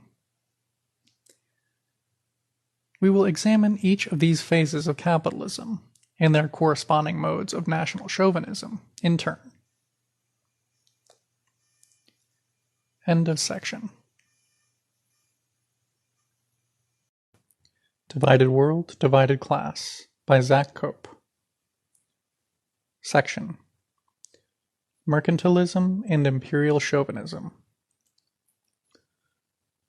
Mercantilist capitalism, from 1492 to 1769, broadly, from Europe's discovery of the New World to the First Industrial Revolution, entailed the promotion of manufactured exports from and the restriction of manufactured exports to the core markets of the global economy, as codified in Cromwell's Navigation Acts of 1650 to 51, and the ensuing Acts of Parliament, the Hatters Act, the Iron Act, the Calico Act, the Corn Bounty Acts, and the Acts of Limitation, aimed at restricting industrial development in the colonies. The discovery of America by Europeans in search of trade routes to Africa and Asia bypassing those of the Ottoman Empire, and the subsequent plunder and genocide of its indigenous population, the, quote, quadrilateral African slave trade. Footnote. The quadrilateral slave trade provided outlets for Western European manufactures, that is, ironware, textiles, arms, and ammunition, especially from Liverpool, Plymouth, Bristol, and London in England. These were sold to African notables in return for slaves, of whom around 15 million were shipped from Africa to the colonies between 1700 and 1850, subsequently shipped to the Caribbean islands to produce tobacco, sugar, indigo, molasses, and later raw cotton. These were then shipped to New England, New York, and Boston, from where they were shipped to England to enter its manufactures as raw materials. New England thereby developed into a core mercantile, then manufacturing, then imperialist region of world capitalism, precisely on the back of African, West Indian, and Southern U.S. slavery and slave trading. End footnote. List continued. The exchange of silver extracted from American soil by slave labor for Asian manufactures destined for re-export. The repatriation and subsequent domestic investment of American colonial profits by European merchants. The constitution of the periphery of the new capitalist world system as a fragmented and extroverted economy dependent on supplying the proto-industrial core nations with land, grains, sugar, and precious metals produced in conditions of serfdom or slavery. The gradual erosion of seigneurial economic structures in the core nations of the world economy. And the use of the putting out system, whereby capital accumulation was centered on the subcontracting of work by a central agent to cottage industries producing ironware and especially woolens.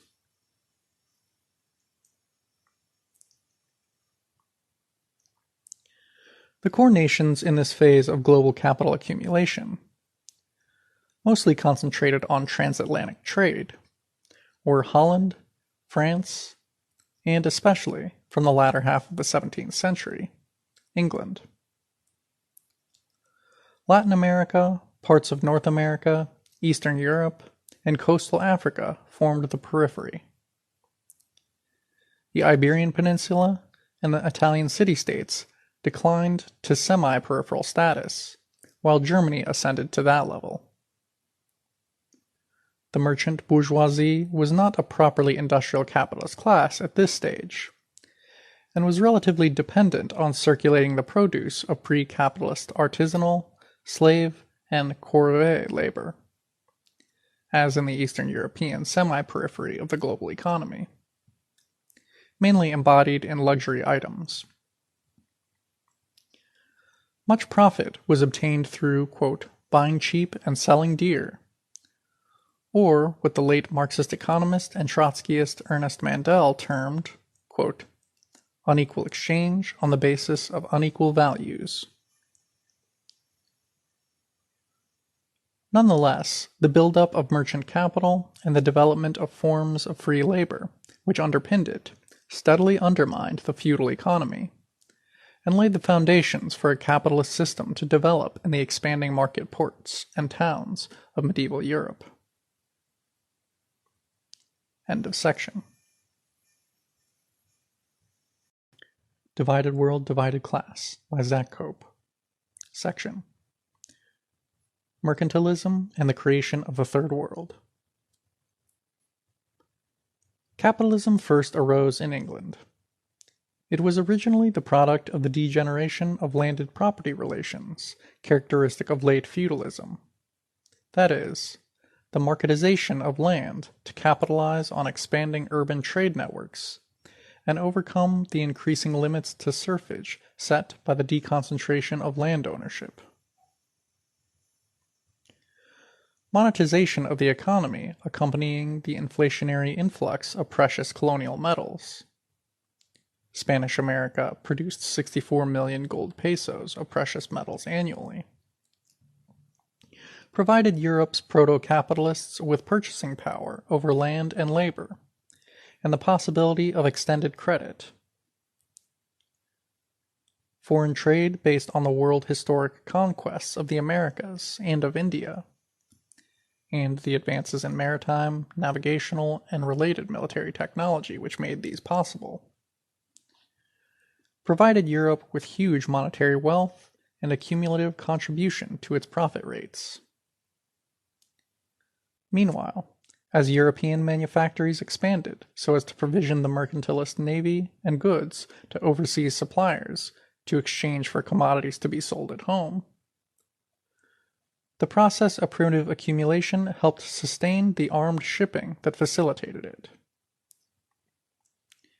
English manufacturing industries oriented to colonial markets generated rising wages, which catalyzed capitalist struggle for labor-saving technological innovation. Soon, the reserve army of labor created through the enclosure of the English Commons was set to work, using newly minted industrial technology. Whilst the prosperity of England's land-holding population, and the conspicuous consumption of its colonialist gentry, secured the domestic markets required for capitalism to take root.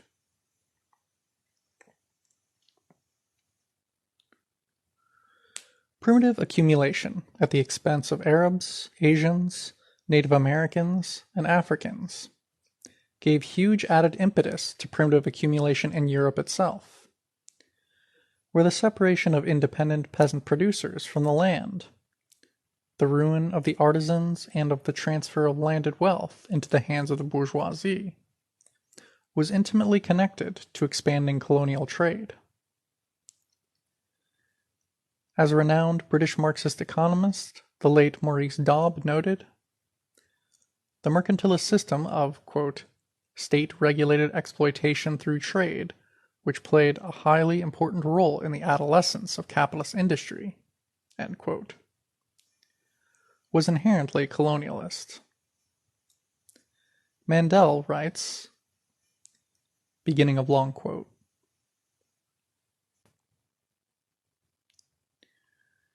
in the decisive formative period of the capitalist mode of production, extending from the 16th to the end of the 18th century, the creation of the world market was of crucial importance.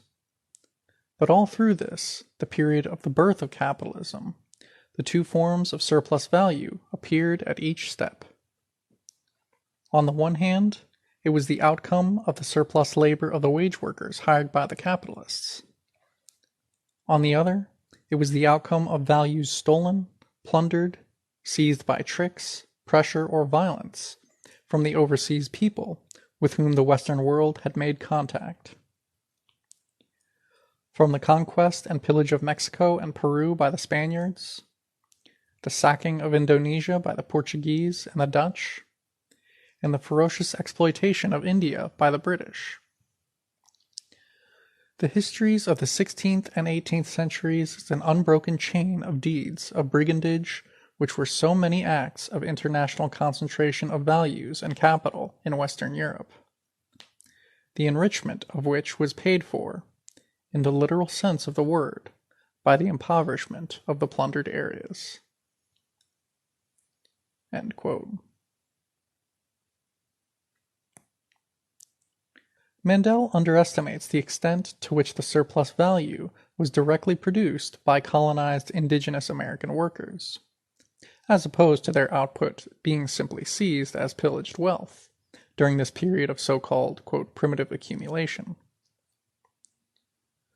The late U.S. professor of anthropology and geography, James Blount, whose excellent work has demolished many myths of Eurocentric historiography, has shown that the commercial capital of the merchant bourgeoisie was, at the earliest point in the development of the capitalist system, invested in mining and other productive operations in the conquered New World territories, exploiting more laborers, waged and unwaged, and generating more profits than European workers of the time, English textile industry being the major vehicle for Europe's internal transition to capitalism.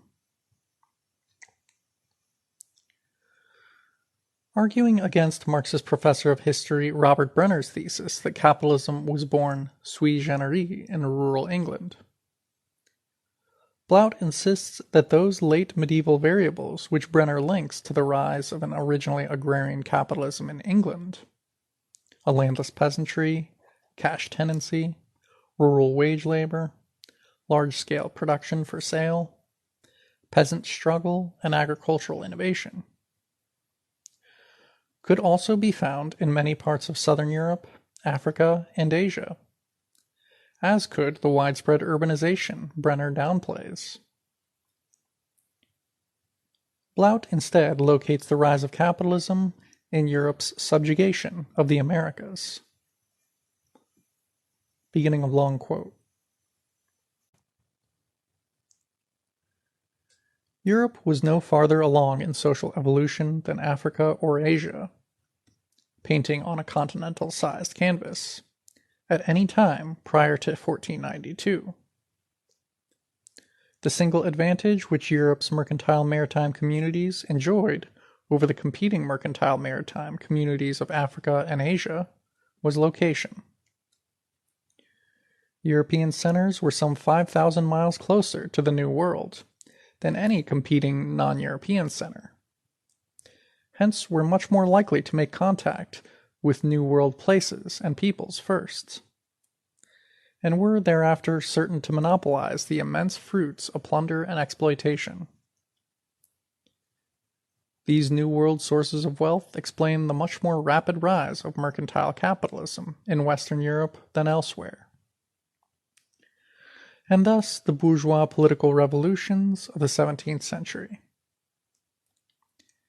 And after capitalism had taken power in its, quote, home countries, and thus could exploit a potential proletariat both at home and in the colonies, it is not hard to see why Europe then entered a period of autonomous progress, and simultaneously squelched the economic and political progress of other parts of the world.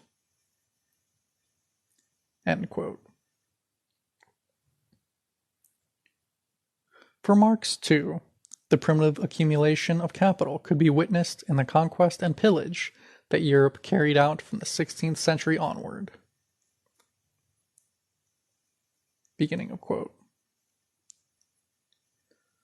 The discovery of gold and silver in America, the extirpation, enslavement, and entombment in mines of the aboriginal population,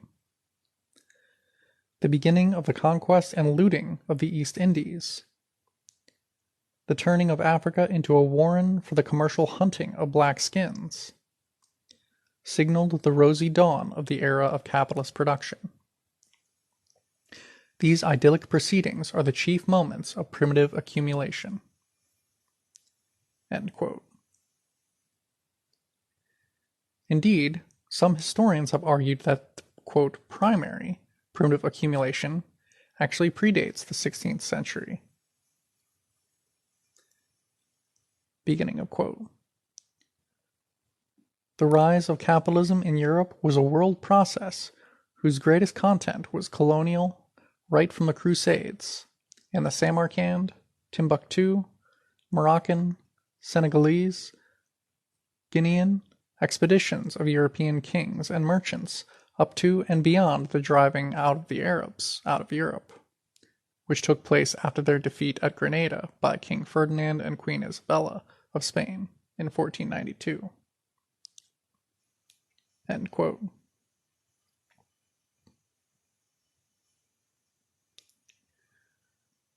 The Crusades were a war of, quote, feudal proto-Europe, in alliance with already powerful banking, commercial, and manufacturing capitalists therein, against rising Arab commerce in the Mediterranean and Arab urbanization in the southern European coasts, Sicily, Spain, and what became Portugal, in the Levant Byzantium era.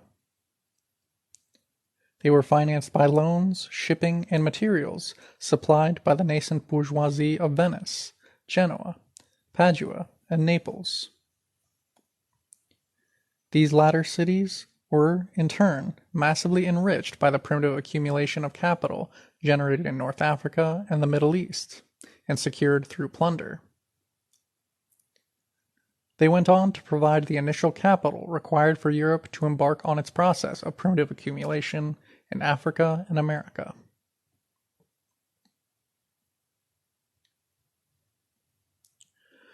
Already, gold from the Ghana-Guinea region netted 15th century Europe an average US $3 million, a decade before the 16th century, quote, discoveries of America and Africa.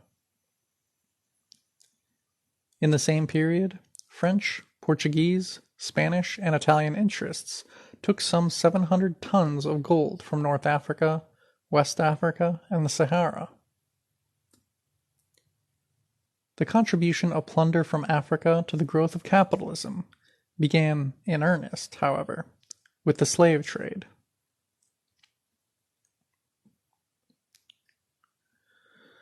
Slavery was the single most decisive stimulus to the maturing capitalist system in Western Europe. At the end of the 18th century, British Prime Minister William Pitt declared that 80% of all Britain's foreign trade was associated with slavery. The sugar plantations required relatively advanced machinery to process cane, while the transport of slaves boosted the shipping and shipbuilding industries, providing employment opportunities for skilled and unskilled European labor. Selfa notes that in the 1840s, 75% of the raw material for British cotton textile industry, accounting for 75% of British industrial employment, was produced by slaves on colonial American plantations. British historian Robin Blackburn has estimated that slavery profits may have provided anything between 20.9% and 55% of Britain's gross fixed capital formation at the beginning of the Industrial Revolution. Profits derived from the slave plantations also facilitated much-needed credit flow to the early industrialists. James Watt's invention and production of the steam engine, for example, was wholly financed by capital made from the slave trade. The brilliant South African historian, economist, and highly unorthodox Trotskyist, Hosea Jaffe, one of the handful of Marxist authors who have reached conclusions similar to the present one on the parasitic nature of today's Western working class, has calculated the surplus value produced by U.S. slaves in 1850 as being 8 times higher than in England or in the U.S. for then similarly impoverished, quote, white labor. In sum, Britain's 18th century shipping, banking, insurance, mining, and textile industries were wholly dependent upon slavery.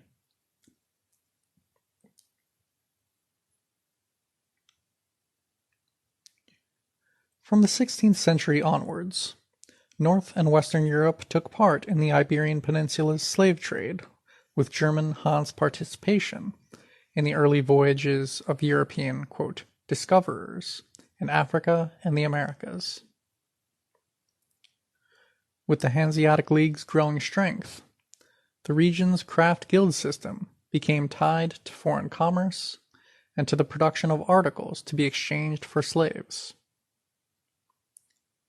In the century before the Industrial Revolution, thousands of artisans in London, Kidderminster, and across Britain were engaged in making small items of iron, glass, shoes, candles, hats, pewter, cottons, copper, paper, gunpowder, spoons, casks, containers for brandy, as well as beer, to use for paying African chiefs and the Europeans on the Guinea coasts. In addition, non-manufactured British and Irish goods such as beef, butter, oats, cheese, and potatoes found ready markets in the West Indies.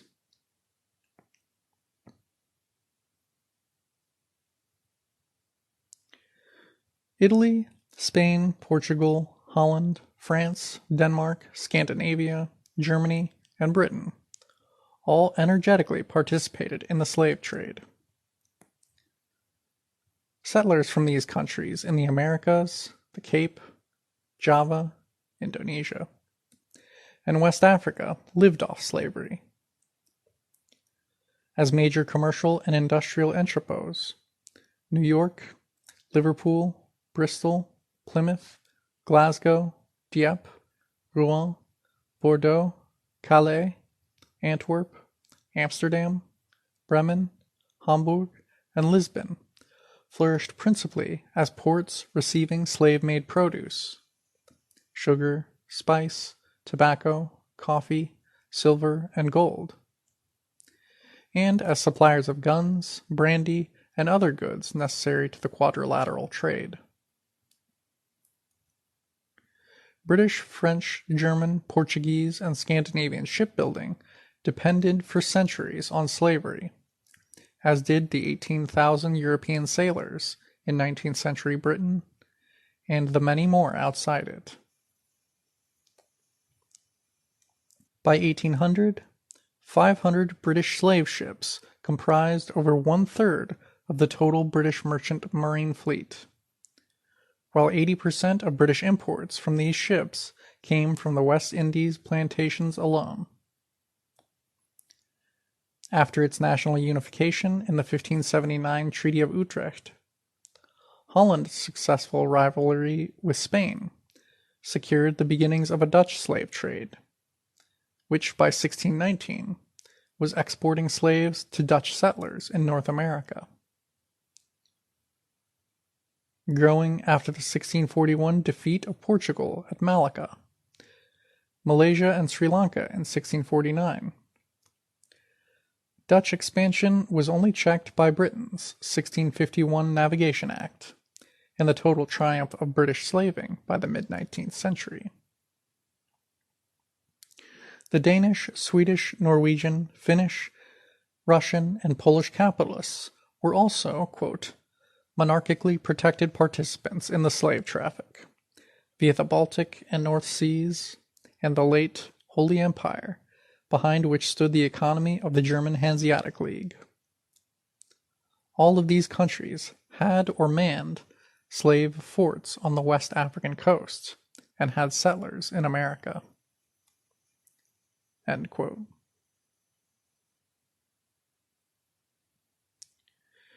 In short, increased agricultural productivity and the growth of a class of urban artisans and traders coincided with the massive concentration of capital in the hands of a merchant bourgeoisie taking advantage of slavery-based trade with colonial America to propel Europe to the core of a new incipiently capitalist world economy.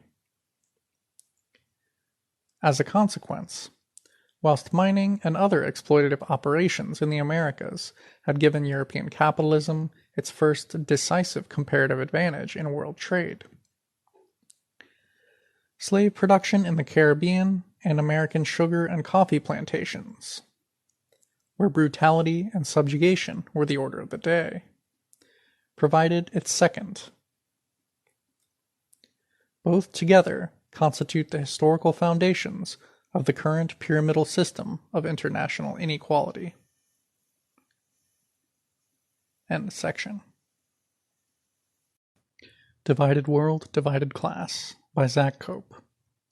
Section: Nationalism and the Transition to Bourgeois Rule. The same colonialism which lay behind Holland's rise to world eminence in the 16th and 17th centuries played a determinant role in the political and global ascendancy of the English bourgeoisie, and occurred precisely at the expense of Holland on American land and Spain and Portugal at sea. Plunder, piracy, and slavery gave the British landed aristocracy sufficient means of primary accumulation to allow it to become a financial bourgeoisie. Below it there grew a middle class of merchants and artisans, including Flemish weavers, and, beneath that, a class of impoverished landless peasants and former yeomen, ruined by the newfound colonial clout of its competitors and masters, who fled to the towns and quickly joined in the colonial project themselves. It was colonialism which gave the English bourgeoisie the economic strength to bid for state power, in alliance with the predominant commercial section of the gentry and the petty bourgeoisie in the 1648 Cromwell Commonwealth, and in the 1688, quote, Glorious Revolution, when Dutch Prince William of Orange was invited by a section of the landed elite to overthrow King James II and take over the British crown for himself. The European bourgeoisie first established the capitalist nation-state form through its conquest of political power from feudal propertied interests, and for the orderly structuration of its characteristic activities, namely trade, commerce, and the exploitation of wage labor. Capitalist industry was able to develop in Europe only insofar as a powerful absolutist state was first to establish a coherent political framework for capital accumulation. What was the economic justification for absolute monarchy in the Western European emerging capitalist states of the 15th and 16th century?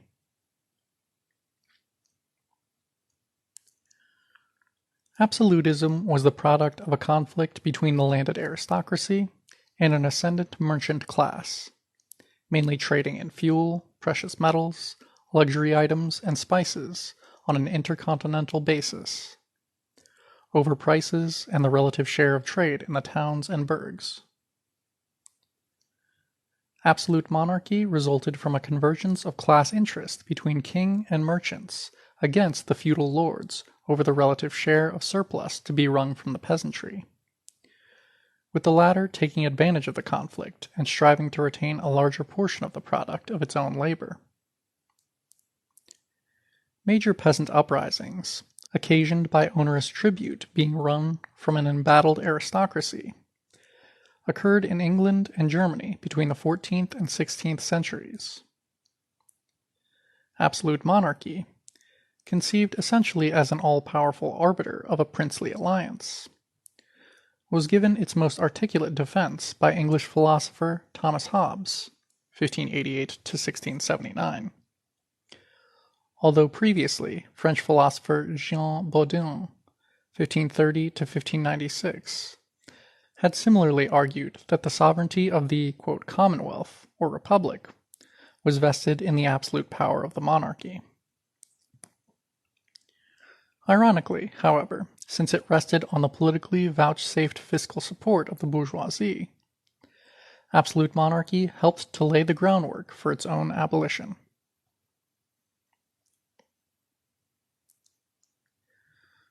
According to Marx and Engels, in the last half of the 15th century, bourgeois monarchical class alliances broke the power of Europe's feudal nobility and established absolute monarchies based essentially on nationality. In the conquest of state power from the feudal nobility lie the historic roots of modern nationalism.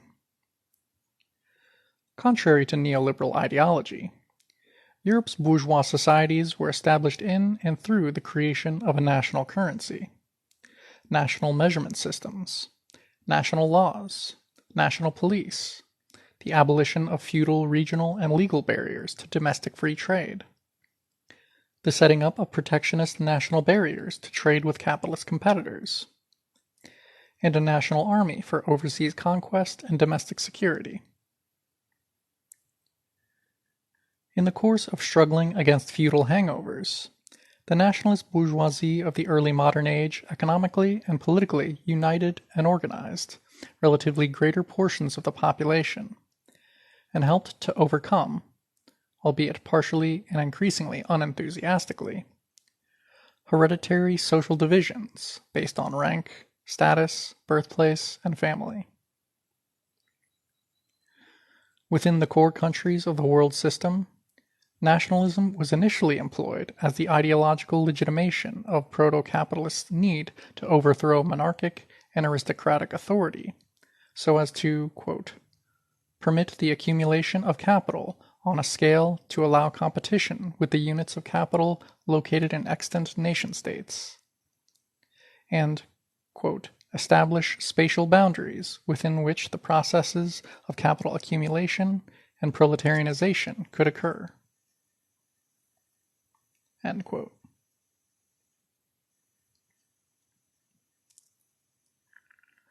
The catalyst for nation construction in the 17th and 18th centuries was mercantile capital accumulation. The major classes in the core of the world system each sought advantage in this nascent capitalist mode of production. Peasants struggled to overcome feudal restrictions on land ownership, the nobility to increase its military might and territorial propriety, and the artisans and merchants of the towns to augment their capital. By the start of the 17th century, the hub of wealth creation in the new capitalist world system was no longer land rent and tribute, but domestic handicraft and local and international trade in commodities, in which Western Europe had gained a decisive advantage. The 17th and 18th century merchants, artisans, bankers, and states of Holland, England, and France, which had overtaken as core countries a Spain and Portugal unable or unwilling to adapt their semi-feudal economies to the demands of industrial capitalism, began to operate semi-independently of the owners of agricultural wealth. Footnote: far from being the product of unremitting, quote, feudal decadence, the Iberian Peninsula's fall into semi-peripheral status by the 17th century was, arguably, caused precisely by its fast-paced capitalist agricultural development in the previous century. The earlier profitability of capitalism resulted in ever larger tracts of Spanish land being converted into arable fields, and thus undermined the ecological sustainability of agriculture. Specifically, quote, the plowing up, sowing, and cultivation of woodland, scrub, and pasture reduced the area of permanent grazing, and necessarily also reduced the number of cattle and sheep maintained in each village in line with the loss of feed. End quote, from Añez, 1994. Problems of deforestation and soil erosion continue to plague capitalist agriculture today, where short-term profits are put ahead of rational environmental and agricultural practices. An estimated 100,000 square kilometers is removed from further agricultural use every year because of over-intensive monoculture, soil compaction, the chemicalization of the land, and salination, the overuse of arable land for non-food crops such as tobacco and ethanol, and strains on the supply of water for irrigation due to the demands of the industrial grain livestock complex. End quote. An end of footnote.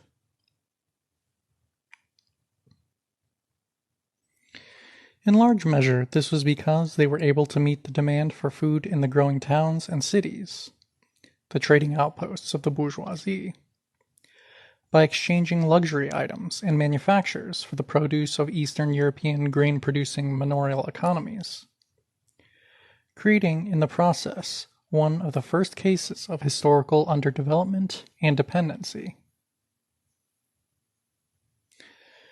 The increased production of commodities required removing many feudal and semi-feudal restrictions on exchange, such as tithes, state monopolies, price controls, quality controls, import-export taxes, and duties, and other measures designed to keep national wealth firmly in the hands of the landed nobility. In short, the rise of production for the market, of exchange values as opposed to pre-capitalist use values, required a forceful challenge to the political domination of purely landed property and to the political, ideological, and economic bulwarks of feudalism, including the absolutist state itself. This was the major cause of the creation of properly national states, wherein political power became centralized and dispersed according to the democratic demands of the embryonic bourgeoisie. As such, a synthetic relation developed between the expansion of the market economy and national identity in early modern Europe. Beginning of long quote. The emergence of big, integrated regional markets made people aware of each other and created regional solidarities which transcended local class interests. E. A. Wrigley showed some years ago how London achieved dominance over much of England as early as the 17th century. Local tradesmen and farmers, there were few real peasants, that is, farmers cultivating small plots of land with their own family labor and dominated by a landed upper class, any longer. saw the capital as the market and source of supply of the last resort. Similarly, networks of agricultural and proto-industrial specialization brought food and other products to the capital, or diffused them outward from it. The growing export of English goods to Scotland has been credited with easing the path to the union of the two countries in 1707, creating a kind of British, quote, patriotic economy. To a lesser extent, the Ile-de-France, that is, the metropolitan area of Paris and its environs, had achieved a degree of economic dominance in France, though the Revolutionary Wars were to show how easily this might be undermined. This long, slow integration of economies underpinned a growing sense of patriotism among gentry and merchants. They were increasingly subject to similar forms of training and education, similar legal systems, and similar patterns of consumption and leisure. The rituals of the French court brought representative nobles to live for long periods in hotels in Paris, cementing a sense of common identity. End quote.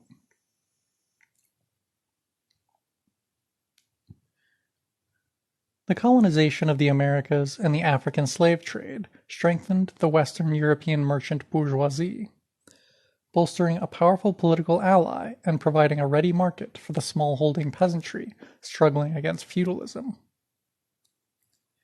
In England, however, the relative strength of the latifundiary nobility, in large measure predicated upon its colonial base in Ireland and America, and the early proletarianization of the peasantry, precluded a very radical inter-bourgeois class alliance against feudalism.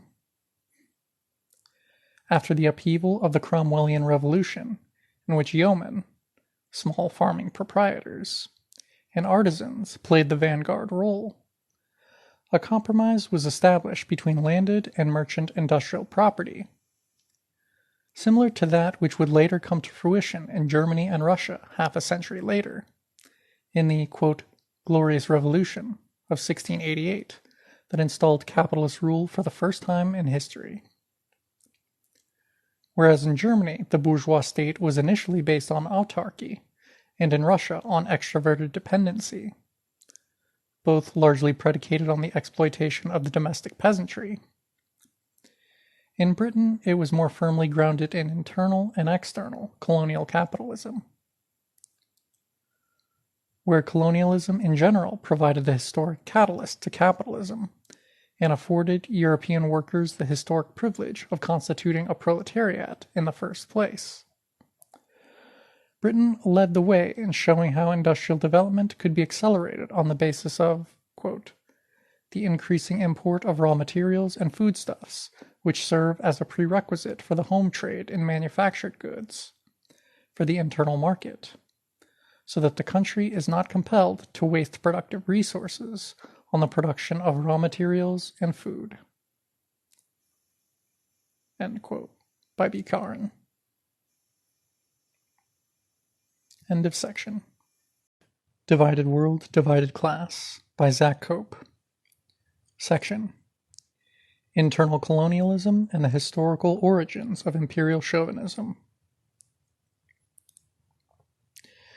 National solidarity is secured in the metropoles by the sharing out of land and superprofits, derived first by colonial and, more recently, by neocolonial plunder to the domestic working class.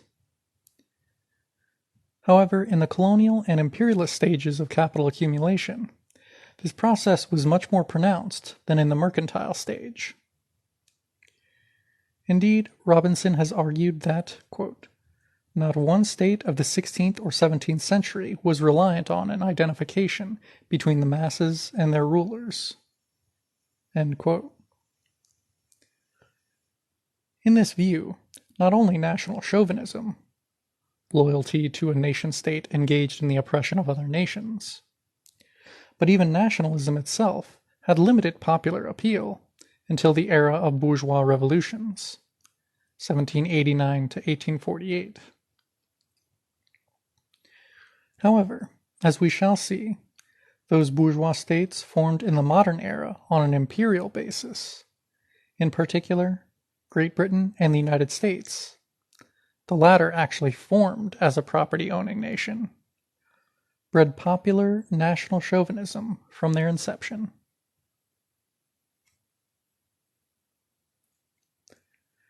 An ethnic division of labor in the fields of the military, industrial, and agrarian labor, services, and bourgeois commerce itself was evident from the earliest point of capitalist development in Europe.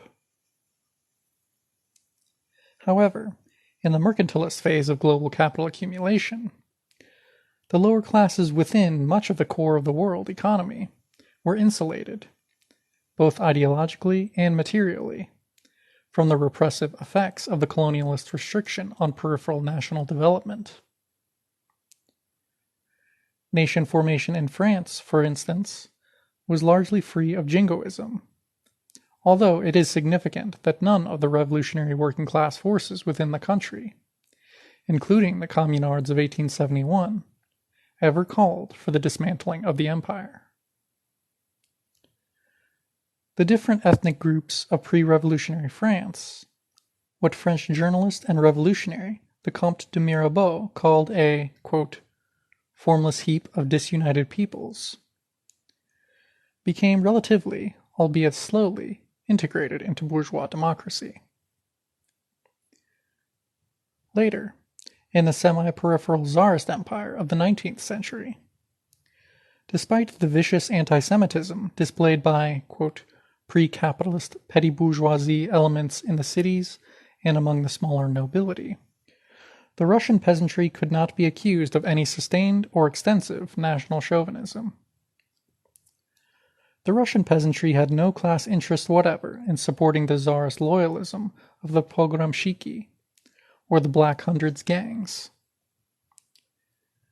Concerted efforts by reactionary forces during the Russian Revolution to convince the peasantry that their economic and political woes were the product of Jewish and, quote, Judeo-Bolshevik intrigue fell largely on deaf ears.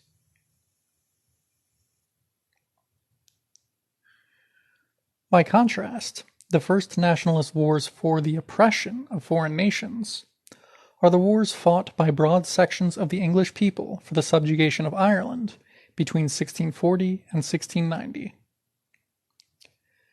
Nation-state formation in multinational, mercantile capitalist Britain consistently excluded Ireland from its process of democracy building, aiming as it did towards the outright theft of Irish territory, the monopoly of its resources, and the retention of its rural population as a dependent reserve of cheap labor.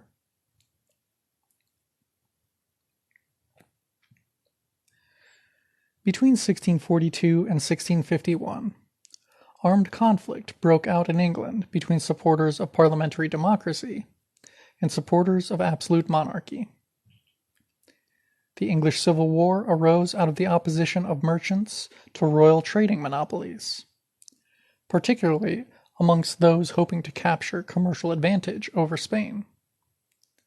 The opposition of capitalist yeomen to extortionate taxes imposed by the crown to fund lavish feudal lifestyles and wars against religious dissent across Britain. The opposition of urban artisans to the price and quality controls and localized tariff characteristic of feudal economy. And the opposition of many peasants to high rents. The backbone of popular opposition to absolutism in Britain before and during the Civil War in which it was abolished was, therefore, the English middle classes in the country, and, even more so, in the towns, where the wealth of the merchants, whose representatives in the House of Commons were far richer than their rivals in the House of Lords, largely funded the revolutionary effort. In 1649, the leader of the parliamentarian side in the Civil War, Oliver Cromwell, led an invasion of Ireland meant both to eliminate any military base from which a last-ditch defense might be made by the Royalists, and also to carve up its territory for redistribution to the merchants and speculators who bankrolled his army. The late U.S. historian Karl Bodekheimer shed light on British, quote, popular colonialism in Ireland, explaining the financial and supplementary motives of the Cromwellian colonists. Thus, beginning of long quote. Of the 1,533 adventurers, it is possible to attribute a geographical location to all but 202. Of the 1,331 who can be classified, 750 proved to have been from London.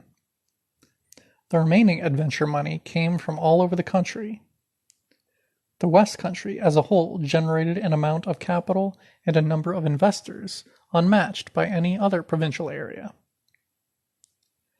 The West had long been identified with Irish colonization, particularly with the plantation of Ulster in the late 16th century. But this is not necessarily an adequate explanation of the enthusiasm of Devon. In addition, the phenomenon of small investment is nowhere more visible than in Exeter. The adventure in Exeter was therefore markedly different from the adventure in London, where it was largely the province of very rich men. In Exeter appeared the phenomenon of, quote, popular colonialism, in which relatively humble people sought security and increments of wealth from the nearby lands of Ireland. End quote.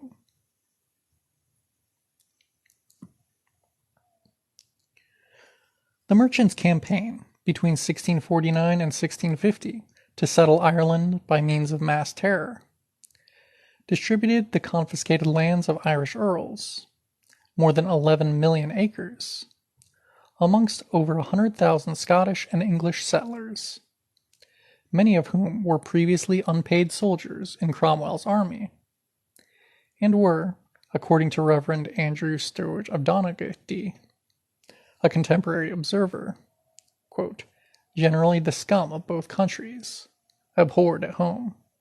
End quote.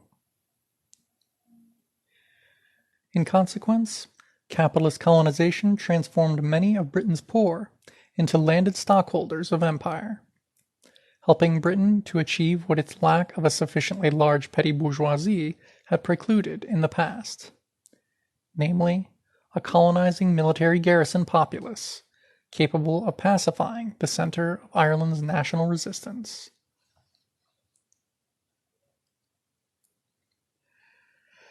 During the plantation of Ulster of 1641 to 1703, massive British violence, causing the death of over 1/4 of the population during the 3 years of Cromwellian conquest, the forced emigration of thousands of Irish prisoners to the West Indies, and wholesale land confiscation reduced Irish Catholic land ownership from 59% to 14%.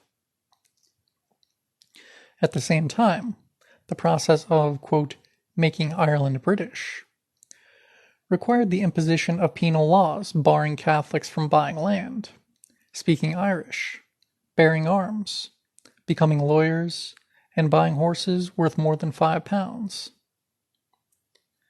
These and similar laws provided the legal basis upon which to ensure the total dispossession and political marginalization of the native Irish Catholic population in favor of the British settler and colonial ascendancy.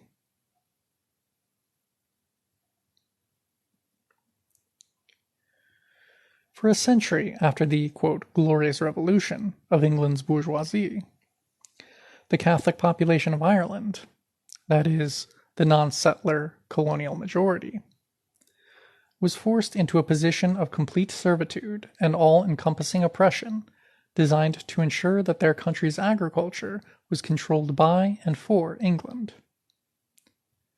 Up to that point, the major means attempted whereby Ireland's economic surplus, mainly extorted by rack-renting landlordism, could be secured by England's ruling class were, chronologically, the Anglo-Norman, quote, middle nation, when Anglo-Norman feudal lords were imposed as a colonial buffer between the English state and a despised Irish tribal populace,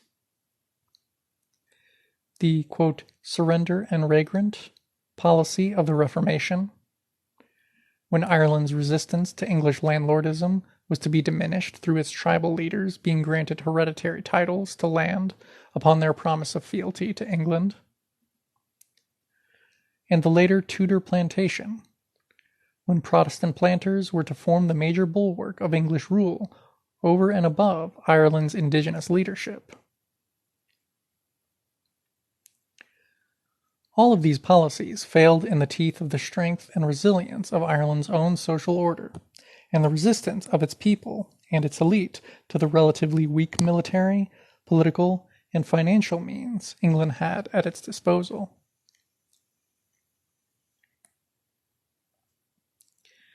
However, after a century of deliberately causing mass famine by scorched earth policies, dispossessing and escheating Irish land, and killing with superior military might, the late 17th century saw England in a historically unprecedented position to ensure Ireland's total subjugation.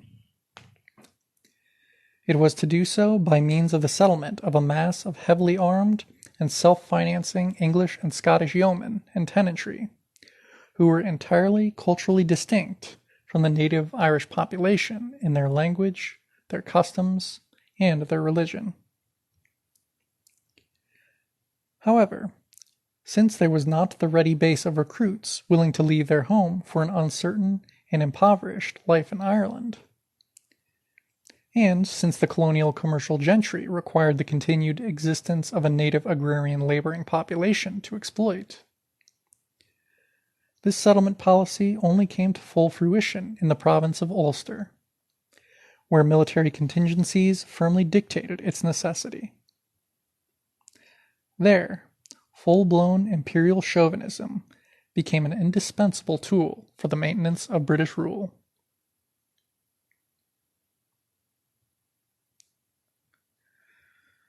Primitive accumulation of capital in Britain was partly sustained by the century-long plunder of Ireland. Money lent by English merchants, the same involved in North American and Caribbean colonial ventures, to the Cromwellian campaigns, £306,718, was more than that invested in any British colonial project of the time, except the East India Company. Yearly land rental in Ireland was estimated in 1670 at £800,000, out of a total national income of £4 million, while in 1687 the estimate of Irish rents was £1.2 million. These are estimates of the annual flow of money from Ireland to England in the period before industrialization in England, when Ireland provided a ready-to-hand base for primitive accumulation and cheap land and labor. Beginning of long quote.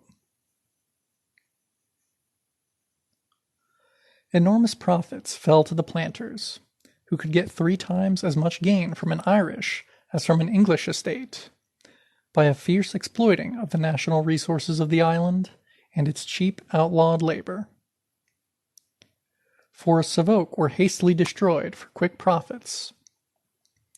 Woods were cut down for charcoal to smelt the iron, which was carried down the rivers in cunning Irish boats, and what had cost £10 in labor and transport sold for £17 in London.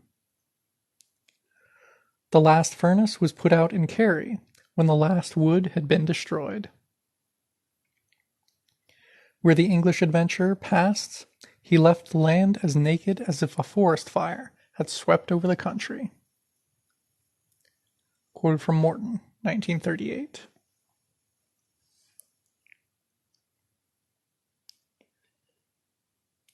At the same time, throughout the 17th century, the colonization of Ireland guaranteed English merchants huge profits derived from shipping inexpensive Irish foodstuffs to North America and the West Indies. Irish historian John O'Donovan quotes a 1689 book by George Phillips, The Interest of England in the Preservation of Ireland, humbly presented to the Parliament of England, to the effect that, quote, The islands and plantations of America are in a manner wholly sustained by the vast quantities of beef, pork, butter, and other provisions of the product of Ireland." End quote.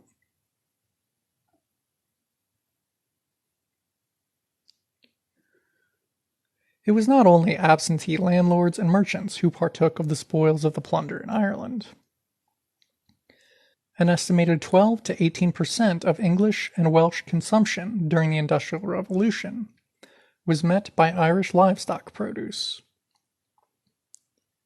Indeed, wheat and livestock exports to England continued unabated, while the famine following Ireland's potato blight of 1846-7, the country being unnaturally dependent upon the tuber as a colonial cash crop, claimed the lives of over 1 million peasants.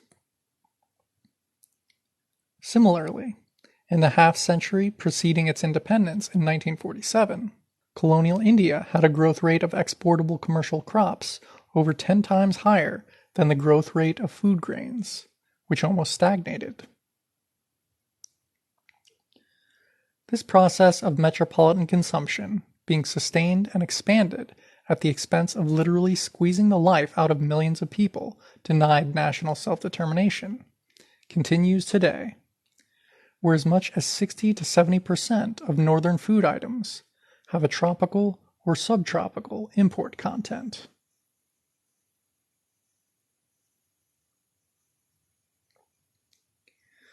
The Anglo-Irish satirist and dean of St. Patrick's Church of Ireland Cathedral in Dublin, Jonathan Swift, wrote in 1730 that, quote, "The rise of our rent is squeezed out of the very blood and vitals, and clothes, and dwelling of the tenants, who live worse than English beggars."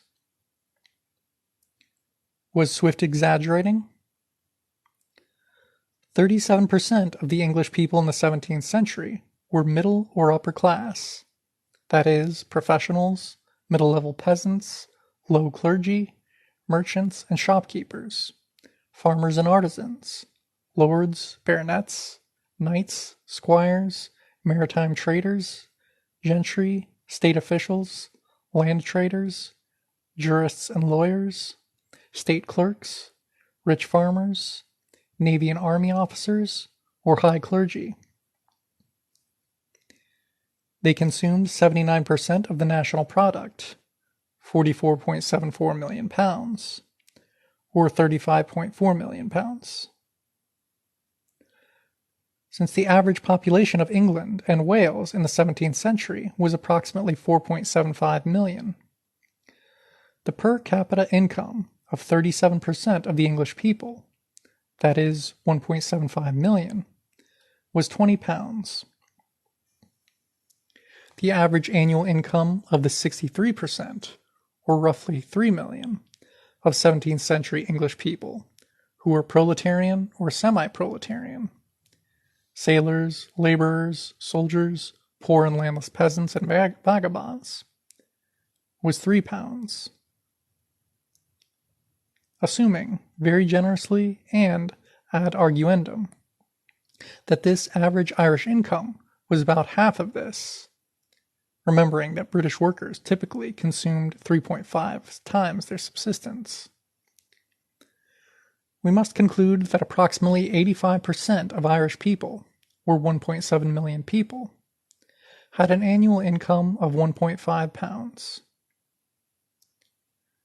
By comparison, the annual income of a poor and landless English peasant family was estimated to be 6.10 pounds, and an English vagabond and her family 2 pounds.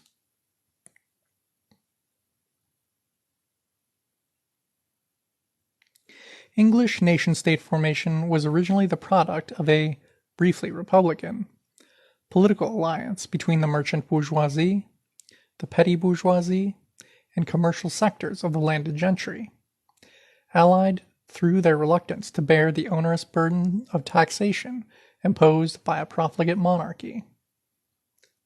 Quote, "No taxation without representation," was its slogan in a national struggle which had broad popular appeal.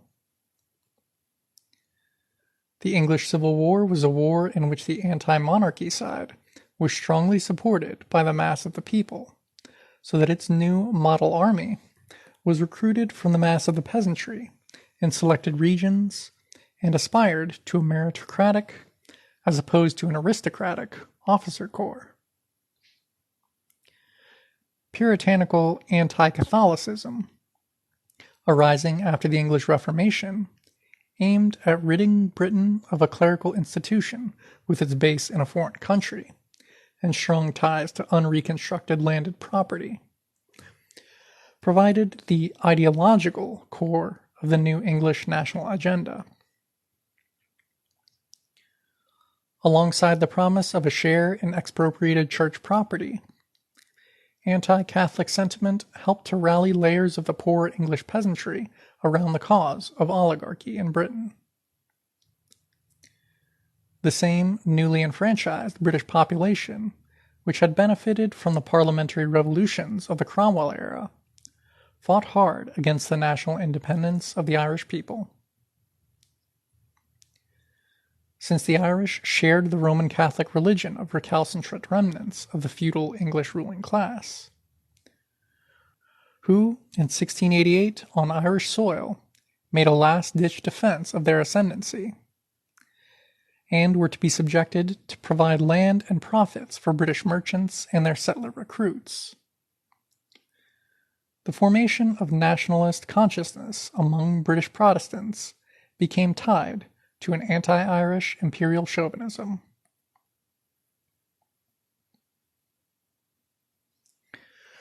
Cromwell's new model army was strongly influenced by the bourgeois democratic egalitarianism of the Levellers, a political movement popular at the time amongst middle and well-off farmers and craftsmen. Indeed, 50 years later, during the Battle of the Boyne in 1690, which resulted in the total extirpation of Irish national independence from Britain, many of Prince William of Orange's soldiers sported sea-green ribbons, identifying themselves in the Leveller tradition. During the English Civil War, when both Ulster Protestants and sections of the Irish Catholic Confederacy threatened to provide royalist forces with an Irish base for attacks on England, leading Levellers John Lilburne, Richard Overton, William Walwyn, and Tom Prince, imprisoned in the Tower of London for seditious activity, showed, quote, remarkable reluctance to commit themselves openly to advocating or criticizing English aggression against Ireland, for fear that either position on such a, quote, divisive issue might lose them support. Prince had personally invested £125 in the Adventurers Fund of 1642 for suppressing the Irish Rebellion, quote, a project which committed successive English governments not only to reconquest, but to large-scale confiscation of Irish land, end quote, and also appears to have been involved in supplying English troops in Ireland with butter and other victuals. There is precious little evidence of opposition to the principle of English rule in Ireland in 1647, even amongst the minority of radical democratic forces around the Levellers. Both the official declarations of the New Model Army and the radical pamphlets issued by the rank and file professed, quote, principled support for a military expedition to Ireland, and even the, quote, left within the New Model Army tended to argue for a more, quote, peaceable way of reducing that nation, end quote. Amongst the mutinous troops of Cromwell's army, evidence for opposition to the conquest of Ireland is overwhelmingly negative, and the little that existed revolved around soldiers' perception that, quote, they were not being given the chance to choose, individually, whether to go to Ireland or not, end quote. Although there were at least a few, quote, left-wing Levellers who opposed the colonialist strategy of their acknowledged leaders, The vast majority of the English popular classes had no qualms whatsoever about forcibly reducing Ireland to the status of an English dominion. As Irish historian Dr. Michael Osiokru writes, quote, "A few anonymous pamphlets seem to question the legitimacy of an invasion, but the vast majority of opinion in England enthusiastically supported the enterprise." End quote. As Balabar writes, quote, "A social formation only reproduces itself as a nation to the extent that, through a network of parameters and daily practices, the individual is instituted as homo nationalis from cradle to grave, at the same time as he or she is instituted as homo oeconomicus, politicus, religius." End quote. As just such a means of national enculturation, colonialist oppression and religious differentiation reinforced one another to create an enduring image of the Irish as, quite literally, quote, "beyond the pale" of normal British identity. Footnote: the English Pale was that part of Ireland concentrated around County Dublin, which was under direct English government control in the later Middle Ages. The popular phrase, "beyond the pale," refers to behavior that is uncivilized or undignified. End of footnote and end of section. Divided World, Divided Class by Zak Cope. Section: Mercantilism and the Peaceful Advance of Metropolitan Capitalism. The popular democratic struggles associated with the development of the capitalist state laid the groundwork for the establishment of a nationalist class alliance in the metropolitan countries. In his superb study of the Irish national question, historian Erich Strauss noted that in Britain, although the enclosure movement, beginning in the 17th century, began to pick up pace in the early 19th century, the existence of the poor law in southern England meant the increasingly penurious agricultural workforce did not increase its numbers sufficiently for landlords and urban manufacturing capitalists. Altering this law took many years, during which time English and Scottish industrialists turned to colonial Ireland for a supply of, quote, "cheap and docile" labor. Thus, the British state, founded on internal colonialist structures, could only produce popular narratives of national belonging in England and Scotland, which excluded the Irish.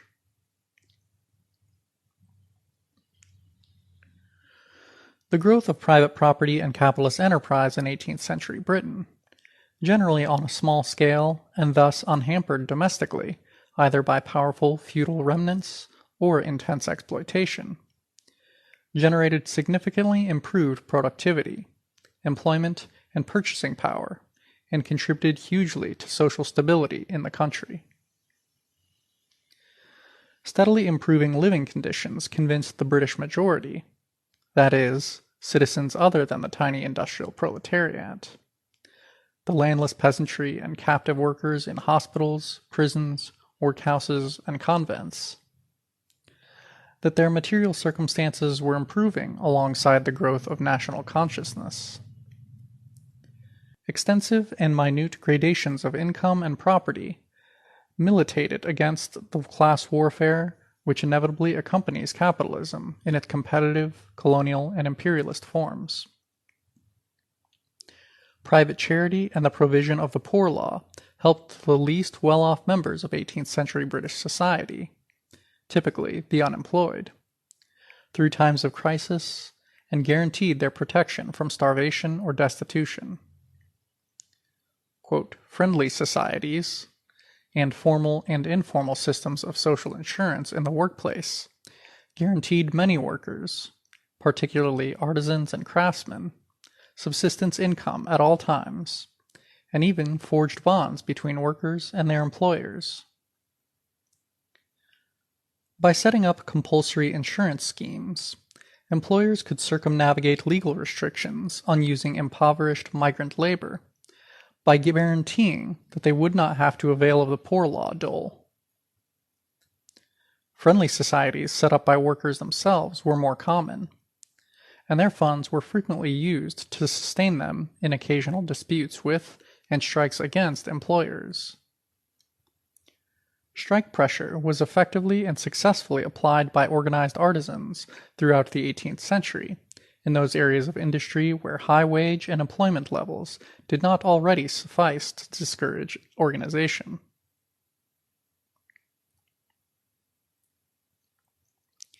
Even rioting over food prices, often caused by deliberate hoarding on the part of larger sellers of agricultural produce, was very successful in 18th century Britain, where the same violence over the distribution of food commodities met with punitive repression on the part of the British authorities in the semi-colonial Ireland of the time.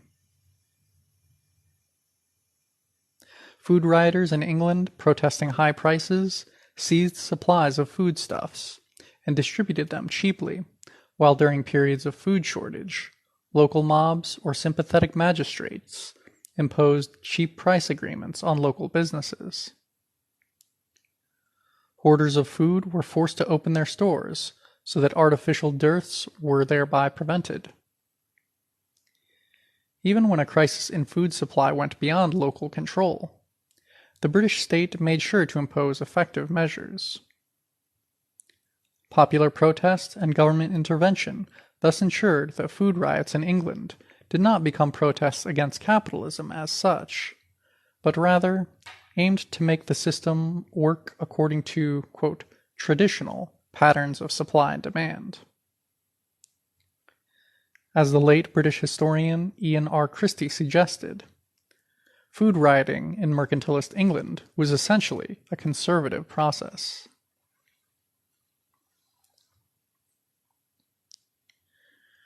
In the 18th century, the ascendant British bourgeoisie was also able to grant far-reaching political concessions to the general populace, thereby democratizing its rule. Beginning of long quote. In general, the voters were largely drawn from the middling ranks of society, rather than from the propertied elite or the laboring poor, though there were some voters from all the significant social groups in the country. According to Frank O'Gorman, only about 15 to 20% of voters were drawn from the richest sectors of society, including landed gentlemen, professional men, merchants, and manufacturers. About 60% of voters were retailers, traders, and craftsmen, men who prided themselves on belonging to the respectable classes of society, and who often cherished their independence. Perhaps surprisingly, O'Gorman estimates that nearly 15% of voters were semi- or unskilled workers and common laborers, many of them engaged in transport work, while the rest of the voters were attached to agricultural work. Clearly, the unreformed electorate was dominated by men from the broad, middling ranks of society, the freeholders, retailers, and craftsmen, but it reached quite far down the social scale. In most urban constituencies, it went below the artisan level into the laboring classes. Few of these electors were in a totally dependent or vulnerable position, where they simply had to accept the dictates of their superiors and had no room for electoral maneuver. Quoted from Dickinson, 1994. End of long quote.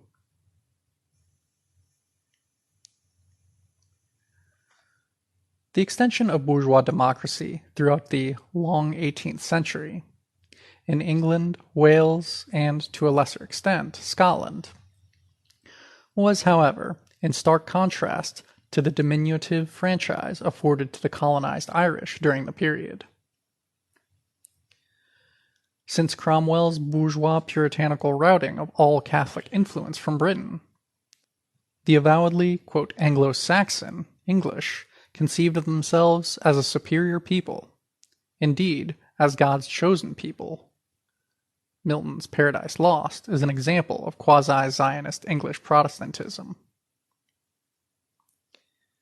In 1820, the author of Frankenstein, Mary Shelley, called the English subjects, quote, slaves of King Cant, proud parrots of the Anglo-Saxon Protestant chauvinism espoused by their capitalist rulers. The Protestant theocracy forged by Cromwell's bourgeois vanguard created national religious divisions that held that freedom and privilege was every Englishman's, not every person's, birthright. This ideology was upheld by the majority of the English oppressor nation, the poor of which provided a powerful vehicle for the revolutionary change accompanying the defeat of a decadent manorialism in the country. As Azerbaijani sociologist and historian Manuel Sarkisiansk writes, quote, in England, the worst-off elements had, for a very long period indeed, lost the habit of rebelling against their miserable condition. In return, they could hope to participate in the racial, ascendancy of Englishness. End quote. George Canning, soon to be British Prime Minister, described in 1797 how English, quote, Jacobins had sought in vain to move the poorest citizens to rise up against the rich. See Canning's arch-Tory anti-Jacobin newspaper. Beginning of long quote.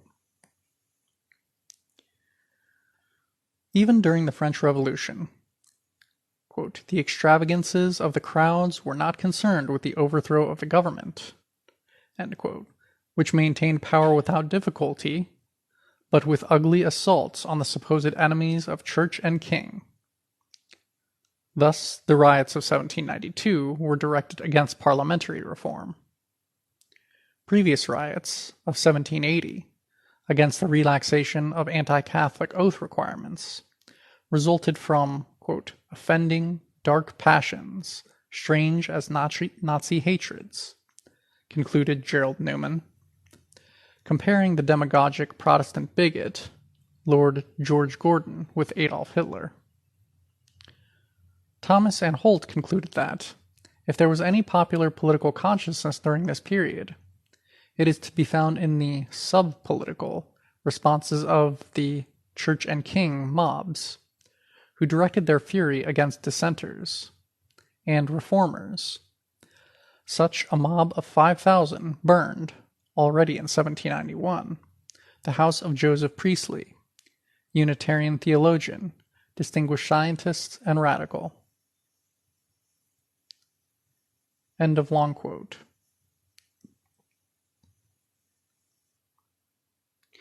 In fact, the Gordon riots of 1780 against the relaxation of anti-Catholic laws witnessed the first, self-consciously British, political collaboration between English and Scottish artisans.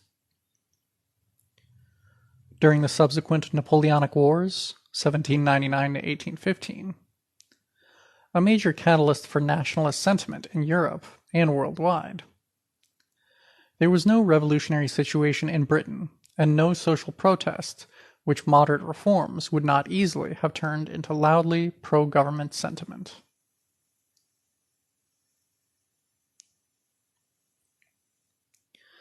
The economic basis of the English lower classes' readiness to align themselves with the imperial polity, and its accompanying chauvinism, lies in the protectionism associated with mercantilist colonialism, which ensured the continuing material sustenance of the whole range of petty bourgeois strata in the metropolis during that long primitive phase of capitalist accumulation.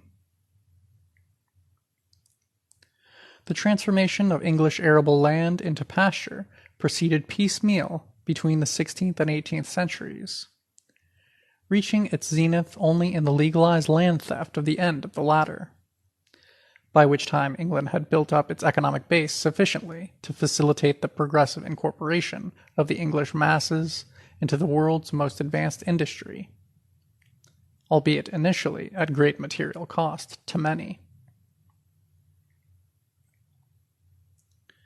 The point to grasp here is not that the English workers of the pre-monopoly capitalist era were in receipt of value over and above that which they created, but rather that what English Marxist and economist and geographer David Harvey calls the, quote, uneven primitive accumulation, associated with mercantile colonialism, provided enough capital to the English bourgeoisie to ensure that the transition from feudalism to capitalism in England was relatively gradual and, quote, peaceful for the majority of the populace.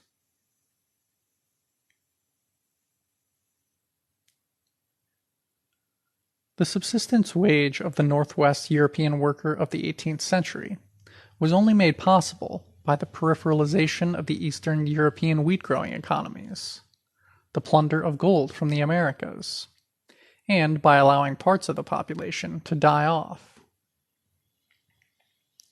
As such, the colonialist connection proved early on to be a source of cheap food materials to assimilate the metropolitan poor into the capitalist system and ensure the system's growth.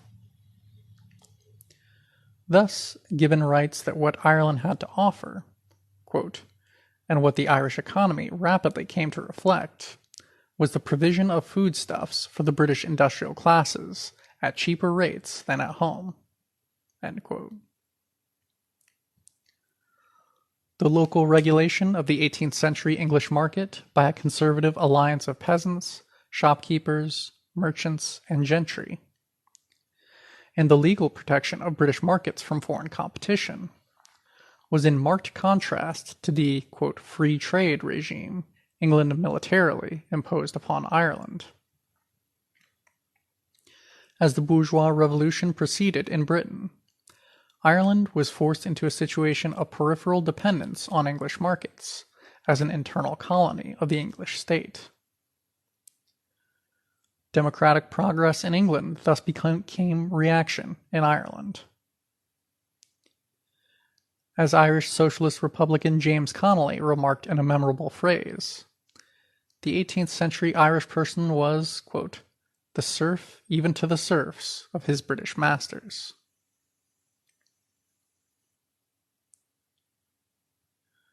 As the Industrial Revolution proceeded, wage levels in the British metropolis may have increased, whilst those in Ireland decreased, with disastrous consequences. End of section. Divided World, Divided Class by Zak Cope. Section. From Imperial Chauvinism to White Racism. Unlike most other European nation-states, imperial chauvinism was part and parcel of the British national project from its earliest point. In Britain, imperial chauvinism was inscribed within the ideological narrative of the original nationalist construct. What the late U.S. historian Theodore Allen has called religio-racism, the justification of brutal settler colonialism with reference to the incorrigible religious iniquity of its victims, coincided with the overthrow of pre-modern societal forms in Britain and Ireland. Imperial chauvinism generates racism, as such, when the construction of a nation-state demands the strict and enduring marginalization of an ethnically particular and physically dissimilar population. Racism thus developed as the ideological conjunct of the continental American and eventually global ascendancy of settler and colonialist capitalism. End of section. Divided World, Divided Class by Zak Cope. Section. Classical Capitalism and Racism. The classical phase of global capital accumulation, 1769 to 1880, broadly from the First to the Second Industrial Revolution, was characterized by the eventual colonization of almost the entire world by the capitalist nations of Europe, the extermination of the vast majority of indigenous peoples in the American and Australasian settler colonies, the complete enslavement of all persons of African descent in the United States, the factory production of cotton textiles, the conversion of all colonized lands into unpaid suppliers of agricultural materials for metropolitan capitalists and buyers of core manufactures, and hence the marketization of land in the core countries and parallel entrenchment of pre-capitalist, coercive agricultural forms in the periphery. The core zone within this phase of global capital accumulation consisted of northwestern Europe, Imperial Britain and France specifically, while the United States, Germany, Japan, and less so, Russia, rose to nearly core status. During the 19th century, previously economically isolated parts of Africa and Latin America were integrated into the periphery, along with the Middle East and much of Asia. 19th century capitalism invoked and eventually systematized on a pseudo-scientific footing racial chauvinism, whereby the colonial peoples and nations of Europe were encouraged to view their bloody domination and conquest of non-European peoples as a mission civilisatrice, befitting their biologically ordained, quote, racial superiority. End of section. Divided World, Divided Class. Section. Industrial Capitalism and the Development of Underdevelopment. The transformation of mercantilist capitalism into classical competitive capitalism corresponds with the social ascendance and overarching power of the industrial bourgeoisie. As noted, the system associated with mercantilist trade was eminently commercialist, and was concerned more with the exchange of finished items than with the extension of industrial capitalist production relations based on the exploitation of wage labor. This ensured that mercantilism was limited in its capacity to produce relative surplus value, and was therefore to be abandoned by a burgeoning capitalist system. The abolition of mercantile capitalism, involving eradication of the hangovers of feudal and protectionist economic relations in the British center of world capitalism and the suppression of the international slave trade, established conditions for the consolidation of the world capitalist market as such. Britain's free trade imperialists aimed to move away from mercantilist practices and successfully effected the termination of the British East India Company's trading monopoly in 1813, the banning of the slave trade, 1807, and slavery in the British colonies, 1833, the lifting of the ban on exports of machinery to foreign countries, 1825, and the repeal of the Corn Laws, 1846.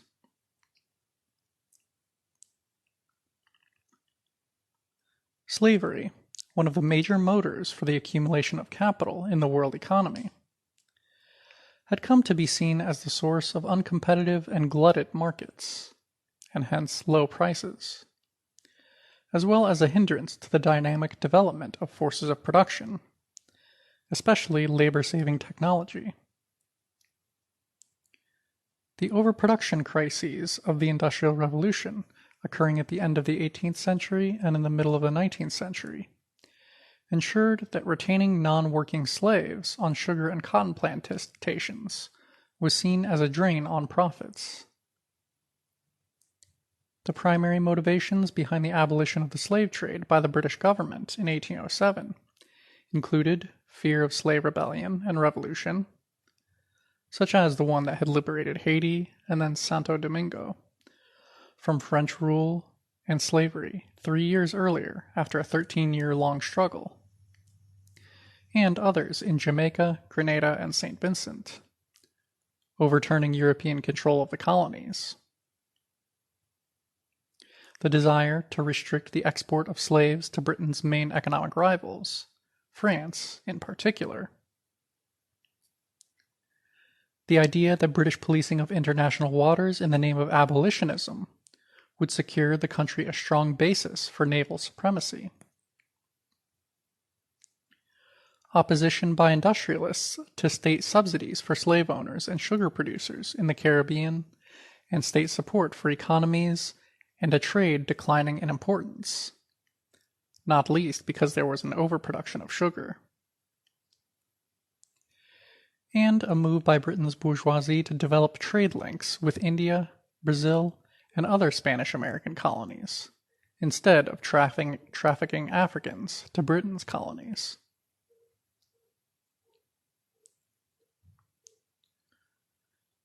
The slave trade, therefore, was abolished in 1807 in Britain, with slavery itself abolished in the British Empire in 1834, in the French Empire in 1848, in the United States in 1863, and in the former Spanish Empire in the 1880s.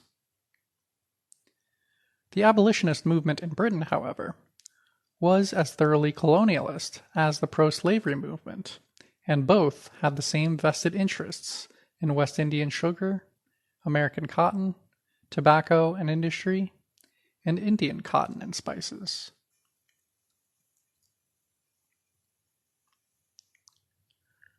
Thus, for example, the conqueror of the Congo for Belgian colonialism, Henry Morton Stanley, received financial and political support from 1875 onwards from the Manchester abolitionists, whilst Cecil Rhodes gave special thanks to the British emancipationist movement and the Salvation Army at a celebration held in Cape Town Drill Hall.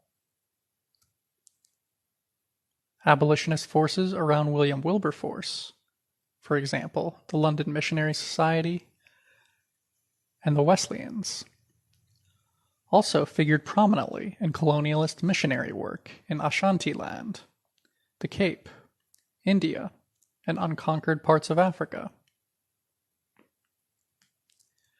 After abolition, moreover, the slave trade continued, and between 1807 and 1850, hundreds of thousands of slaves were exported from Africa.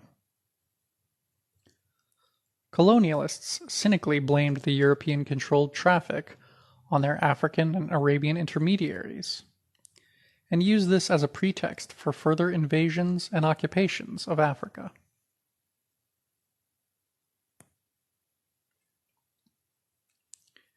By the end of the Napoleonic Wars, 1799 to 1815, Britain and France, the two largest and rival imperial powers in Europe, struggled to maintain and expand their colonial territories, with Britain consolidating and extending its military and administrative rule in India and Burma in the early to mid-19th century, and France colonizing Algeria and much of North Africa by the 1830s, and Indochina by the 1860s.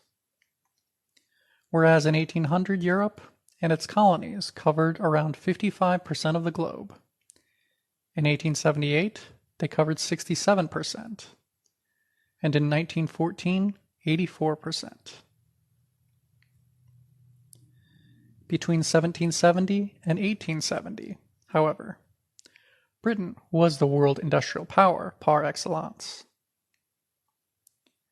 In this period, Britain preferred to allow imports of comparatively uncompetitive foreign goods into its domestic market, while at the same time guaranteeing its economic dominance by forcing weaker powers to open their markets to its manufactures, forcibly propping up its commercial interests, securing, and if necessary expanding, territorial boundaries, and repressing non-compliant indigenous elites in its colonies. Between 1825 and 1875, quote, Britain fought the Ashanti and Zulu Wars in Africa, the Indian Mutiny, India's first war of independence, the Opium War with China, the Crimean War with Russia, and 2 wars in Burma, as well as bombing Accra and annexing Aden. End quote. The president of the Manchester Chamber of Commerce, the institutional center of laissez-faire, perfectly summarized in 1840 what, quote, free trade amounted to for British colonies, namely, unlimited unequal exchange and underdevelopment. Beginning of long quote. In India, there is an immense extent of territory, and the population of it would consume British manufactures to a most enormous extent. The whole question, with respect to our Indian trade, is whether they can pay us, by the products of their soil, for what we are prepared to send out as manufactures. End quote.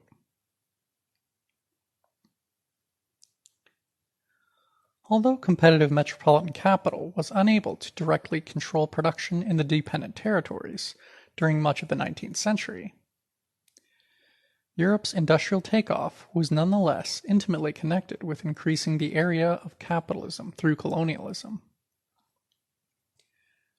This was achieved both by expanding export markets and by obtaining cheap raw material and food imports.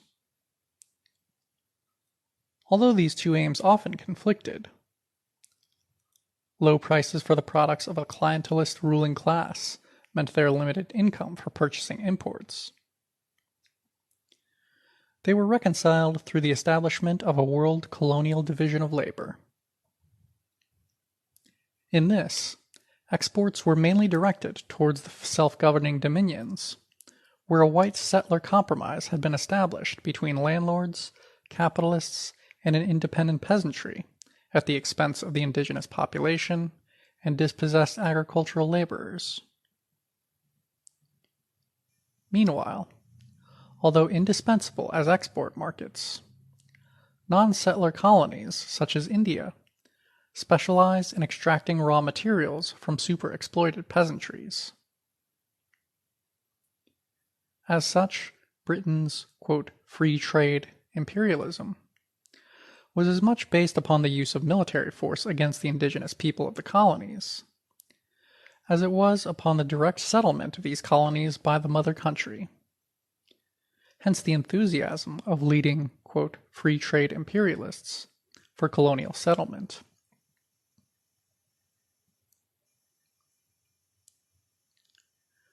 Mandel has estimated that, quote, for the period 1760 to 1780, profits from India and the West Indies alone more than doubled the accumulation of money available for rising industry.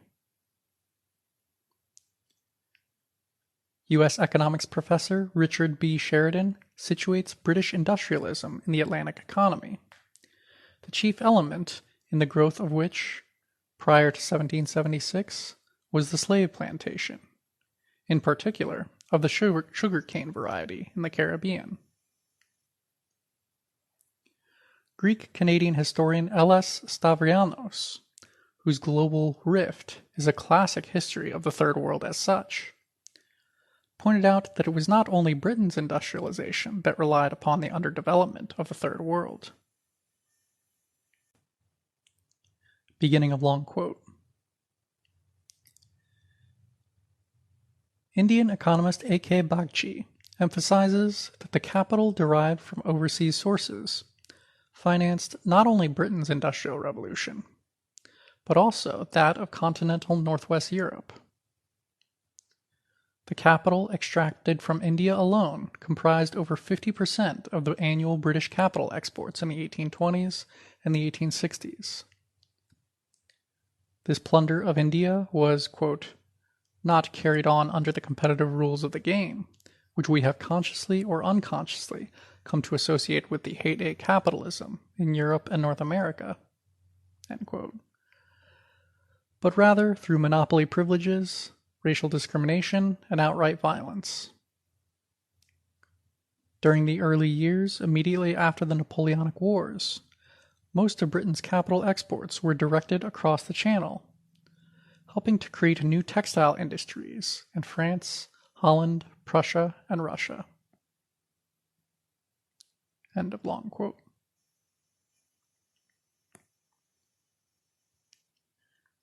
State-guaranteed colonial investments made through qualified solicitors and bankers, largely self-financed in India, where exports exceeded imports by some 4 million pounds per year in the 1850s, steadily increased throughout the classical era of capitalism, so that by 1870, 36% of British overseas capital was in the empire, alongside half the annual flow. Britain's hugely increased volume of imports in the 1850s and 60s relied on extensive capital investments in railways, ports, and shipping to facilitate colonial trade. Capital investment was needed to develop overseas production, since, as Marx wrote in 1853, quote, "You cannot continue to inundate a country with your manufactures, unless you enable it to give you some produce in return."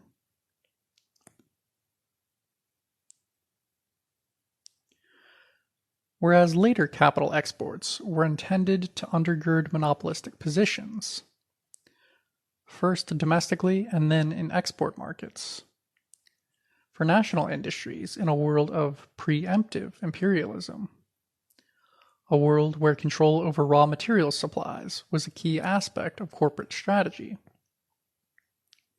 This earlier capital export was for the purposes of expanding a world market in which Britain was the unrivaled master.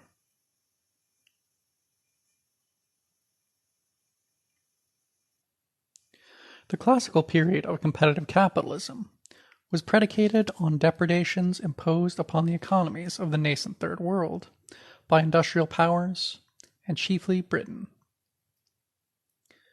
Bailey notes how colonialism converted a large part of humanity into, quote, "long-term losers in the scramble for resources and dignity."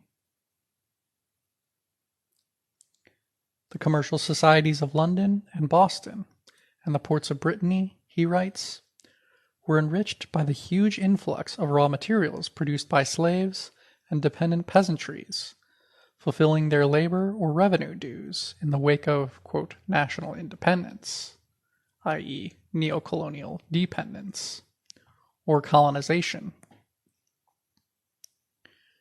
Brazil's coffee industry, for example, expanded on the basis of growing enslavement, while Indian and Indonesian peasants grew cash crops at the expense of food crops to service their new colonial masters.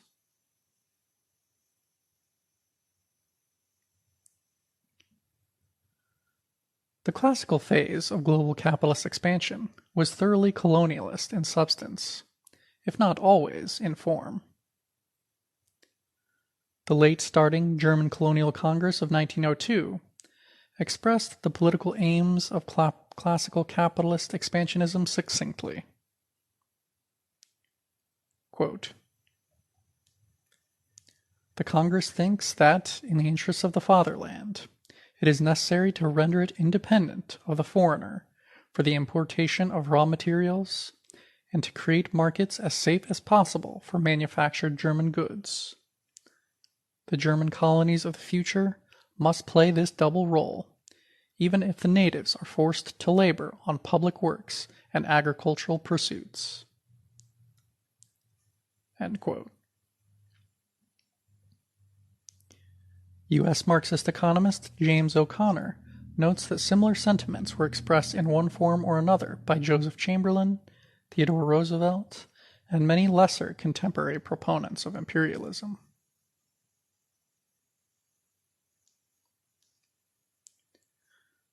The colonies themselves did not significantly contribute to core industries, raw materials, or food supplies until the later 19th century, however. For example, tea, coffee, sugar, and tobacco constituted the major share of Britain's imports from Asia, Latin America, Africa, and the West Indies, representing 76% of England and Wales imports from these regions in 1770, 61% in 1780, 68% in 1790, 71% in 1800, 68% in 1810, and 94% in 1820. Yet commodities produced under tributary and slave conditions in the peripheral nations throughout the colonial period, and the massive import surpluses of the colonial power, greatly enlarged the commercial profits of the leading capitalists, affording them enhanced investment opportunities in domestic industry. In colonizing the periphery, metropolitan capitalists were able, first, to raise unrecompensed value to invest in the reproduction of constant and variable capital, and second, to secure a captive market for goods sales. Nowhere was this process more complete than in the settler colonial society of the United States. In the U.S., the conquest of land required both the demographic expansion and the military and legal supremacy of the settler population, the world's first truly mass petty bourgeoisie. Footnote. Sakai quotes the findings of historian Maine, stating that the class composition of settler America at the time of the 1775 War of Independence was 80% bourgeois and petty bourgeois. Of this, 10% capitalists, great planters, large merchants, etc. 20% large farmers, professionals, tradesmen, and other upper middle elements. 40% small landing-owning farmers. 10% artisans, blacksmiths, coppers, carpenters, shipwrights, etc. End of footnote.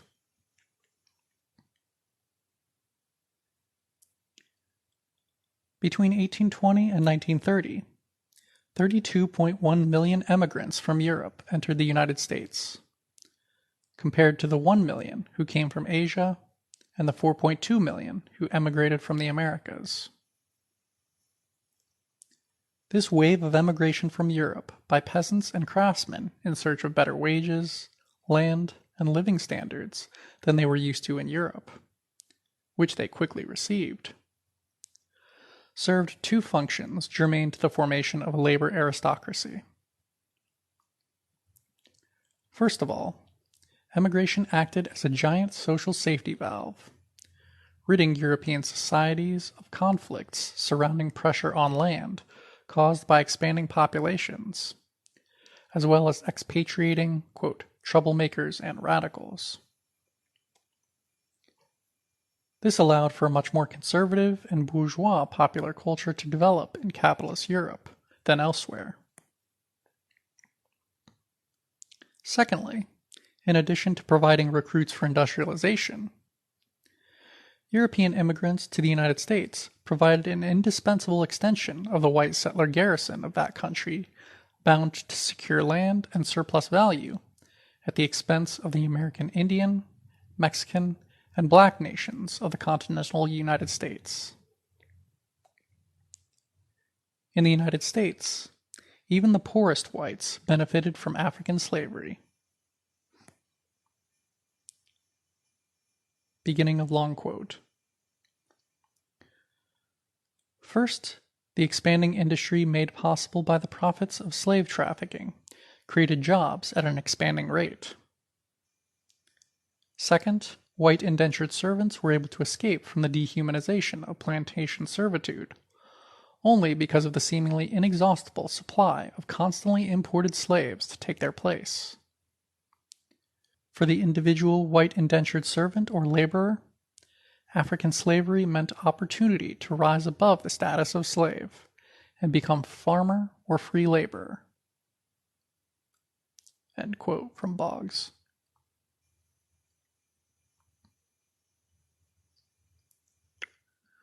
Wage rates remained exceptionally high in the United States in the pre-monopoly phase of capitalism, precisely because the seemingly limitless stolen land available to poor Western and Central European immigrants guaranteed that the demand for labor constantly outstripped the supply. Author of the excellent history of the U.S. white working class, Settlers, The Mythology of the White Proletariat from Mayflower to Modern, J. Sakai, describes the role of European immigrant labor, German and Irish particularly, in the struggles supporting, quote, Jacksonian democracy. In the 1820s and 30s, the liberal reform movement surrounding soon-to-be President Andrew Jackson restricted the franchise for blacks whilst extending it for whites, stole land from the Creek, Cherokee, Choctaw, Chickasaw, and Seminole Indian tribes at gunpoint, in the process eliminating a land base for independent slave revolt, and openly proclaimed genocidal, anti-Indian, and anti-Negro views. Beginning of long quote. The dominant political slogan of the white workers' movement of the 1840s was, quote, "Vote yourself a farm." This expressed the widespread view that it was each settler's, quote, right to have cheap land to farm, and that the ideal lifestyle was the old colonial-era model of the self-employed craftsman, who also possessed the security of being part-time farmers. The white labor movement, most particularly the influential newspaper Working Man's Advocate of New York, called for new legislation under which the empire would guarantee cheap tracts of Indian and Mexican land to all European settlers, and impoverished workmen in particular. The Homestead Act of 1851 was one result of this campaign. The white workers literally demanded their traditional settler right to be petty bourgeois, quote, little bourgeois, petty imitators who would annex their small individual plots each time the real bourgeoisie annexed another oppressed nation. It should be clear that the backwardness of white labor is not a matter of, quote, racism or of, quote, mistaken ideas, of, quote, being tricked by the capitalists, all idealistic instead of materialist formations. Rather, it is a class question and a national question. End of long quote by Sakai.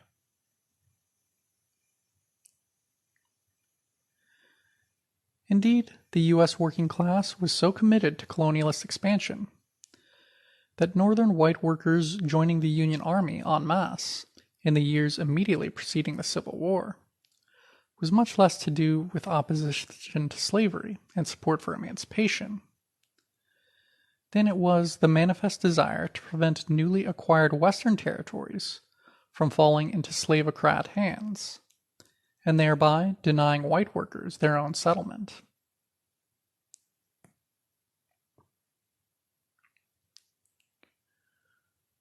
Although the massively expanded territorial control and authority of the 19th century settler colonialists in the United States, Australia, New Zealand, and South Africa meant the gradual erosion of small-scale subsistence agriculture as the system of colonialism advanced, so too did the absolute divide between settlers and natives, producing a consequent codified entrenchment of white supremacy. End of section. Divided World, Divided Class. Section: Racism and Colonialism. The crystallization of racist doctrine attendant to Europeans confronting the inhabitants of the New World as exterminators, colonialists, and slave masters would provide a central shibboleth of settler capitalist society. Concerned as it was to minimize threats to capital accumulation arising out of economic conflict amongst its inhabitants, white supremacy served a socially integrative function for settler colonialism. So much that white identity became crucial to the coalescence of a U.S. working class as such. By the time of the 1857 Dred Scott v. Sanford U.S. Supreme Court decision, wherein black males were legally constructed as only 3/5 of a man, as a white nationalist compromise to safeguard the congressional voting rights of the southern U.S. slaveocracy. Chief Justice Roger Taney could assert that African-descended persons in the U.S. had, quote, for more than a century before been regarded as beings of an inferior order, and altogether unfit to associate with the white race, either in social or political relations, and so far inferior that they had no rights which the white man has bound to respect, and that the Negro might justly and lawfully be reduced to slavery for his benefit. End quote. The humanity of non-white minorities came to be disregarded in and through conquest, and the settler society established thereon.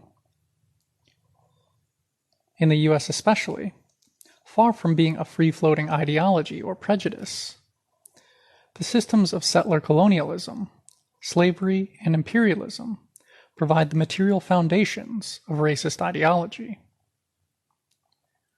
Racism directed against Chicanos in the southwest of the United States is intimately connected to the seizure and occupation by white settlers of the formerly Mexican national territories of Texas, Arizona, New Mexico, Colorado, Utah, and California.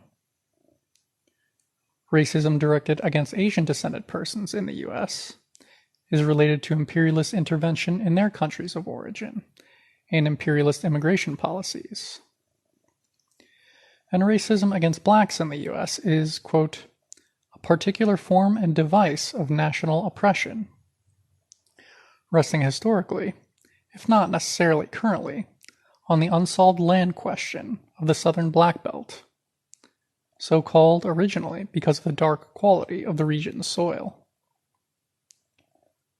Black American nationality is historically based on common economic, cultural, and geographic experience of slavery, and the retrenchment of its economic structures and personnel in the post-Civil War period.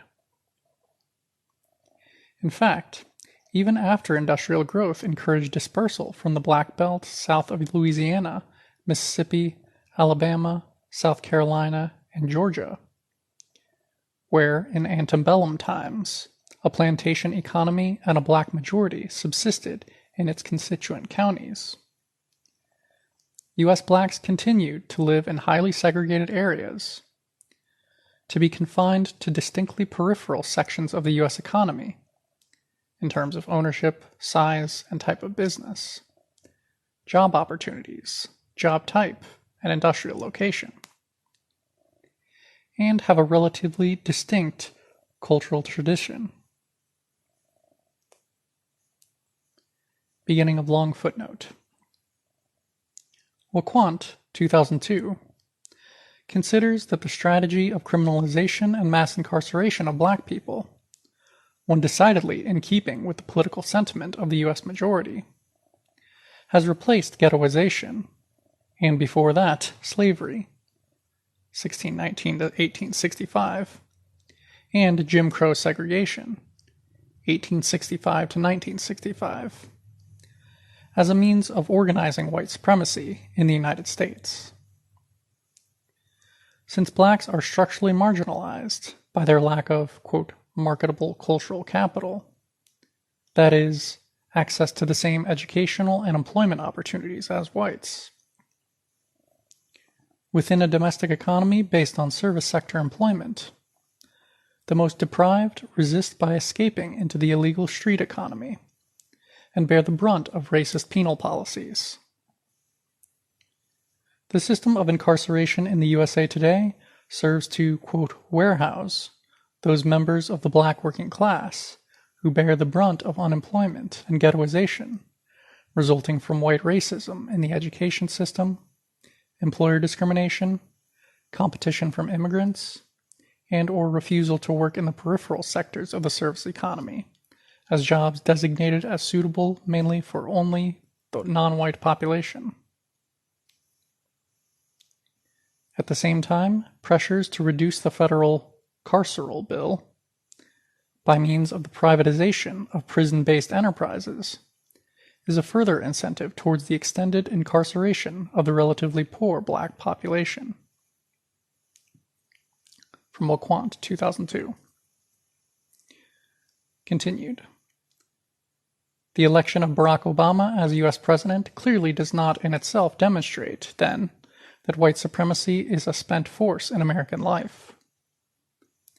Paradoxically, it may signal that many blacks and other minorities in the U.S. have come to achieve a strong stake in an imperialist society, wherein white privilege continues to be structurally embedded. End of footnote.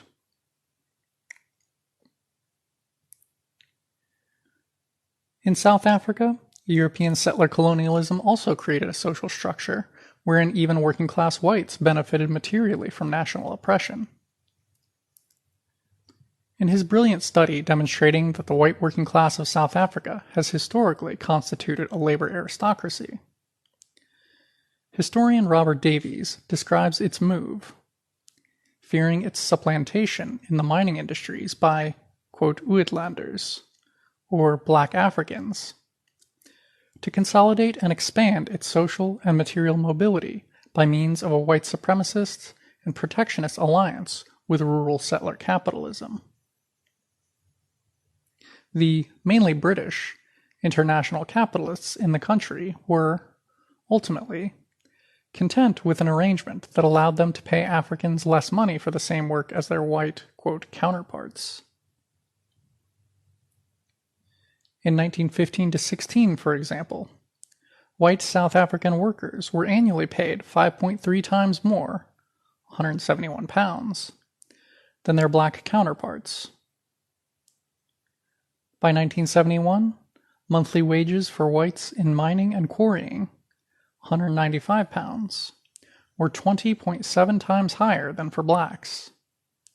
In manufacture, 170 pounds, 5.9 times more. And in construction, 178 pounds, 6.3 times higher. Thus, Davies writes,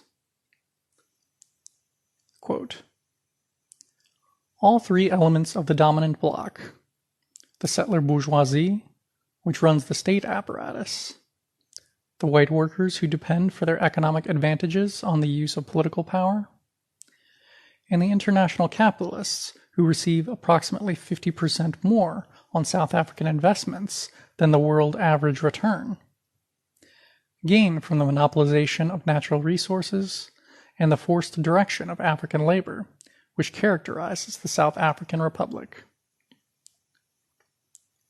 End quote.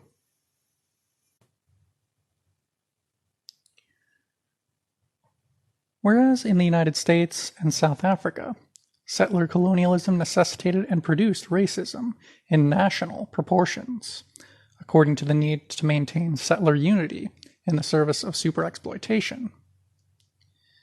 In non-settler colonies of Europe, like India and Vietnam, colonialism's absolute denial of political and economic power to the indigenous population bred a similarly vicious and coercive racist mentality within the minority occupying European administrations.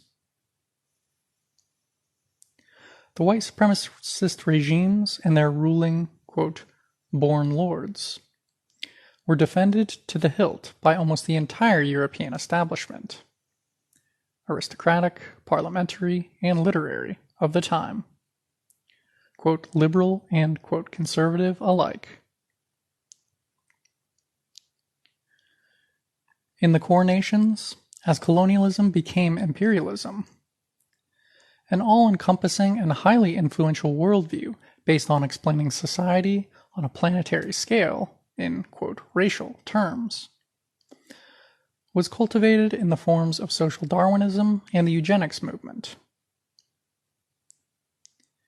In a study published by the United Nations Educational, Scientific, and Cultural Organization, UNESCO, Klaus Ernst demonstrates that, quote, racialism cannot be dissociated from the political practice of colonialism, or its use as a, quote, political instrument for colonialist ends.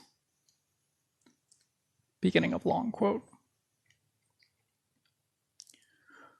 Racism and racialist ideology cannot be separated from colonialism, from the subjugation, oppression, and colonial exploitation of the populations of Africa, Asia, and Latin America.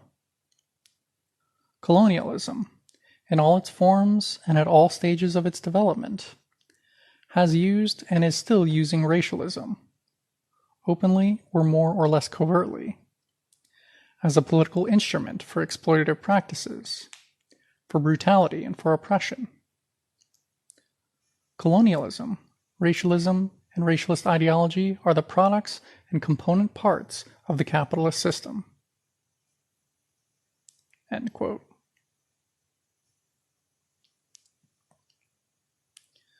Similarly, for U.S. Marxist economists and analysts of monopoly capitalism, the late Paul Baran and Paul Sweezy, racism has its origins in the European bourgeoisie's need to rationalize and justify the system of robbery, enslavement, and exploitation established through colonialism from the 16th century on. In particular, racist doctrine was elaborated and perfected in the American South as the ideological underpinning of the slave system. The white supremacist idiom developed in the context of internal colonialism was easily adapted as United States capitalism projected its power across the globe. Between 1898 and 1902, as the U.S. invaded the Philippines and killed over 1 million of its inhabitants, native Filipinos became, quote, niggers and, quote, Injuns in the U.S. imaginary.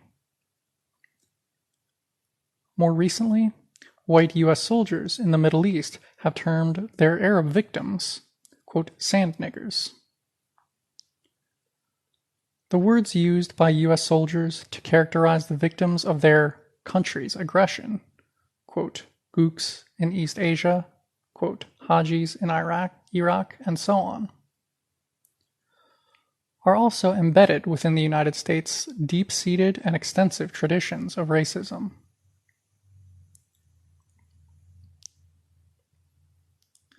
These traditions are common to all sections of white American society, of which the U.S. military is remarkably representative demographically. Using enlistee data from the U.S. Department of Defense, right-wing free market U.S. think tank, the Heritage Foundation, has highlighted evidence suggesting that, contrary to social reformist dogma, much of it recycled from the World War I era, U.S. military recruits are more similar than dissimilar to the American youth population. The slight differences being that wartime U.S. military enlistees are better educated, wealthier, and more rural on average than their civilian peers. In 2008, the Heritage Foundation found that only 11% of enlisted military recruits in 2007 came from the poorest quintile of American neighborhoods, while 25% came from the wealthiest quintile. Heritage reported that, quote, these trends are even more pronounced in the Army Reserve Officer Training Program, ROTC, in which 40% of enrollees come from the wealthiest neighborhoods, a number that has increased substantially over the past 4 years. End quote. Indeed, the Heritage Report showed that, quote, low-income families are underrepresented in the military, and high-income families are overrepresented. Individuals from the bottom household income quintile make up 20% of Americans who are 18 to 24 years old, but only 10.6% of the 2006 recruits and 10.7% of the 2007 recruits. Individuals in the top 2 quintiles make up 40% of the population, but 49% of the recruits in both years. Moreover, the commonly heard charge on the liberal left that the U.S. Army is disproportionately black is also false. Whereas blacks comprise 17% of the U.S. population, aged 18 to 39, with high school degrees, they represent only a slightly larger proportion of enlisted soldiers, at 21%. Meanwhile, as the Wall Street Journal reports, whites were significantly overrepresented among enlisted Army personnel in 2010. While 58% of Americans aged between 18 and 39 years old are white, 64% of the Army's enlisted men and women are. This situation has not changed with Americans' recent economic decline. While 60% of 18 to 24-year-olds with a high school degree are white, and 17% are black, 64% of enlistees are white, and 19% are black. Whereas the British government refuses to publish figures on the social background of its soldiers, and it is clear that their military recruitment initiatives target youth from disadvantaged areas, there is reason to be skeptical about opportunist claims that the British Army is overwhelmingly lower class in its social composition. Those on the left anticipating a Damascene conversion to socialist internationalism on the part of U.S. or British military personnel, even assuming a complete disregard for the mass embourgeoisement brought about in the rich countries by imperialism, will need to stretch the concept of, quote, working class even further to its outer limits.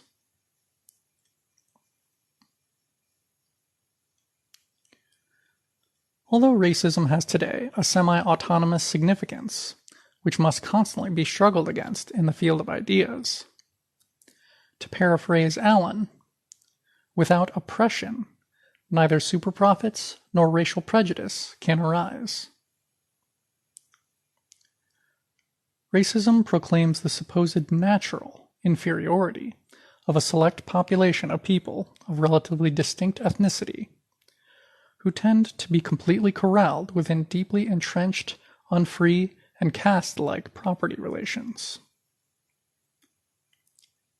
It originates where such a group is formally or effectively colonized, and is absolutely unable, due to the enforcement of capital's need to keep wages as low as possible, and the labor aristocracy's aim of maintaining its super wages, to assimilate and or receive the benefits of citizenship. The politics of racism today cannot be understood outside of the dehumanizing socioeconomic systems set up by imperialism. Everywhere in the colonial and neo-colonial eras, quote, racism as ideology and racism as a relation of production were and are complementary and inseparable. End quote, and end of section. Divided World, Divided Class. Section. The Metropolitan Working Class. Between Proletarian Internationalism and Social Chauvinism. To some extent, with the foregoing arguments, we have skipped ahead of ourselves. One class, the aforementioned labor aristocracy, has yet to appear on the historical scene. The industrial mode of production of the classical capitalist age inexorably created a metropolitan proletariat, a class of propertyless and exploited workers living in abject poverty. In 1825, a physician called Guépin from Nantes in France vividly described the conditions of the proletariat of this era. Beginning of long quote. To live, for him, is not to die. Beyond the piece of bread, which is supposed to nourish his family and himself, beyond the bottle of wine which is supposed to relieve him for an instant from the awareness of his sorrows, he asks for nothing. He hopes for nothing.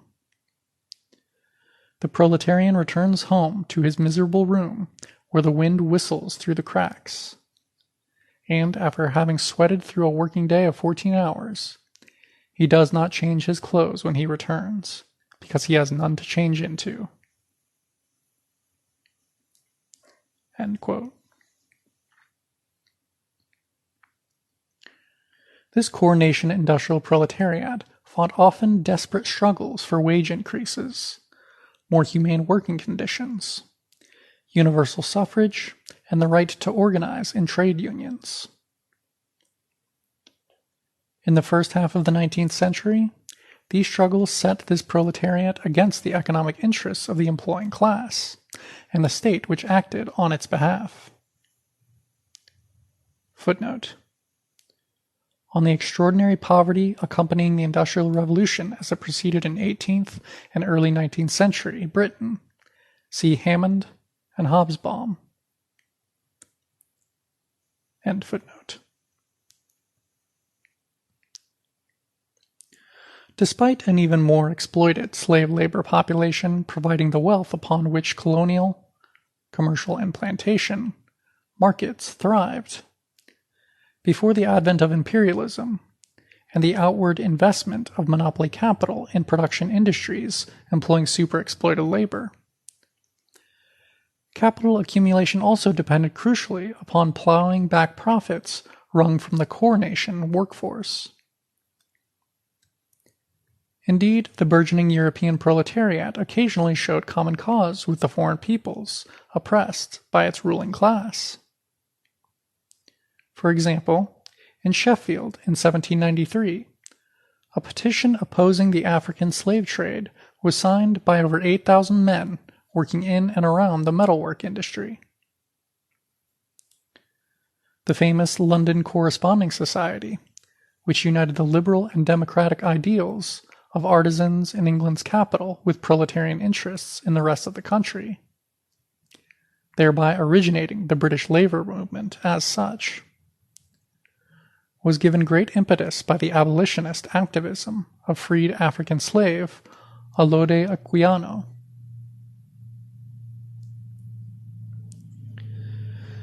These examples, however, are atypical.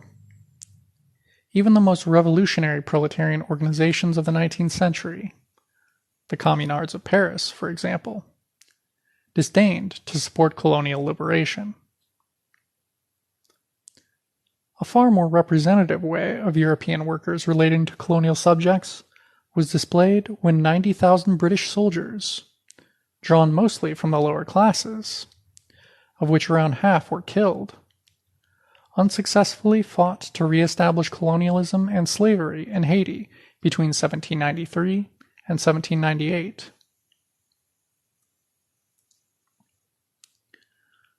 Nonetheless, as a result of its own grinding exploitation, the proletariat has a radical class interest in abolishing all relations of exploitation, and the oppression-exploitation matrix established by capitalism. Out of its struggles in Europe grew a set of political, economic, and moral ideals which became known as socialism, a term coined in 1834 by French philosopher, economist, and political democrat Pierre Leroux. In the ensuing age of imperialism, however, socialist ideology rapidly became transformed into social chauvinism, a confluence of national and racial chauvinism focusing on the material needs of European-descended national working classes. Social chauvinism is the characteristic and dominant political ideology of the metropolis in the pre-globalist monopoly phase of capital accumulation. End of section. Divided world, divided class. Section: Imperialism and Social Chauvinism. The imperialist phase of capitalism, lasting roughly from the 1870s until the present day, has developed out of the growth of the steel industry and the systematic application of scientific innovations to production. At first, electricity, chemistry, telecommunications, and later, nuclear power, astrophysics, and cybernetics. the gradual relocation of transnational monopoly industry to the dependent nations, particularly after the Second World War, a division of the entire world into core and peripheral capitalist nations within an economic world system dominated entirely by the oligopolies of the metropolitan capitalist nations, a constant and ongoing war against nations striving to free themselves from this subordinate, peripheral, and parasitic relationship. And 5. And the ideological identification of civilization with the cultural mores and lifestyle norms of the imperialist countries, namely first-worldism. Self-regarding cultural chauvinism informs the prevalent political outlook of the imperialist country populations, so that the governments thereof may justify any and all of their oppressive foreign policies on a liberal interventionist pretext. Thus, in its advanced stage, global imperialism provides for the growth of an elitist, racist, often politically detached, but always deeply conservative consciousness to develop among the labor aristocracy. In the imperialist age tout court, as anti-imperialist English poet, traveler, and diplomat Wilfred S. Blunt said in 1900, quote, "The whole white race revels openly in violence, as though it had never pretended to be Christian." End quote. And end of section. Divided World, Divided Class. Section. Imperialist Capitalism. As their capital expanded on the back of colonial pillage and the exploitation of the increasingly global proletariat, businessmen in the metropolitan countries strove to increase domestic productivity using new industrial techniques. The discovery of electricity alongside scientific innovations in chemical and steel production, the so-called, quote, Second Industrial Revolution, led to a fall in the prices of these commodities and an increasingly high organic composition of capital. Footnote. The term organic composition of capital refers to the ratio between variable and constant. Production becomes more constant or capital-intensive capital. That is, to the amount of value-creating labor power against technology and raw materials utilized in the labor process. End footnote. This decrease of living labor, quote, immediate labor, relative to dead labor, quote, objectified labor, of variable as opposed to constant capital, in combination with intensified price competition accompanying the spread of industrialization, saw a concomitant decline in the rate of profit, and led to depression and economic crises. Footnote. Profit is the unpaid labor time of the worker, appropriated by the capitalist, as measured against total capital invested.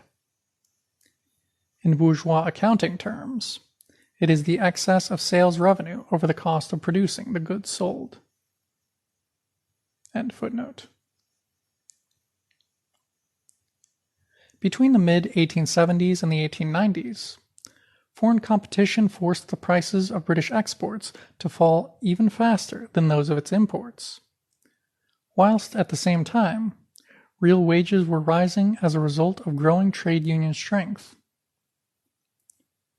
These circumstances, reflecting a contradiction at the heart of capitalism, unmitigated by increased effective demand, caused industrial profit rates to decline and capitalist oligopolies to look overseas for more lucrative and more certain investment opportunities.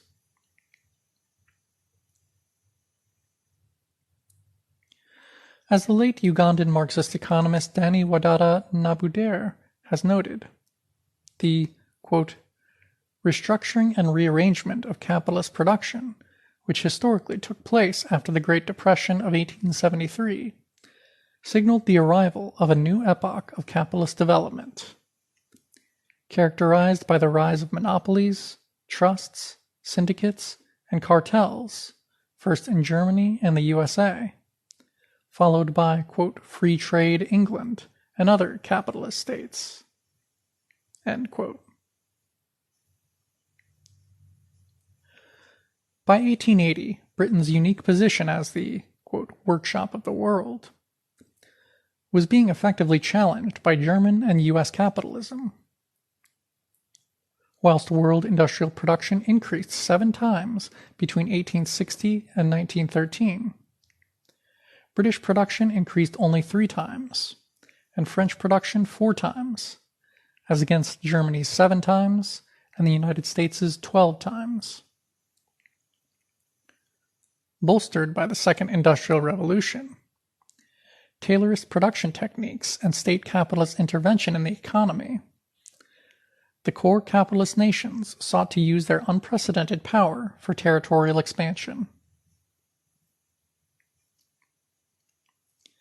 The, quote, second age of global imperialism began in the mid to late 1870s.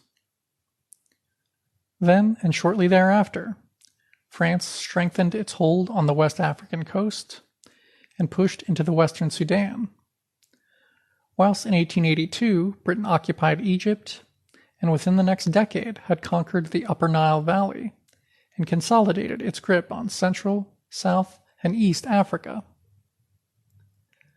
Britain also reinforced its informal presence in the Persian Gulf, Afghanistan, Tibet, and northern Burma, as well as in the Malay Peninsula. The Netherlands tightened its grip on Indonesia and Russia on Central Asia, while King Leopold of Belgium oversaw the Congo becoming, quote, a great agricultural storehouse and reserve of forced agricultural labor for his country, end quote. Free trade imperialism gave way to preemptive territorial imperialism, demarcation of spheres of interest, and enforced bilateral trade between the imperialist country and its colony.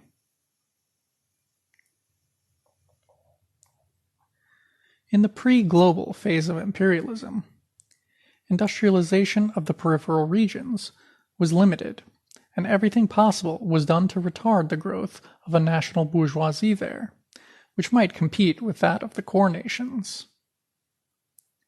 In consequence, imperialist capital invested in the colonies during this period was concentrated in the extractive mining industries, transport and commerce, the direct exploitation of wage labor remaining at low levels.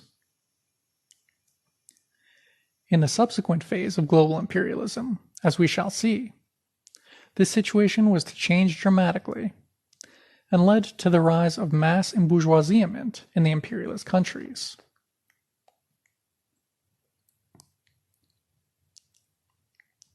By the turn of the century, the entire world was either partitioned, as with all of Africa outside Liberia and Ethiopia, or converted into semi-colonies, as with the Ottoman and Chinese empires.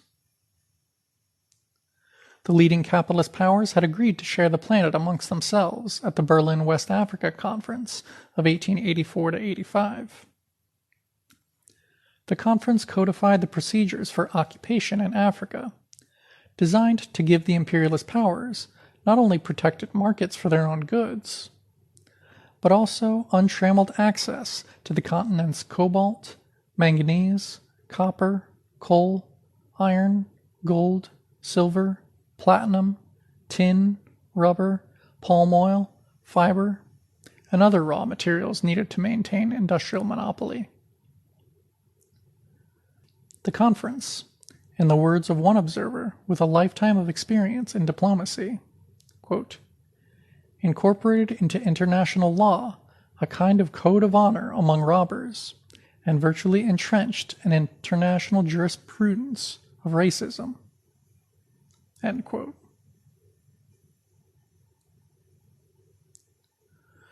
The Berlin Conference established a European, quote, free trade zone in Central Africa, thereby reducing the risk of international colonialist conflict and contractually uniting the imperialist powers around their common interest in the subjugation and exploitation of that continent. The Congo Basin was given to Belgium's King Leopold, so as to remove a potential source of conflict among them.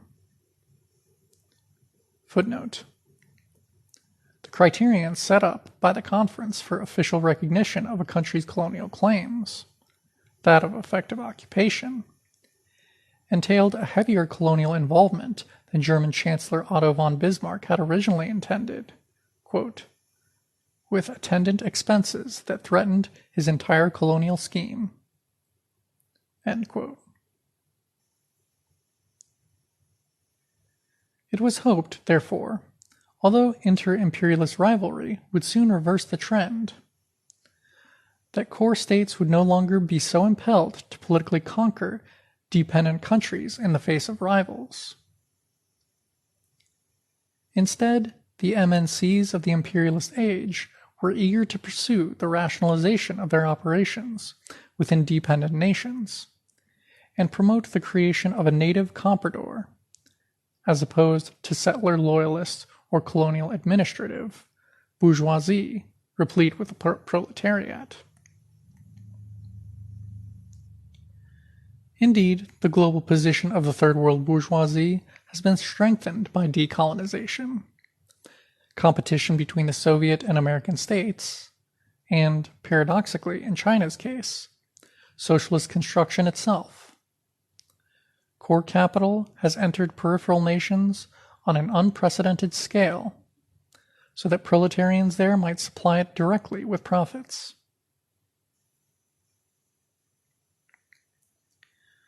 Imperialism is the military and political effort on the part of wealthy capitalist countries to siphon and extort surplus value from subject foreign territories. For Marx, the central imperative behind imperialism is not simply to overcome the relative underconsumption of commodities in the metropolitan center, although that is intrinsically limited by the exploitative capital-labor relation, but by the need to valorize capital. With every new advance in the technological basis of capital accumulation, there comes a decrease in the capitalist's ability to invest in productive, i.e. surplus value creating, labor. For Marxist economist Henrik Grossman, writing in the interwar period, rather than being caused by the need to realize surplus value, as in Rosa Luxemburg's model, where it is driven by the need to sell surplus commodities in primarily non-capitalist markets. The primary motive behind imperialism is the need to exploit labor. As capital accumulation demands ever higher investments in machinery and fixed assets, necessary to both to undercut competitors and, crucially, to block the tendency of rising wages, the share of living, new, value-creating labor power diminishes. Over time, the surplus value needed to maintain a constantly expanding capital outlay declines, and so, in tandem, does the rate of profit defined by Marx as S divided by C plus V, surplus value divided by fixed assets, or capital, plus V, labor power. Grossman pointed to Marx, however, to show that certain economic activities can help to counteract this tendency for the rate of profit to fall. Foreign trade. Through allowing for greater economies of scale in production and distribution, foreign trade can allow for higher rates of constant and variable capital investment. Monopoly. Through monopolistic price fixing, extra surplus value is imported to the economy at the expense of the country against which the monopoly is exercised. And capital export. Capital exports can raise profit rates at home through tying trade to loans and ensuring exclusive orders for exported commodities at high prices, as a means of monopolizing raw material sources, and as a means of extracting tribute from indebted nations. End of long quote from Grossman. Through these and related measures, including especially unequal exchange, the largest capitalist interests are able to import surplus value from abroad. The economic conditions upon which the export of capital becomes the central dynamic force of international capitalism are summarily known as imperialism.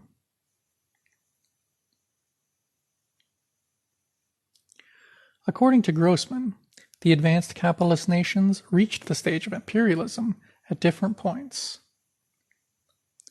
Beginning of long quote.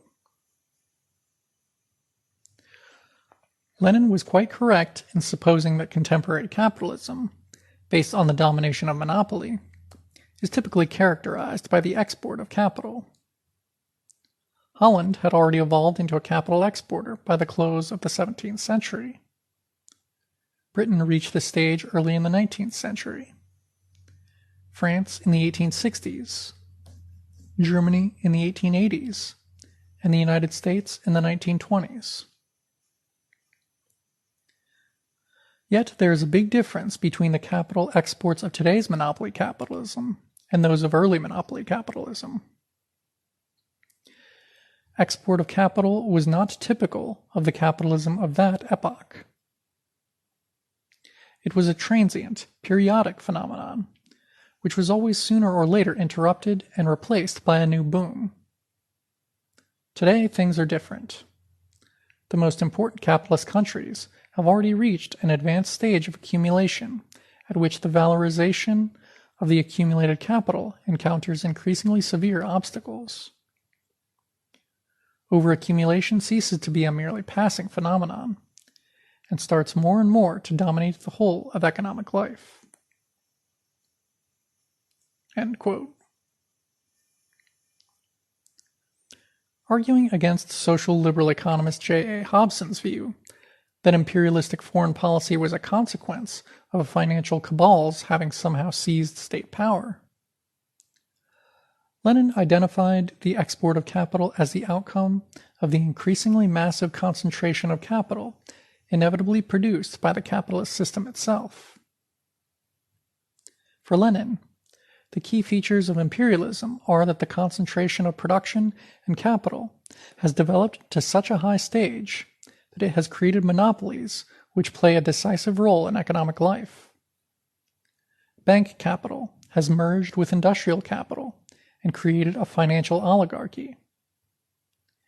And the export of capital, as distinguished from the export of commodities, acquires exceptional importance.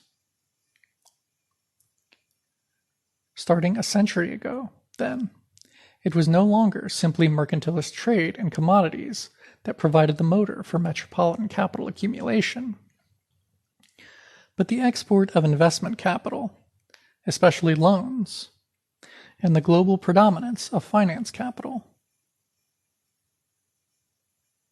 Footnote.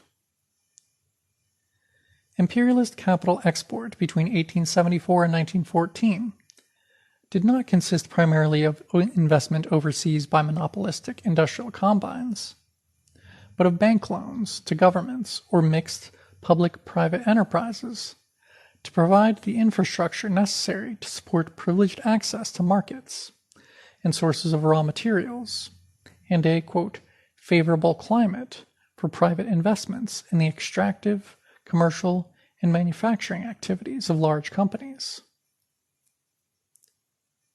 End footnote.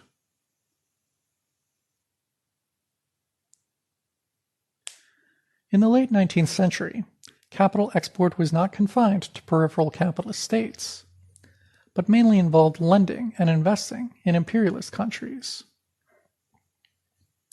Footnote. See Emanuel, 1986, and Alla and Schurla in 1982.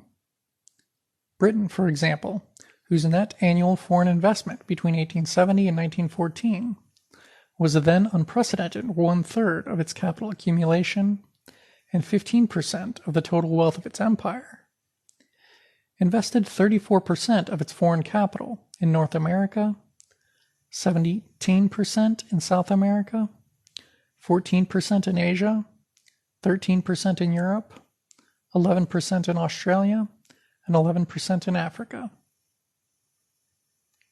End footnote. However, it must be recognized that imperialism's persistent goods trade imbalances with the dependent and client states made a vital contribution to capital export. The core nations of Europe and North America increased their purchase of raw materials and foodstuffs from the Third World in the decades before the First World War, maintaining a constant excess of merchandise imports over exports. With reference to Britain, Russian economists Vladimir Voitinsky and Emma S. Voitinsky write, beginning of long quote, "In this year, 1913, the British government exported merchandises valued at £635 million and had imports totaling £769 million. In addition, it imported gold worth £24 million, and thus had an import surplus of $158 million in the movement of merchandise and gold. To offset this deficit, the British had items totaling $129 million, from earnings of the Merchant Marine, $94 million, earnings of Traders' Commission, $25 million, other earnings, $10 million. The British thus would have a deficit of $29 million, except for interest and dividends from their investments abroad, which amounted to $210 million. Addition of this item to other, quote, invisible exports reversed the balance of payments in favor of the UK, giving it a net surplus of $181 million. Theoretically, the British could take this balance in increased imports of merchandise and still have the balance of payments in equilibrium. Actually, they left the whole net balance abroad as new investment. In fact, in 1913, London advanced to colonial and foreign concerns long-term loans for $198 million, almost exactly the amount of the current profits from investments abroad. End of long quote. British reinvestment in foreign and colonial ventures of nearly $200 million in 1913 may be compared to its export deficit and import surplus of $158 million in the same year, of which India alone contributed 2/5. Effectively, imperialism's trade deficits with the Third World financed much of its capital exports.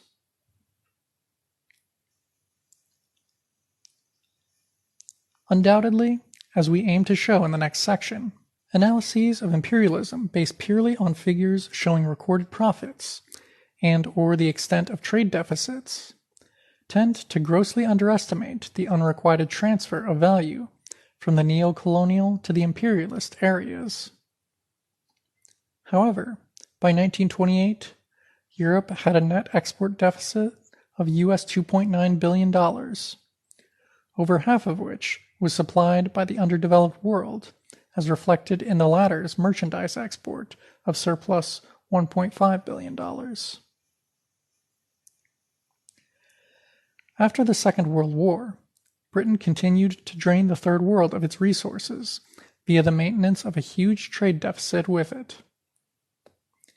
India's trade surplus alone was worth £1.3 billion for Britain between 1939 and 1946. British overseas investment amounted to $659 million between 1948 and 51. When, in the face of an impending run on the pound, Britain was finally forced to devalue its currency, it used the sterling balance of its colonies to help pay off the debts it had incurred with the USA in the previous decade. As conservative historian of the British Empire David K. Fieldhouse has noted, beginning of long quote,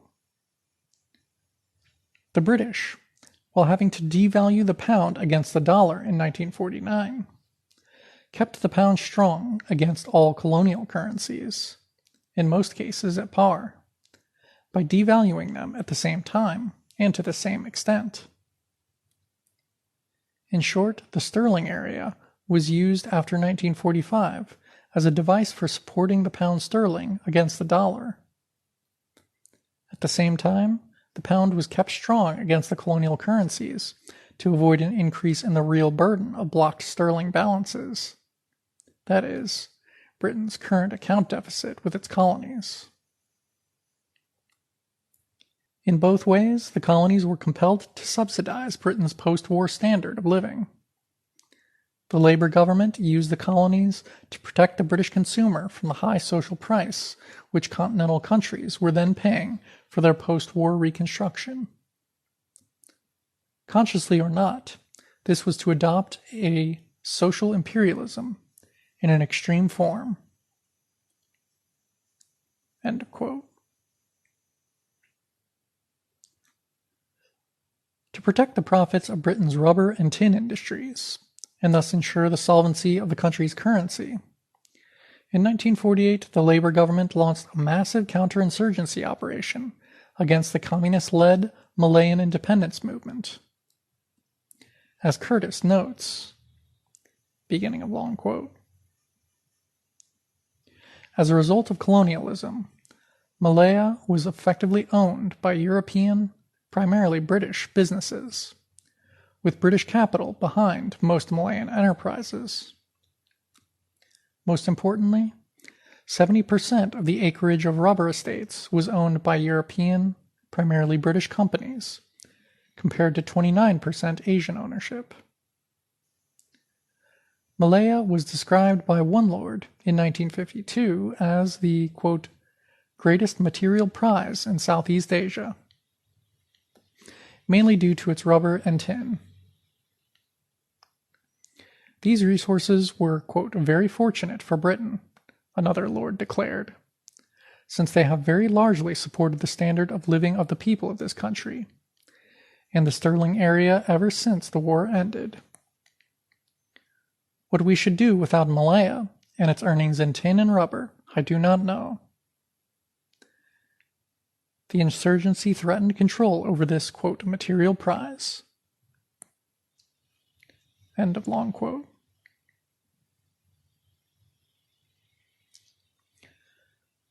The repression of Malaya's communist movement by the British Army resulted in thousands of Malayan deaths from the use of fragmentation bombs, chemical warfare, and massive forced resettlement programs.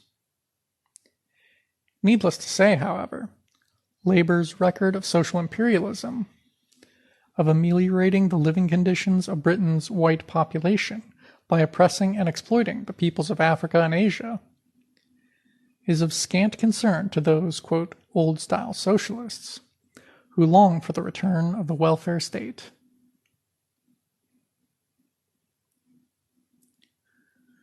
The coincidence of the oligopolistic industry with financial capital guaranteed the global ascendance of the core nations.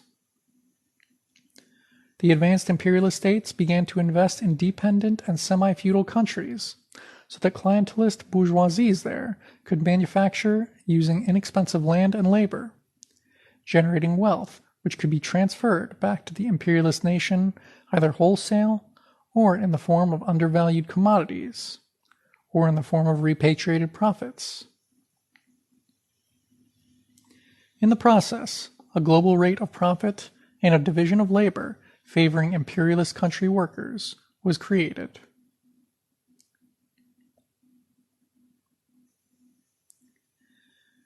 An imperialist country, then, is a net importer of surplus value transferred from underdeveloped countries by means of foreign direct investment, FDI, unequal exchange, and/or debt peonage. Within it, there is a strong tendency for a national class alliance to be formed, ideologically expressed through what Lenin called, quote, social chauvinism. End of section. Divided World, Divided Class. Section. Salt of the Earth and Masters of the Universe. For Lenin, social democracy of the Western European kind tends to equate with social chauvinism. That is, nominally, quote, socialist, support for imperialist institutions. Social chauvinism is tacit or avowed support for an imperialist state in the name of a social welfare agenda. Social chauvinism may be detected within the labor movement insofar as it advocates truce with employers who trade on an imperialist basis, opposes international free trade agreements with countries colonized by its government, opposes colonized countries' industrialization on the pretext that they're, quote, stealing our jobs, and or advocates migration to colonial possessions to deal with domestic unemployment. For Lenin, social chauvinism, as cultivated by reformist organizations in the working class movement of imperialist countries especially, is by no means purely the product of any, quote, false class consciousness. Rather, quoting Engels, Lenin argued that there is a material basis for social chauvinism in the metropolitan working class and its ostensible representatives. Beginning of long quote. The English bourgeoisie, for example, obtains larger revenues from tens and hundreds of millions of the population of India and of her other colonies than from the English workers. In these conditions, a certain material and economic basis is created for infecting the proletariat of this or that country with colonial chauvinism. End quote. For Engels, quote, opportunism in the British labor movement was a result of, and is conditioned by, the preponderance of two major economic factors. Namely, in Lenin's words, quote, vast colonial possessions and a monopolist position in world markets. He wrote, quote, the British working class is actually becoming more and more bourgeois, so that this most bourgeois of all nations is apparently aiming ultimately at a possession of a bourgeois aristocracy and a bourgeois proletariat as well as a bourgeoisie. Of course, this is to a certain extent justifiable for a nation which is exploiting the whole world. End quote. In 1882, when asked in a letter by German socialist Karl Kautsky what the English working class thought of colonialism, Engels replied, quote, exactly the same as they think about politics in general, the same as what the bourgeois think. There is no working class party here. There are only conservatives and liberal radicals, and the workers merrily devour them, the fruits of the British colonial monopoly and of the British monopoly of the world market. End quote. Lenin, too, identified the major causes of the labor movement's support for imperialism as the possession of colonies and or industrial monopoly. The effects of these at the time were the embourgeoisement of the higher echelons of the imperialist country working class and the attendant opportunism of the labor movement's leaders. Beginning of long quote. Imperialism facilitates the rise of powerful revolutionary movements in the countries that are subjected to imperialist plunder, and are in danger of being crushed and partitioned by the giant imperialists, such as Russia, and on the other hand, tends to a certain extent to prevent the rise of a profound revolutionary movement in the countries that plunder, by imperialist methods, many colonies and foreign lands, and thus make a very large, comparatively, portion of their population participants in the division of imperialist loot. End of quote. Engels considered that so long as imperialism exists, it will be able to nurture and develop a labor aristocracy. Speaking of England, he wrote, beginning of long quote, "The truth is this. During the period of England's industrial monopoly, the English working class have to a certain extent shared in the benefits of the monopoly. These benefits were very unequally parceled out amongst them. The privileged minority pocketed most, but even the great mass had at least a temporary share now and then. And that is the reason why, since the dying out of Owenism, there has been no socialism in England. With the breakdown of that monopoly, the English working class will lose that privileged position." End quote. Engels' prediction that monopoly capitalism would be overturned has, sadly, proven incorrect. Based on a comparison of corporate sales and country GDPs, 51 of the 100 largest economies in the world are corporations, while only 49 are countries. Whereas the sales of the top 200 corporations are the equivalent of 27.5% of world economic activity, they employ only 0.78% of the world's workforce. Between 1983 and 1999, the profits of the top 200 firms grew by 362.4%, while the number of people they employ grew by only 14.4%. Between 1983 and 1999, the share of total sales of the top 200 made up by service sector corporations increased from 33.8% to 46.7%. By the end of the 1990s, the top 500 multinational corporations, MNCs, 88% of which were headquartered in North America, Western Europe, and Japan, accounted for over 90% of global FDI and more than half of world trade. Footnote. See also Hearst and Thompson on the massive concentration of corporate wealth in the imperialist countries. End of footnote. Sales of foreign affiliates of MNCs were greater than total world exports, implying that MNCs used FDI as much as or more than they used exports to service their overseas demand. A point to be borne in mind with regard to the relative priority of unequal exchange, as opposed to capital export imperialism, in facilitating global surplus value transfer.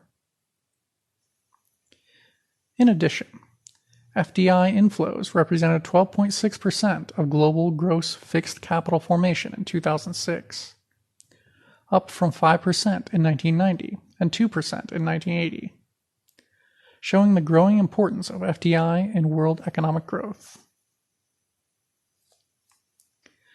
Clearly, the monopoly capitalism upon which working class conservative ideology is predicated in the metropolitan centers persists in today's world.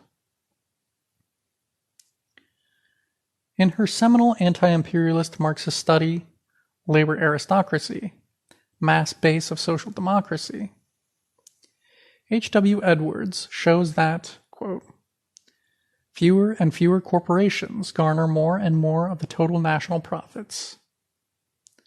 Monopoly, as a major feature of imperialism, is still increasing. So the general base of parasitism continues to broaden, and with it the size and earnings of the global labor aristocracy. End of section. Divided world, divided class. Section. The concept of social imperialism.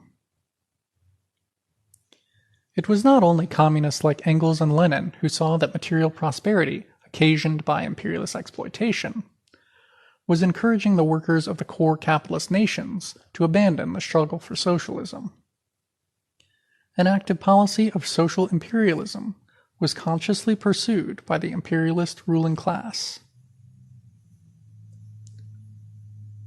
Footnote: the phrase social imperialism seems first to have been used in autumn in 1914 by Leon Trotsky, who wrote that, quote, social reformism has become converted in practice into social imperialism. According to Ehle, wrongly attributes the term to Karl Renger in 1917. The exact authorship would require painstaking verification, though its equivalent, social patriotism, can already be found in Rosa Luxemburg's early writings. In any case, by 1916, Lenin was regularly using the term social imperialism and brought it widespread currency. End footnote. Simply put, social imperialism is the attempt by the ruling bourgeoisie on a world scale to incorporate the core nation working class into the imperialist system by means of granting it political, cultural, and material benefits. These can take the form of extensive enfranchisement, increased leisure time, higher wages, legal pay arbitration, the right to organize, public welfare services, and relative cultural esteem.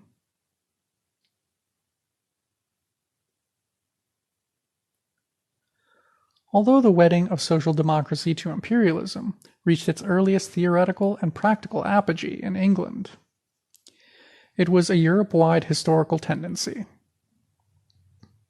In France, social imperialism was expounded and supported by the quasi-fascist, quote, integral nationalist Charles Maurras, the syndicalist Georges Sorel, and the eugenicist, anthropologist, and Socialist Workers' Party candidate Georges Vacher de Lepage.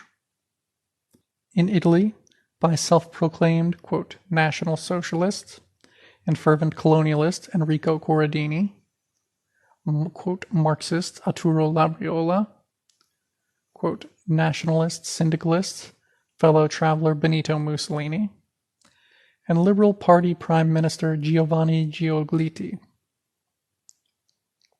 The latter averred that Italy's great power status could be obtained, quote, not by shooting the workers, but rather by instilling in them a deep affection for our institutions, so that we ourselves, and not the socialists, will be seen as the promoters of progress and as the ones who are trying to do everything possible in their favor.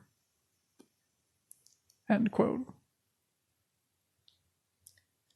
In Germany, social imperialism was promoted by Friedrich Naumann, a leading liberal nationalist member of the Progressive Party, founder of the National Social Association, and later founder of the Democratic Party. August Winnig, a member of the Sozialdemokratische Partei Deutschland, SPD, a trade unionist, a self-proclaimed, quote, national socialist, and the racist originator of the term, quote, blood and soil, as well as a host of other advocates in the labor movement.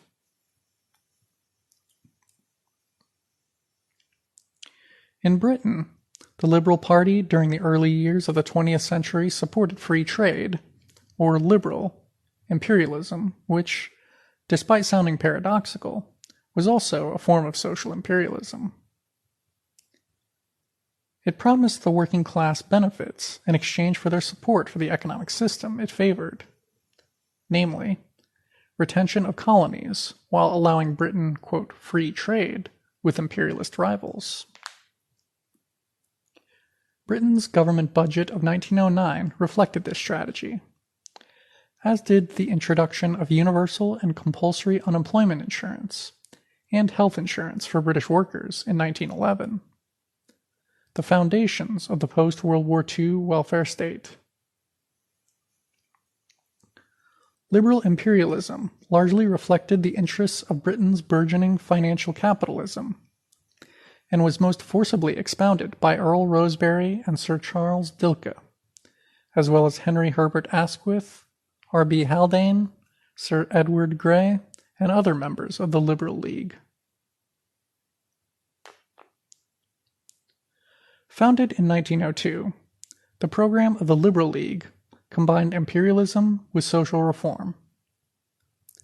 Its followers were aptly described by Beatrice Webb, whose, quote, socialist Fabians sought to deepen its commitment to social reform in Britain as, quote, collectivists and imperialists. Thus, Lord Rosebery wrote,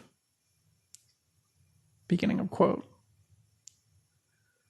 remember that where you promote health and arrest disease, or you convert an unhealthy citizen into a healthy one, or you exercise your authority to promote sanitary conditions and suppress those which are the reverse, you, in doing your duty, are also working for the empire. End quote. Furthermore, concerned with the vitality of the entire European, quote, race, Lord Rosebery wrote, quote, the true policy of imperialism relates not to territory alone, but to race as well. The imperialism that, grasping after territory, ignores the conditions of an imperial race, is a blind, a futile, and a doomed imperialism. End quote.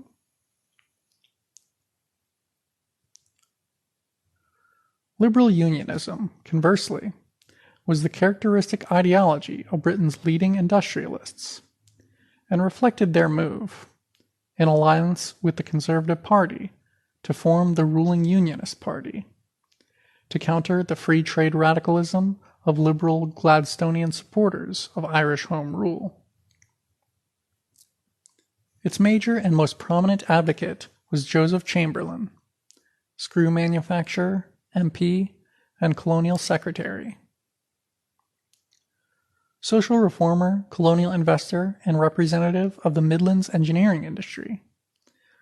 The avowed, quote, social imperialism of Chamberlain impressed upon the working class that imperialist economic protectionism would enhance and increase its living standards, whilst preferential markets for colonial goods would raise their prices. The British working class could be counted on to support the empire on the basis of better pay and more work, as well as old age pensions, all funded from tariff revenues raised against rival imperialists' imports. Though this system was later implemented by Prime Minister Neville Chamberlain, Joseph's grandson, under the 1932 Ottawa Conference system of imperial preferences, Chamberlain's particular brand of social imperialism, based on tariff reform aimed at uniting the empire, providing the revenue for social reform, and protecting British steel and agriculture, failed because Britain continued to derive benefits from free trade, particularly within the context of an open global capital market, right up until the 1930s. These advantages were based upon Britain's possession of the colonies, which provided it with protected markets and opportunities for investment lacking in Weimar Germany. Chamberlain's electoral appeal was directed primarily towards British workers, but these already had a stake in, quote, the markets and the imperial interest to overlay class divisions, end quote.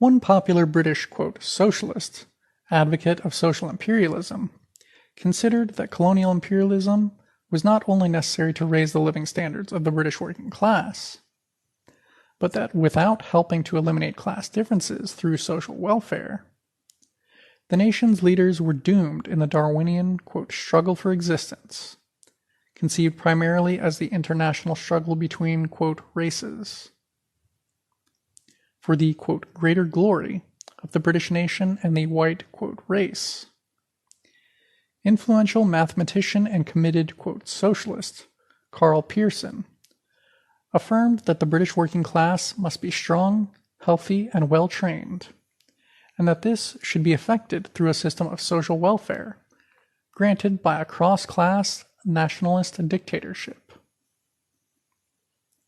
Beginning of long quote. Is it not a fact that the daily bread of our millions of workers depends on their having somebody to work for? That if we give up the contest for trade routes and for free markets and for waste lands, we indirectly give up our food supply? Is it not a fact that our strength depends upon these and upon our colonies, and that our colonies have been won by the ejection of inferior races, and are maintained against equal races only by respect for the present power of our empire?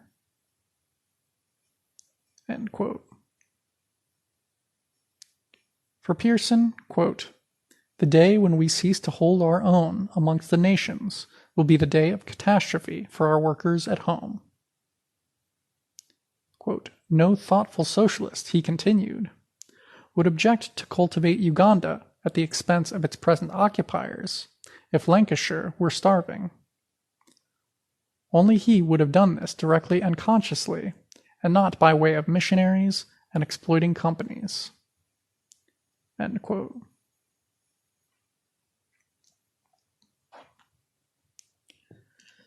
The ideological predominant Fabian section of the British Independent Labour Party, the Labour Party's liberal-affiliated forerunner, was in the majority imperialist, particularly during and after the Boer War, in which it took the side of the British government. George Bernard Shaw, a convinced eugenicist whom Lenin rather charitably described as a good man who fell amongst Fabians, judged, quote, for good or evil, it is we who have made England imperialist. Shaw meant that it was the rising strength of the British working class, whom the Fabians aimed to lead, the threat of class war, and the need to commit the British working class to the capitalist state that was pushing Britain in an imperialist direction. Fabianism sought to weld, quote, socialism, narrowly defined as a more egalitarian redistribution of Britain's wealth, to the expansionist nationalism of British imperialism. Of its support for British capitalism's war in South Africa, Shaw proudly observed, quote, the Fabian Society already suspected of Toryism, now stood convicted of jingoism. End quote.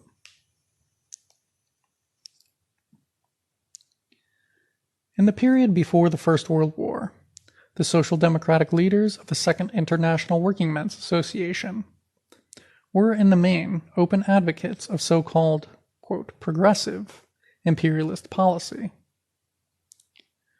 The allegedly superior civilization of the European nations, as constituted by a national class alliance in the metropole, with the labor aristocracy effectively at its helm, were supposed to pull the, quote, backwards colonial countries, the, quote, peoples without history, kicking and screaming into the 20th century.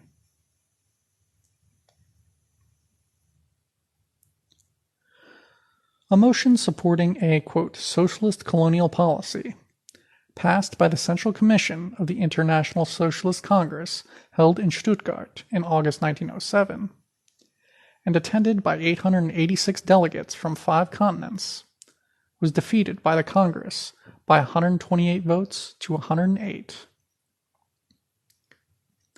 Lenin explained the results of the vote, saying, quote, the combined vote of the small nations, which either do not pursue a colonial policy or which suffer from it, outweighed the vote of nations where even the proletariat has been somewhat infected with the lust of conquest. End quote. Thus, a leading member of the British Independent Labour Party, Ramsay MacDonald, stated that a, quote, socialist colonial policy would have a, quote, civilizing effect on the inhabitants of the British Empire. German Social Democrat Eduard David, meanwhile, announced that, quote, Europe needs colonies. She does not even have enough. Without colonies, from an economic point of view, we shall sink to the level of China. End quote.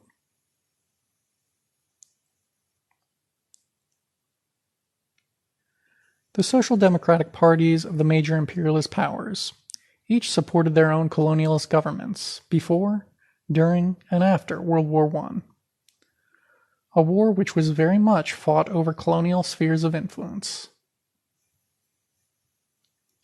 In 1928, Palmiro Togliatti of the Italian Communist Party made a speech to the 6th Congress of the Communist International detailing the imperialist actions of European social democracy in the preceding years.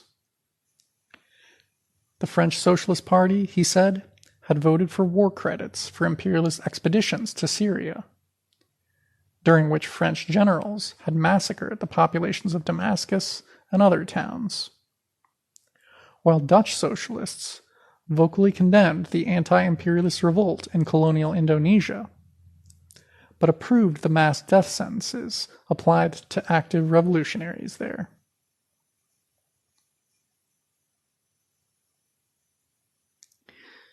In 1908, King Leopold II, under pressure from international and domestic criticism, was forced to hand control of the Congo to the Belgian government.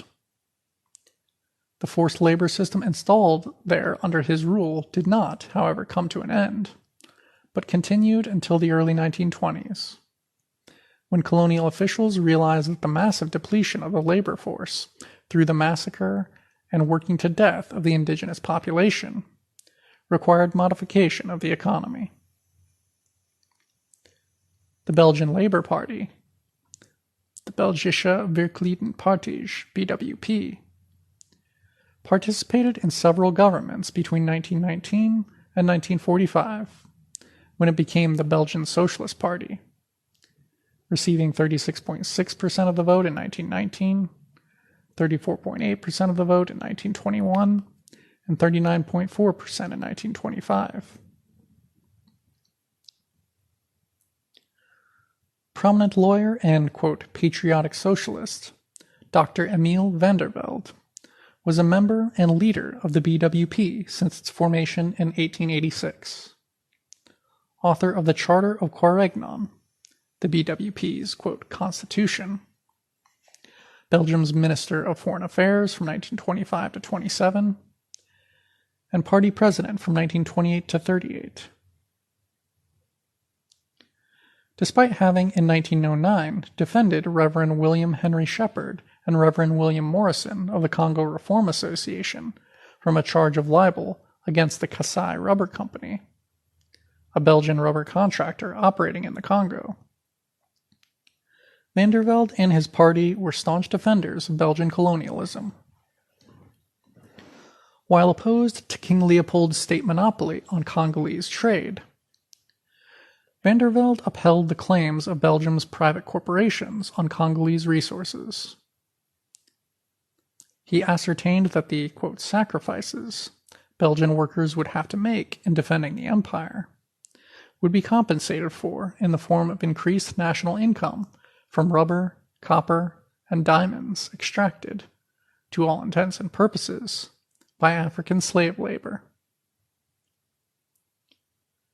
Van der Velde, for whom, quote, European civilization is destined to conquer the world, argued that, quote, we Belgian socialists cannot be responsible before world opinion without having acted ourselves, without having reformed, that is, nationalized, the institutions of the Congo.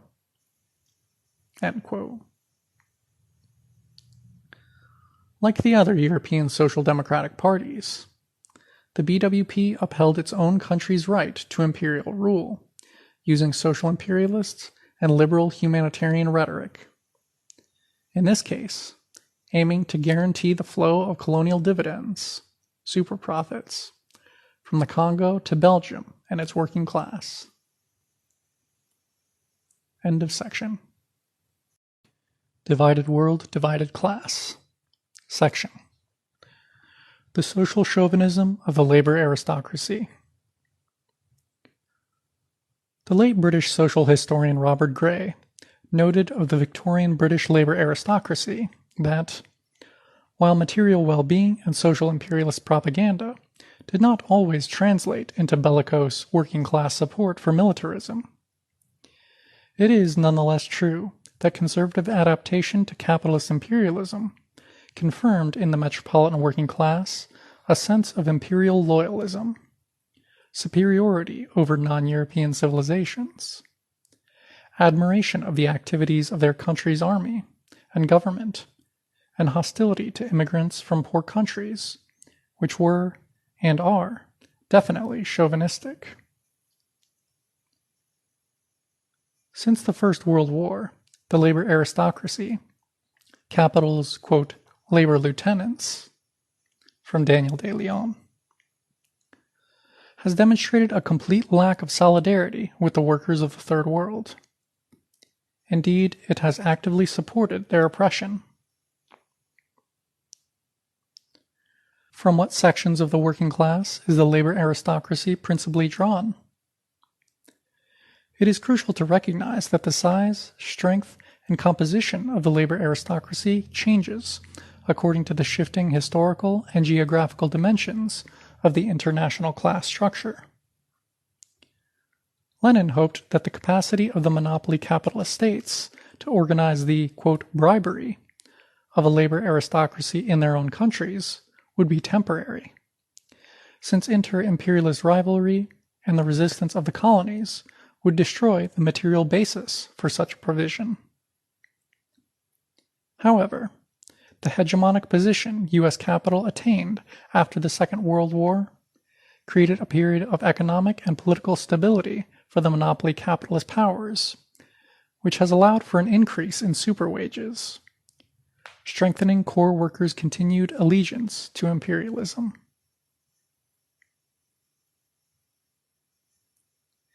In the late 19th century, the labor aristocracy consisted mainly in skilled and unionized workers, and members of cooperatives whose privileged position in the domestic labor market, and consequent higher wages, were directly attributable to their exceptional position in the international division of labor, relative to the mass of workers in the dependent countries. Characterizing the intrinsic connection between superexploitation and racism, W.E.B. Du Bois pointed to the basis of labor aristocratic privilege. Beginning of long quote. That dark and vast sea of human labor in China and India, the South Seas and all of Africa, in the West Indies and Central America, and in the United States, that great majority of mankind, on whose bent and broken backs rest today the founding stones of modern industry, shares a common destiny. It is despised and rejected by race and color, paid a wage below the level of decent living, driven, beaten, prisoned, and enslaved in all but name, spawning the world's raw material luxury, cotton, wool, coffee, tea, cocoa, palm oil, fibers, spices, rubber, silks, lumber, copper, gold, diamonds, leather. How shall we end the list, and where? All these are gathered up at low prices, lowest of the low, manufactured, transformed, and transported at fabulous gain. And the resultant wealth is distributed and displayed, and made the basis of world power and universal dominion and armed arrogance in London and Paris, Berlin and Rome, New York and Rio de Janeiro. End of quote. Compared to this, quote, dark and vast colonial and neo-colonial working class, the white working class, the working class of imperialist nations bound by white supremacy, is prosperous indeed, a fact which ensured that social chauvinism readily incorporated racist doctrines. The American working class was self-consciously and militantly white, long before European workers organized around that putative identity. Indeed, not only did the racial category of whiteness have extra-European origins, but in the mid-late Victorian period, much of the European working class, particularly those in urban areas, was actively excluded from it. Although immigration of non-white groups proved the major catalyst for European workers' active deployment of a politicized white identity, the nature and availability of this identity is rooted in the racialized imperialist nationalism of the early 20th century.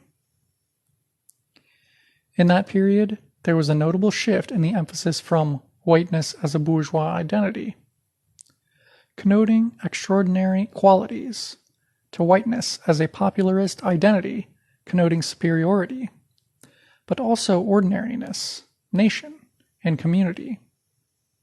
End quote. Thus, from being marginal to the white identity in the 19th century, Europeans en masse came to adopt and adapt it in the 20th century, as jingoistic state institutions conveyed racist consciousness to the working class. Footnote: C. Davis, on the racism of the British labor movement in the decades before and after the First World War.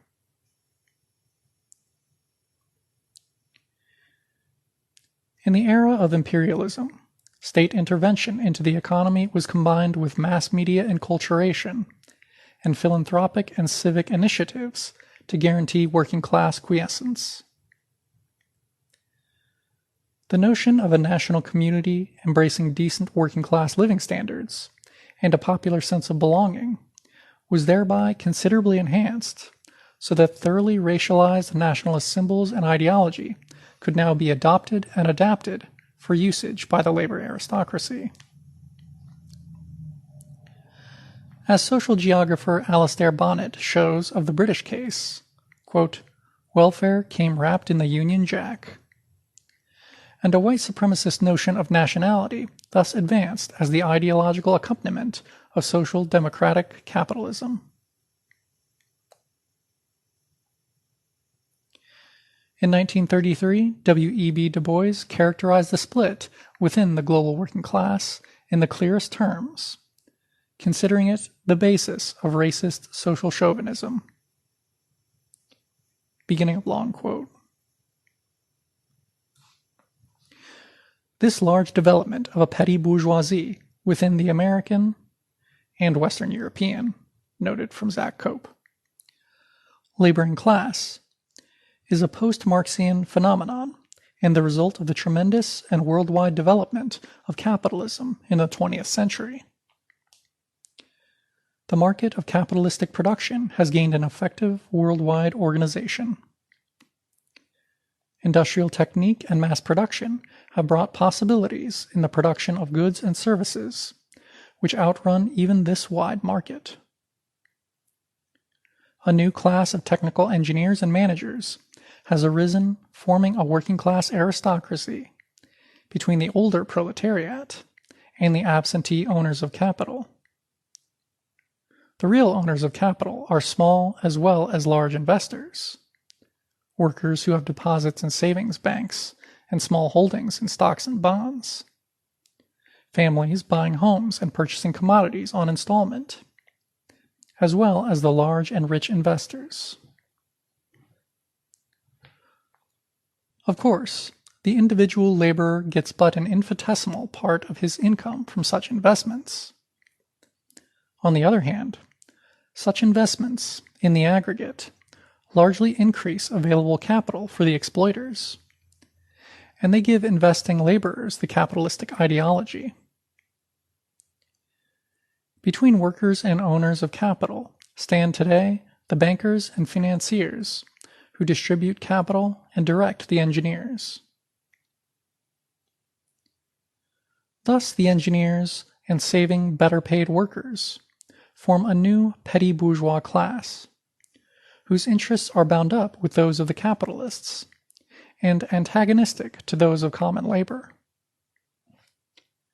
On the other hand, common labor in America and white Europe, far from being motivated by any vision of revolt against capitalism, has been blinded by the American vision of the possibility of layer after layer of the workers escaping into the wealthy class and becoming managers and employers of labor. The second influence on white labor, both in America and Europe, has been the fact that the extension of the world market by imperial expanding industry has established a worldwide new proletariat of colored workers, toiling under the worst conditions of 19th century capitalism, herded as slaves and serfs, and furnishing the lowest paid wage in modern history, a mass of raw material for industry. With this largesse, the capitalists have consolidated their economic power, nullified universal suffrage, and bribed the white workers by high wages, visions of wealth, and the opportunity to drive, quote, niggers. Soldiers and sailors from the white workers are used to keep, quote, darkies in their, quote, places, and white foremen and engineers have been established as irresponsible satraps in China and India, Africa and the West Indies, backed by the organized and centralized ownership of machines, raw materials, finished commodities, and land monopoly over the whole world. End quote from Du Bois. An end of section. Divided World, Divided Class. Section. Imperialism and Metropolitan Embourgeoisement. The working class of the imperialist nations is, relatively speaking, materially comfortable, upwardly mobile, and culturally ascendant, so that the impetus of their struggle for socialism is severely tempered. Those sections of the world working class living in the major imperialist countries ally themselves with a section of the global bourgeoisie willing to share its imperial dividends. Thus were introduced in Europe and America, quote, a wide range of economic, political, and legal reforms, many of which were fought hard for, but nonetheless allow sections of labor the privilege of struggling with capital, quote, on better terms, than their counterparts in the lower strata of the working class. And, even more to the point, the proletarian detachments in countries oppressed by imperialism. End quote from Elbaum and Seltzer. Footnote. Kolko shows how the welfarist policies of the American New Deal were largely supported, and even promoted, by big business in that country. The policies themselves did not seriously conflict with the interests of monopoly capital in the United States in the first half of the 20th century, which sought to protectively harness the capital of the otherwise uncompetitive petty bourgeoisie in a drive for increased national productivity. End footnote.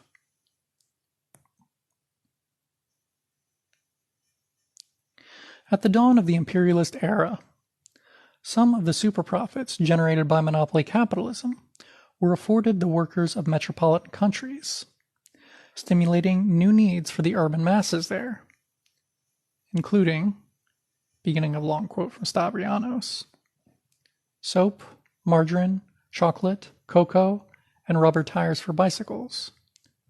All of these commodities required large-scale imports from tropical regions, which in turn necessitated local infrastructures of harbors, railways, steamers, trucks, warehouses, machinery, and telegraph and postal systems. Such infrastructures required order and security to ensure adequate dividends to shareholders. Hence the clamor for annexation if local conflicts disrupted the flow of trade, or if a neighboring colonial power threatened to expand. End quote. Already in the 17th century, slavery had provided British artisans with markets for their goods. Just as in the 18th century, colonialism had provided British workers with access to cheap tropical goods. Thus, British East India Company records show that tea produced in colonial India, quote, took off as a major commodity in England during the years 1700 to 1710, whilst by the 1750s, over 37 million pounds of tea came to Britain, equivalent to about 4 pounds for each Briton, making it the drink of the common people. Meanwhile, by 1740, there were over 550 coffee houses in London alone, providing a stimulus to the rise in British sugar consumption and the slavery upon which it depended. Walvin demonstrates that by the 1790s, each Englishman, on average, ingested 20 pounds of sugar or more annually. A century later, the import of foodstuffs extorted from the colonial peasantries supplemented the diet of European and U.S. workers, contributing both to their high rate of exploitation as the cost of labor power diminished, and, as we shall see, their rising real wages.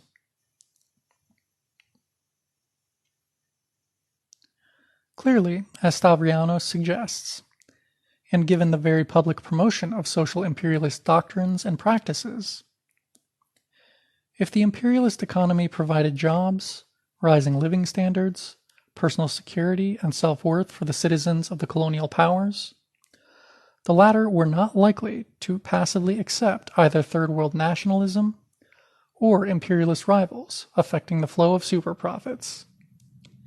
Hence the, quote, clamor for annexation.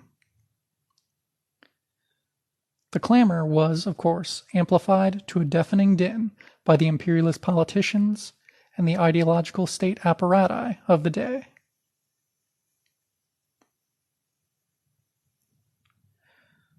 A fall in prices brought middle-class living standards to the working class of the core economies, and along with these came middle-class aspirations. This phenomenon was noted as early as 1903 by the perceptive U.S. economist and social critic Thorstein Veblen, who wrote, beginning of quote, "The workers do not seek to displace their managers. They seek to emulate them. They themselves acquiesce in the general judgment that the work they do is somehow less, quote, dignified than the work of their masters. And their goal is not to rid themselves of a superior class, but to climb up to it." End quote. By the late 19th century, this subjective aspect of embourgeoisement was the reflection of an objective tendency, as Stavrianos shows. Beginning of long quote. The profits of monopoly capitalism were generous enough to trickle down to the masses to an unprecedented degree. Whether the real wages of the British working class rose or fell during the early years of the Industrial Revolution in the late 18th and early 19th centuries remains a disputed issue. A definitive answer is difficult because the large-scale urbanization accompanying industrialization altered the structure of worker consumption, as, for example, by the introduction of rent for lodging. But there is no question about the steady rise of real wages in the second half of the 19th century. The following figures show that between 1850 and 1913, real wages in Britain and France almost doubled. See Table 3. End quote. Within Imperial Germany, there were significant wage differences across sectors and skill levels, with German industrial workers poorly paid compared to their British counterparts, and German workers in agriculture and services being relatively well paid. Unskilled workers in Britain received wages as low as their German counterparts in the period prior to the First World War. Beginning of long quote. German real wages were slightly less than 3/4 of the British level in the early 1870s. Between 1871 and 1891, real wages grew at a similar rate in both countries, so that there was no catching up. After 1891, however, real wages grew more rapidly in Germany, with German real wages converging to around 83% of the British level on the eve of World War I. Following the war and post-war hyperinflation, German real wages fell back to about 3/4 of the British level by 1924, and had recovered only to 83% of the British level on the eve of World War II. On average, then, British workers were better off than their German counterparts throughout the period. End quote. According to historians Stephen Broadberry and Karsten Burhop, the real German wage was 78.7% of the British in 1905. In that year, German workers in agriculture, industry, and services earned on average 887 marks per year, or 1,109 francs at the 1913 exchange rate. Following Stavrianos' figures, that implies an average real French wage in 1900 of 1,353 francs. Meanwhile, the exchange rate of the ruble between 1897 and 1922 was 1 ruble to 2.67 francs. In 1900, the average real wage of Russian agricultural day workers, building, factory, and railroad workers, the latter category paid almost twice as much as the previous two, was 251 rubles, or 49.5% of the average French real wage. Russian wages, moreover, were very constant throughout the period of the country's industrial capitalist boom, 1861 to 1913.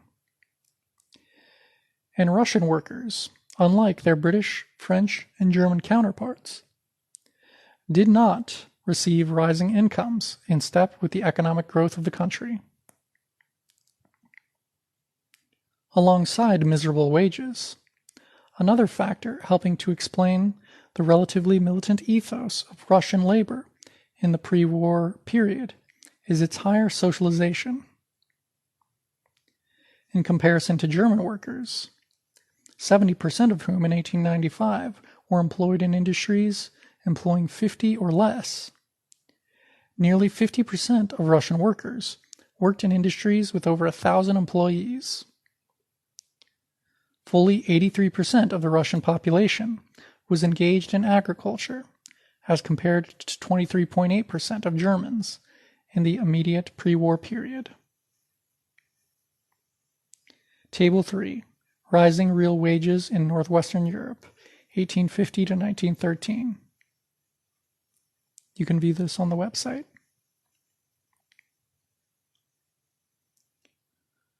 By way of further comparison, it must be noted that from 1876 to 1902, between 12.2 and 29.3 million Indians died under the Raj as a direct result of British colonial economic and administrative policy. At the same time, 10 million, half the population, were worked to death or died of starvation between 1884 and 1908 in Belgian King Leopold II's Congo Free State.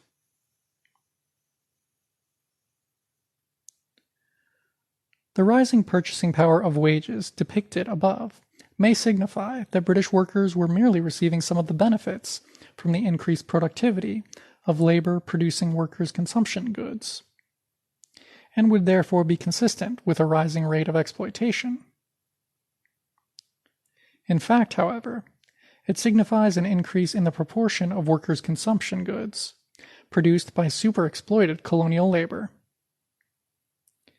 Between 1870 and 1913, merchandise imports to Britain increased from £279 million to £719 million, and with it, the country's trade deficit from £33 million to £82 million.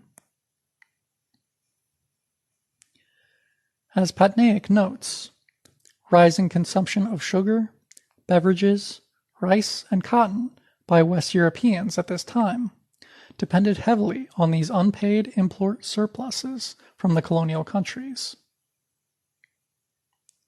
As such, although the outsourcing of the production of workers' consumption goods to oppressed nations occurred on a qualitatively smaller scale during the last 3 decades of the 19th century than it has during recent times, the rising real wage of British workers at that time is in no small measure attributable to their receipt of the material benefits of imperialism. As such, the best explanation for the 19th century British wages falling relative to GDP, but rising in terms of purchasing power, is that value was being transferred from colonial societies, wherein the mainly rural workforce was on the losing side of the international class struggle.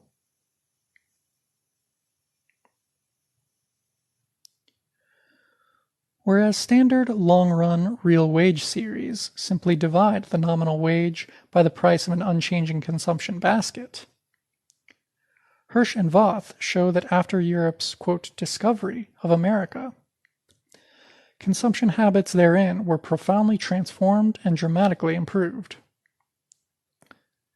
They calculate that income gains from colonial goods such as tea, coffee, and sugar added at least the equivalent of 16%, and possibly as much as 20%, of household income to British people's welfare by the middle of the 19th century.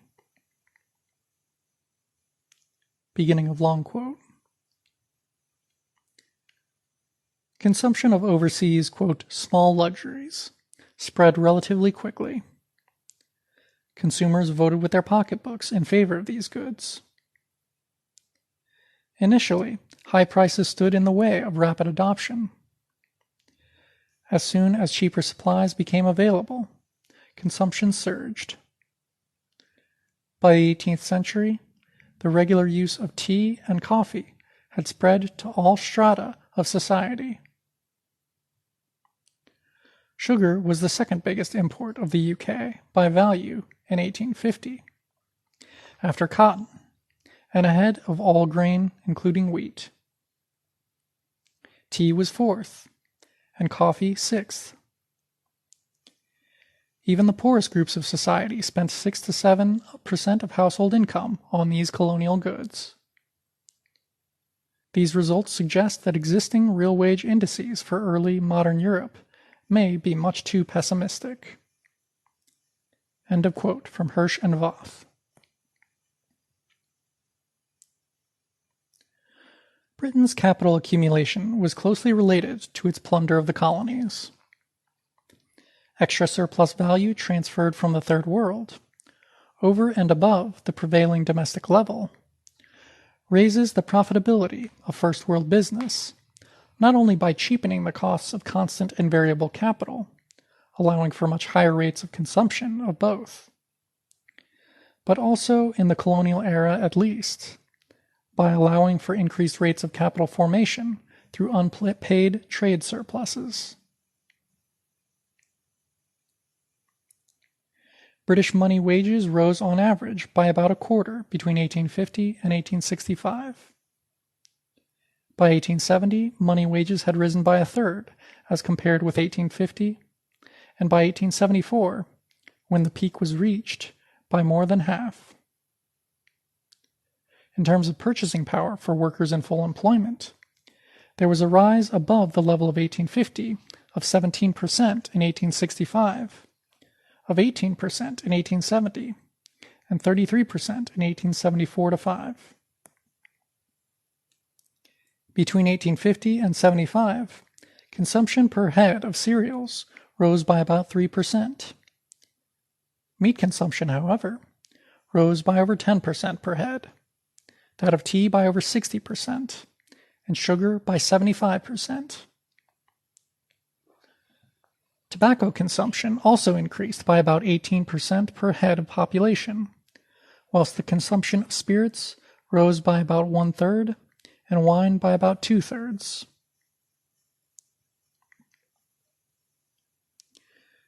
Between 1850 and 75, however, skilled workers, aided by the growth of trade union organization, improved their position much more than the less skilled, so that average figures, based chiefly on data for the skilled trades, tend to exaggerate the general improvement.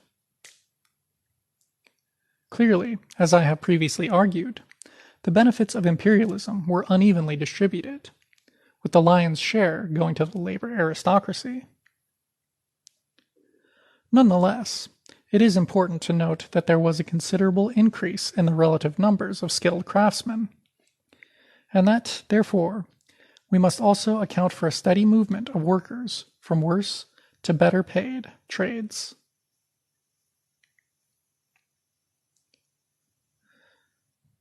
After showing that the English working class as a whole saw little or no relative improvement in its wages from the mid to the late 19th century, British Marxist Theodore Rothstein related its continued support for a bankrupt and opportunist trade union movement to the, quote, remarkable movement in the prices of commodities of prime necessity during this period, end quote. Taking their percentage on the basis of the year 1900 as 100, Table 4 shows the movement of such prices.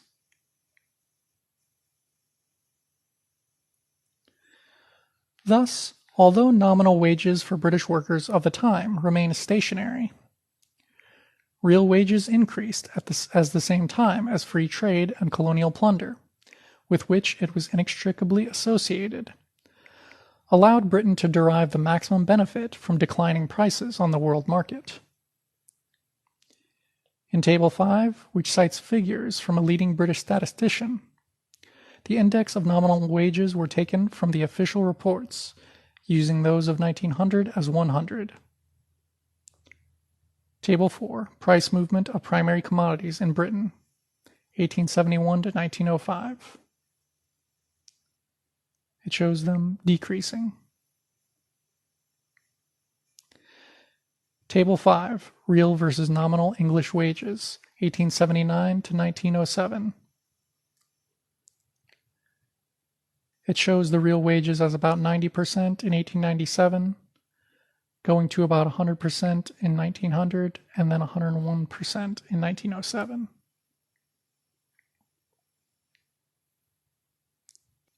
In this rise in real English wages, Rothstein finds, quote, the key to the history of the English labor movement during the whole post-Chartist period till 1910, in all its aspects, end quote.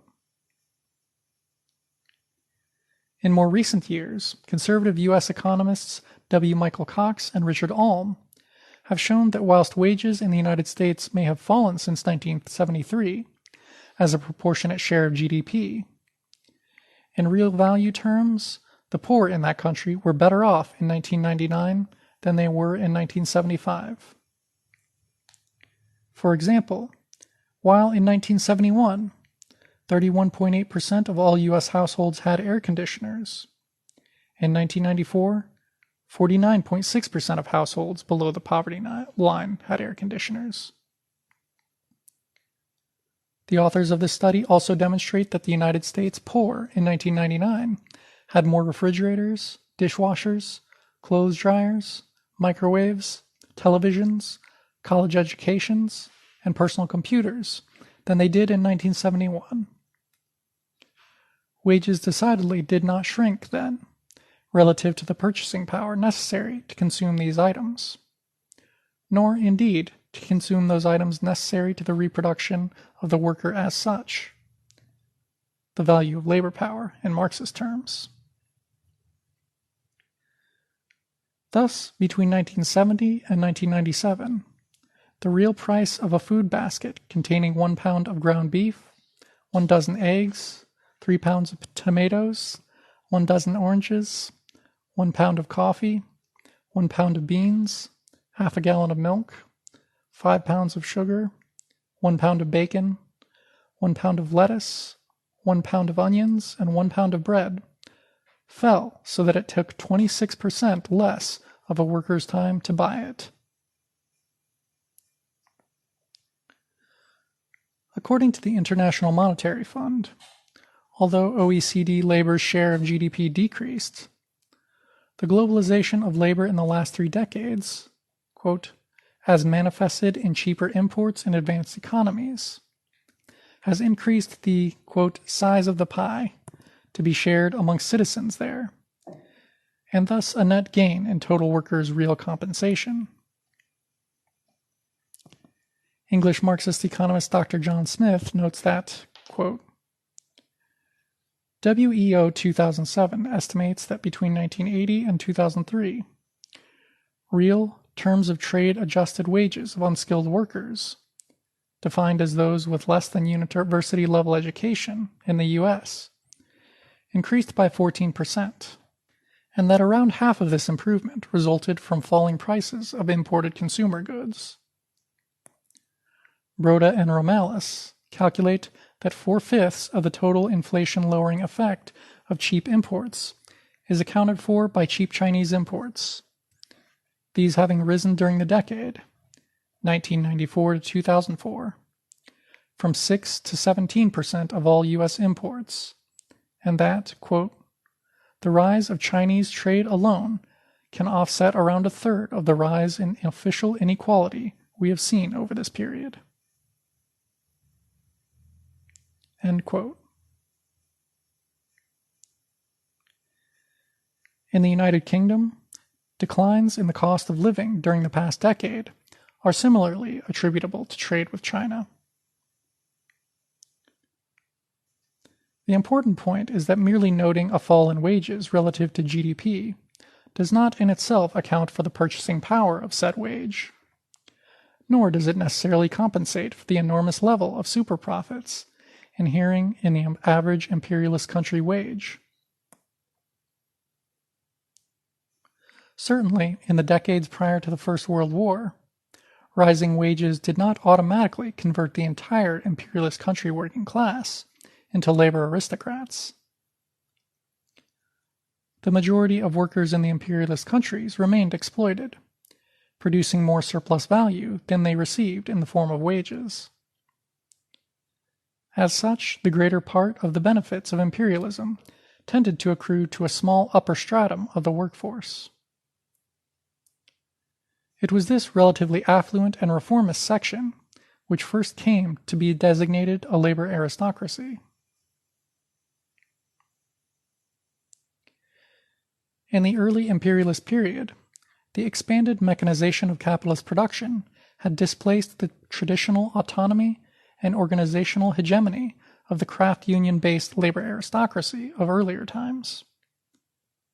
However, capitalism has historically allowed for divisions within the working class to be reformed, recreated, and maintained in new ways by those groups within it, with the necessary power to influence its development.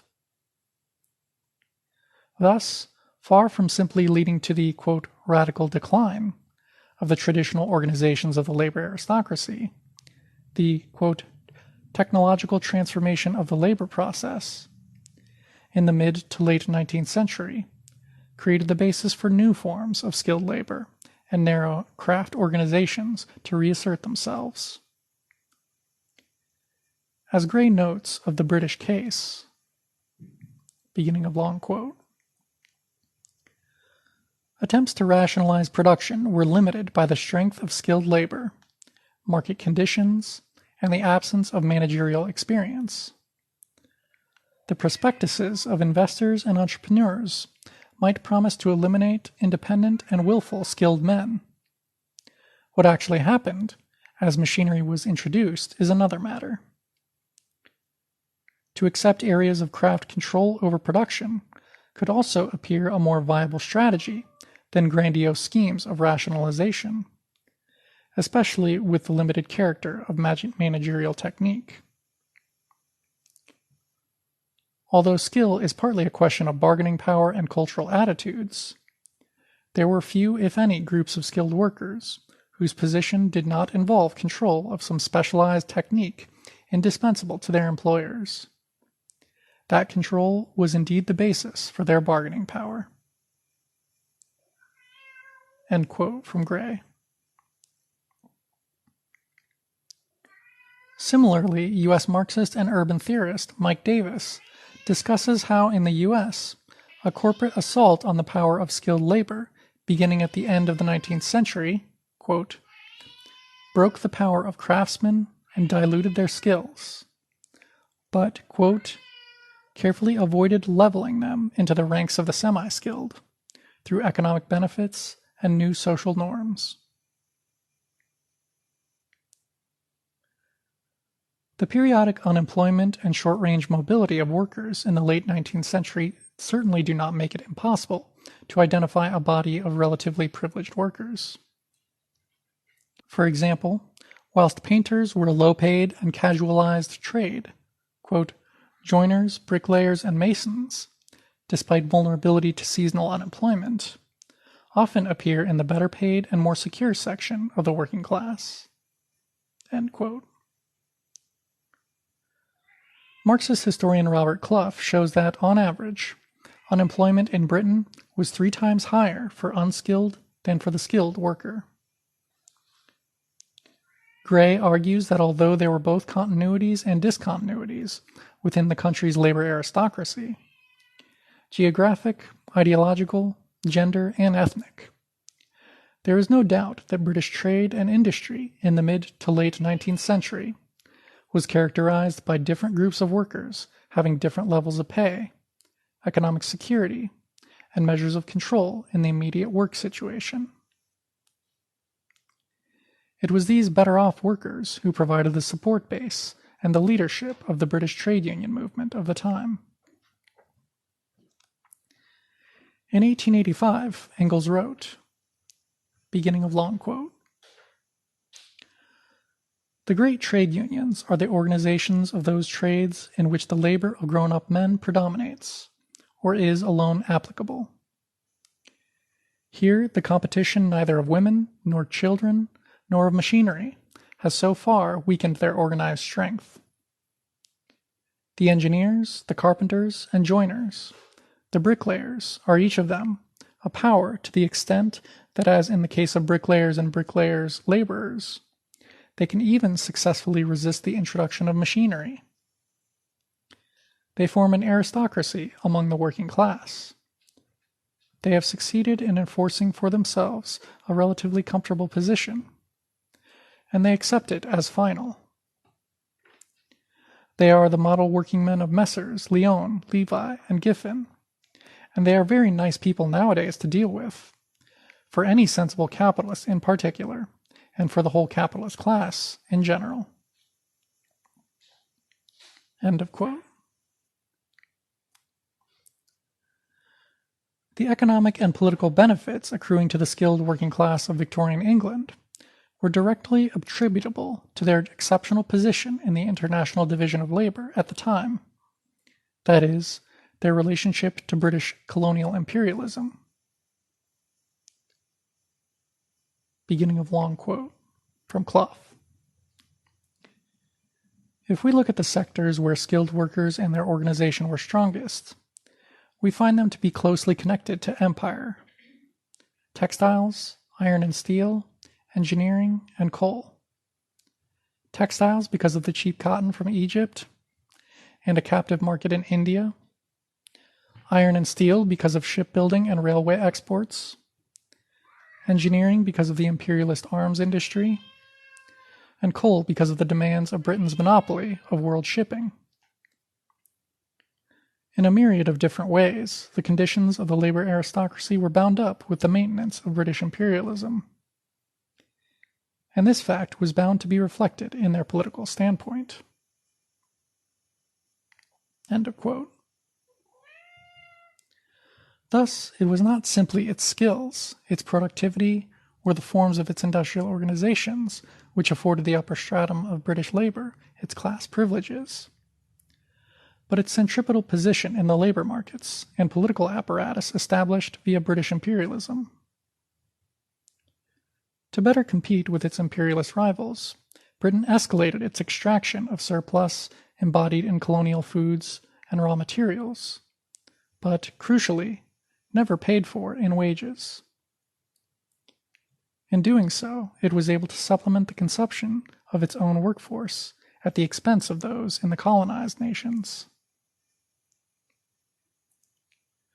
Napodir shows Britain increased its level of foreign investment by an average of £660 million every decade between 1870 and the outbreak of the First World War.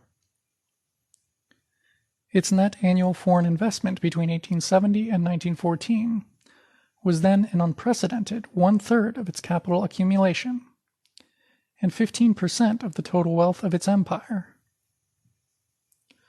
Colonial investments steadily increased throughout the classical era of capitalism, so that by 1870, 36% of British overseas capital was in the empire, alongside half the annual flow. According to Elsenhans, the percentage of total capital exported to the colonial world up to 1914 was Britain 37.9%, France 34.5%, Germany 31.1%, and the United States 54%.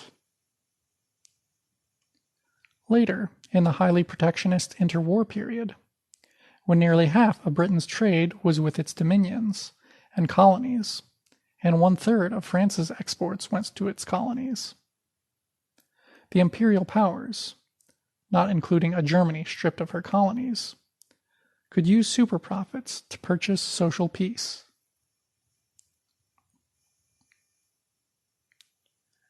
Such overseas investment greatly facilitated Britain's capital goods exports. The £600 million invested in overseas railway building between 1907 and 1914, for example, created a captive market for iron, steel, and rolling stock. It also thereby cheapened the transportation costs of food and raw materials, and reduced the costs of British constant and variable capital alike, buoying profit rates. Moreover, as noted above, unrecompensed, quote, trade with the colonies financed much of this capital export.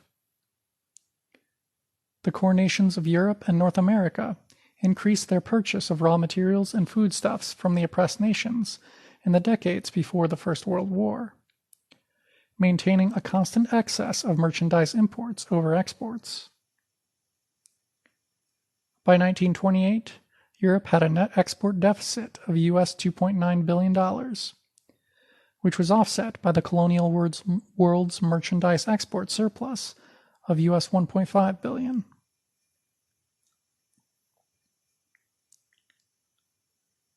British imperialism's trade deficits with the colonies may be compared with the profit needed to subvent the Victorian labor aristocracy.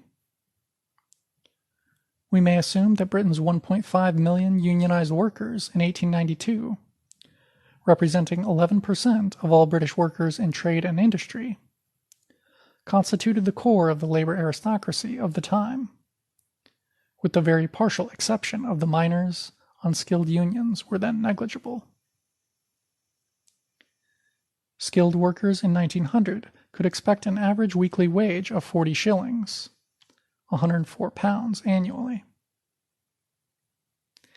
Since these workers earned almost double that of unskilled workers, we take the, quote, excess annual wage of the labor aristocracy as amounting to £52 annually, a total wage bill for the group of £78 million per annum. At £59.2 million in 1913, it is likely that at least three-quarters of this total can be accounted for by Britain's trade deficit with India alone. Thus, with its own imperialist bourgeoisie in the ascendant, with its leadership composed of men decidedly gaining from imperialism, and given its own share in the spoils of imperialism, with cheap colonial produce expanding the purchasing power of the average wage. The working class of the core nations was economically debarred from practically envisaging any alternative to capitalism. The overwhelming fact that the working class in the imperialist countries does not unite with the anti-imperialist struggles of the majority of the world's people ensures that they acquiesce to the dominant ideologies and practices of their own ruling class's racial social management, whether nominally conservative or social democratic. The imperialist ruling class is able to keep the populations of their own nations from struggling against capitalism, alongside the super-exploited nationalities, by virtue of sharing out the enormous profits reaped from imperialism via the provision of high-wage jobs, cheap imported commodities, myriad welfare benefits, and superior working conditions. The next chapter explores whether the system of imperialist parasitism, upon which labor aristocratic ideology is predicated in the metropolitan centers, persists in the contemporary world, and concludes that, today, the entire working class of the first world nations is petty bourgeois, and as such supports the maintenance of imperialism, the source of its precarious privilege. End of section and end of chapter.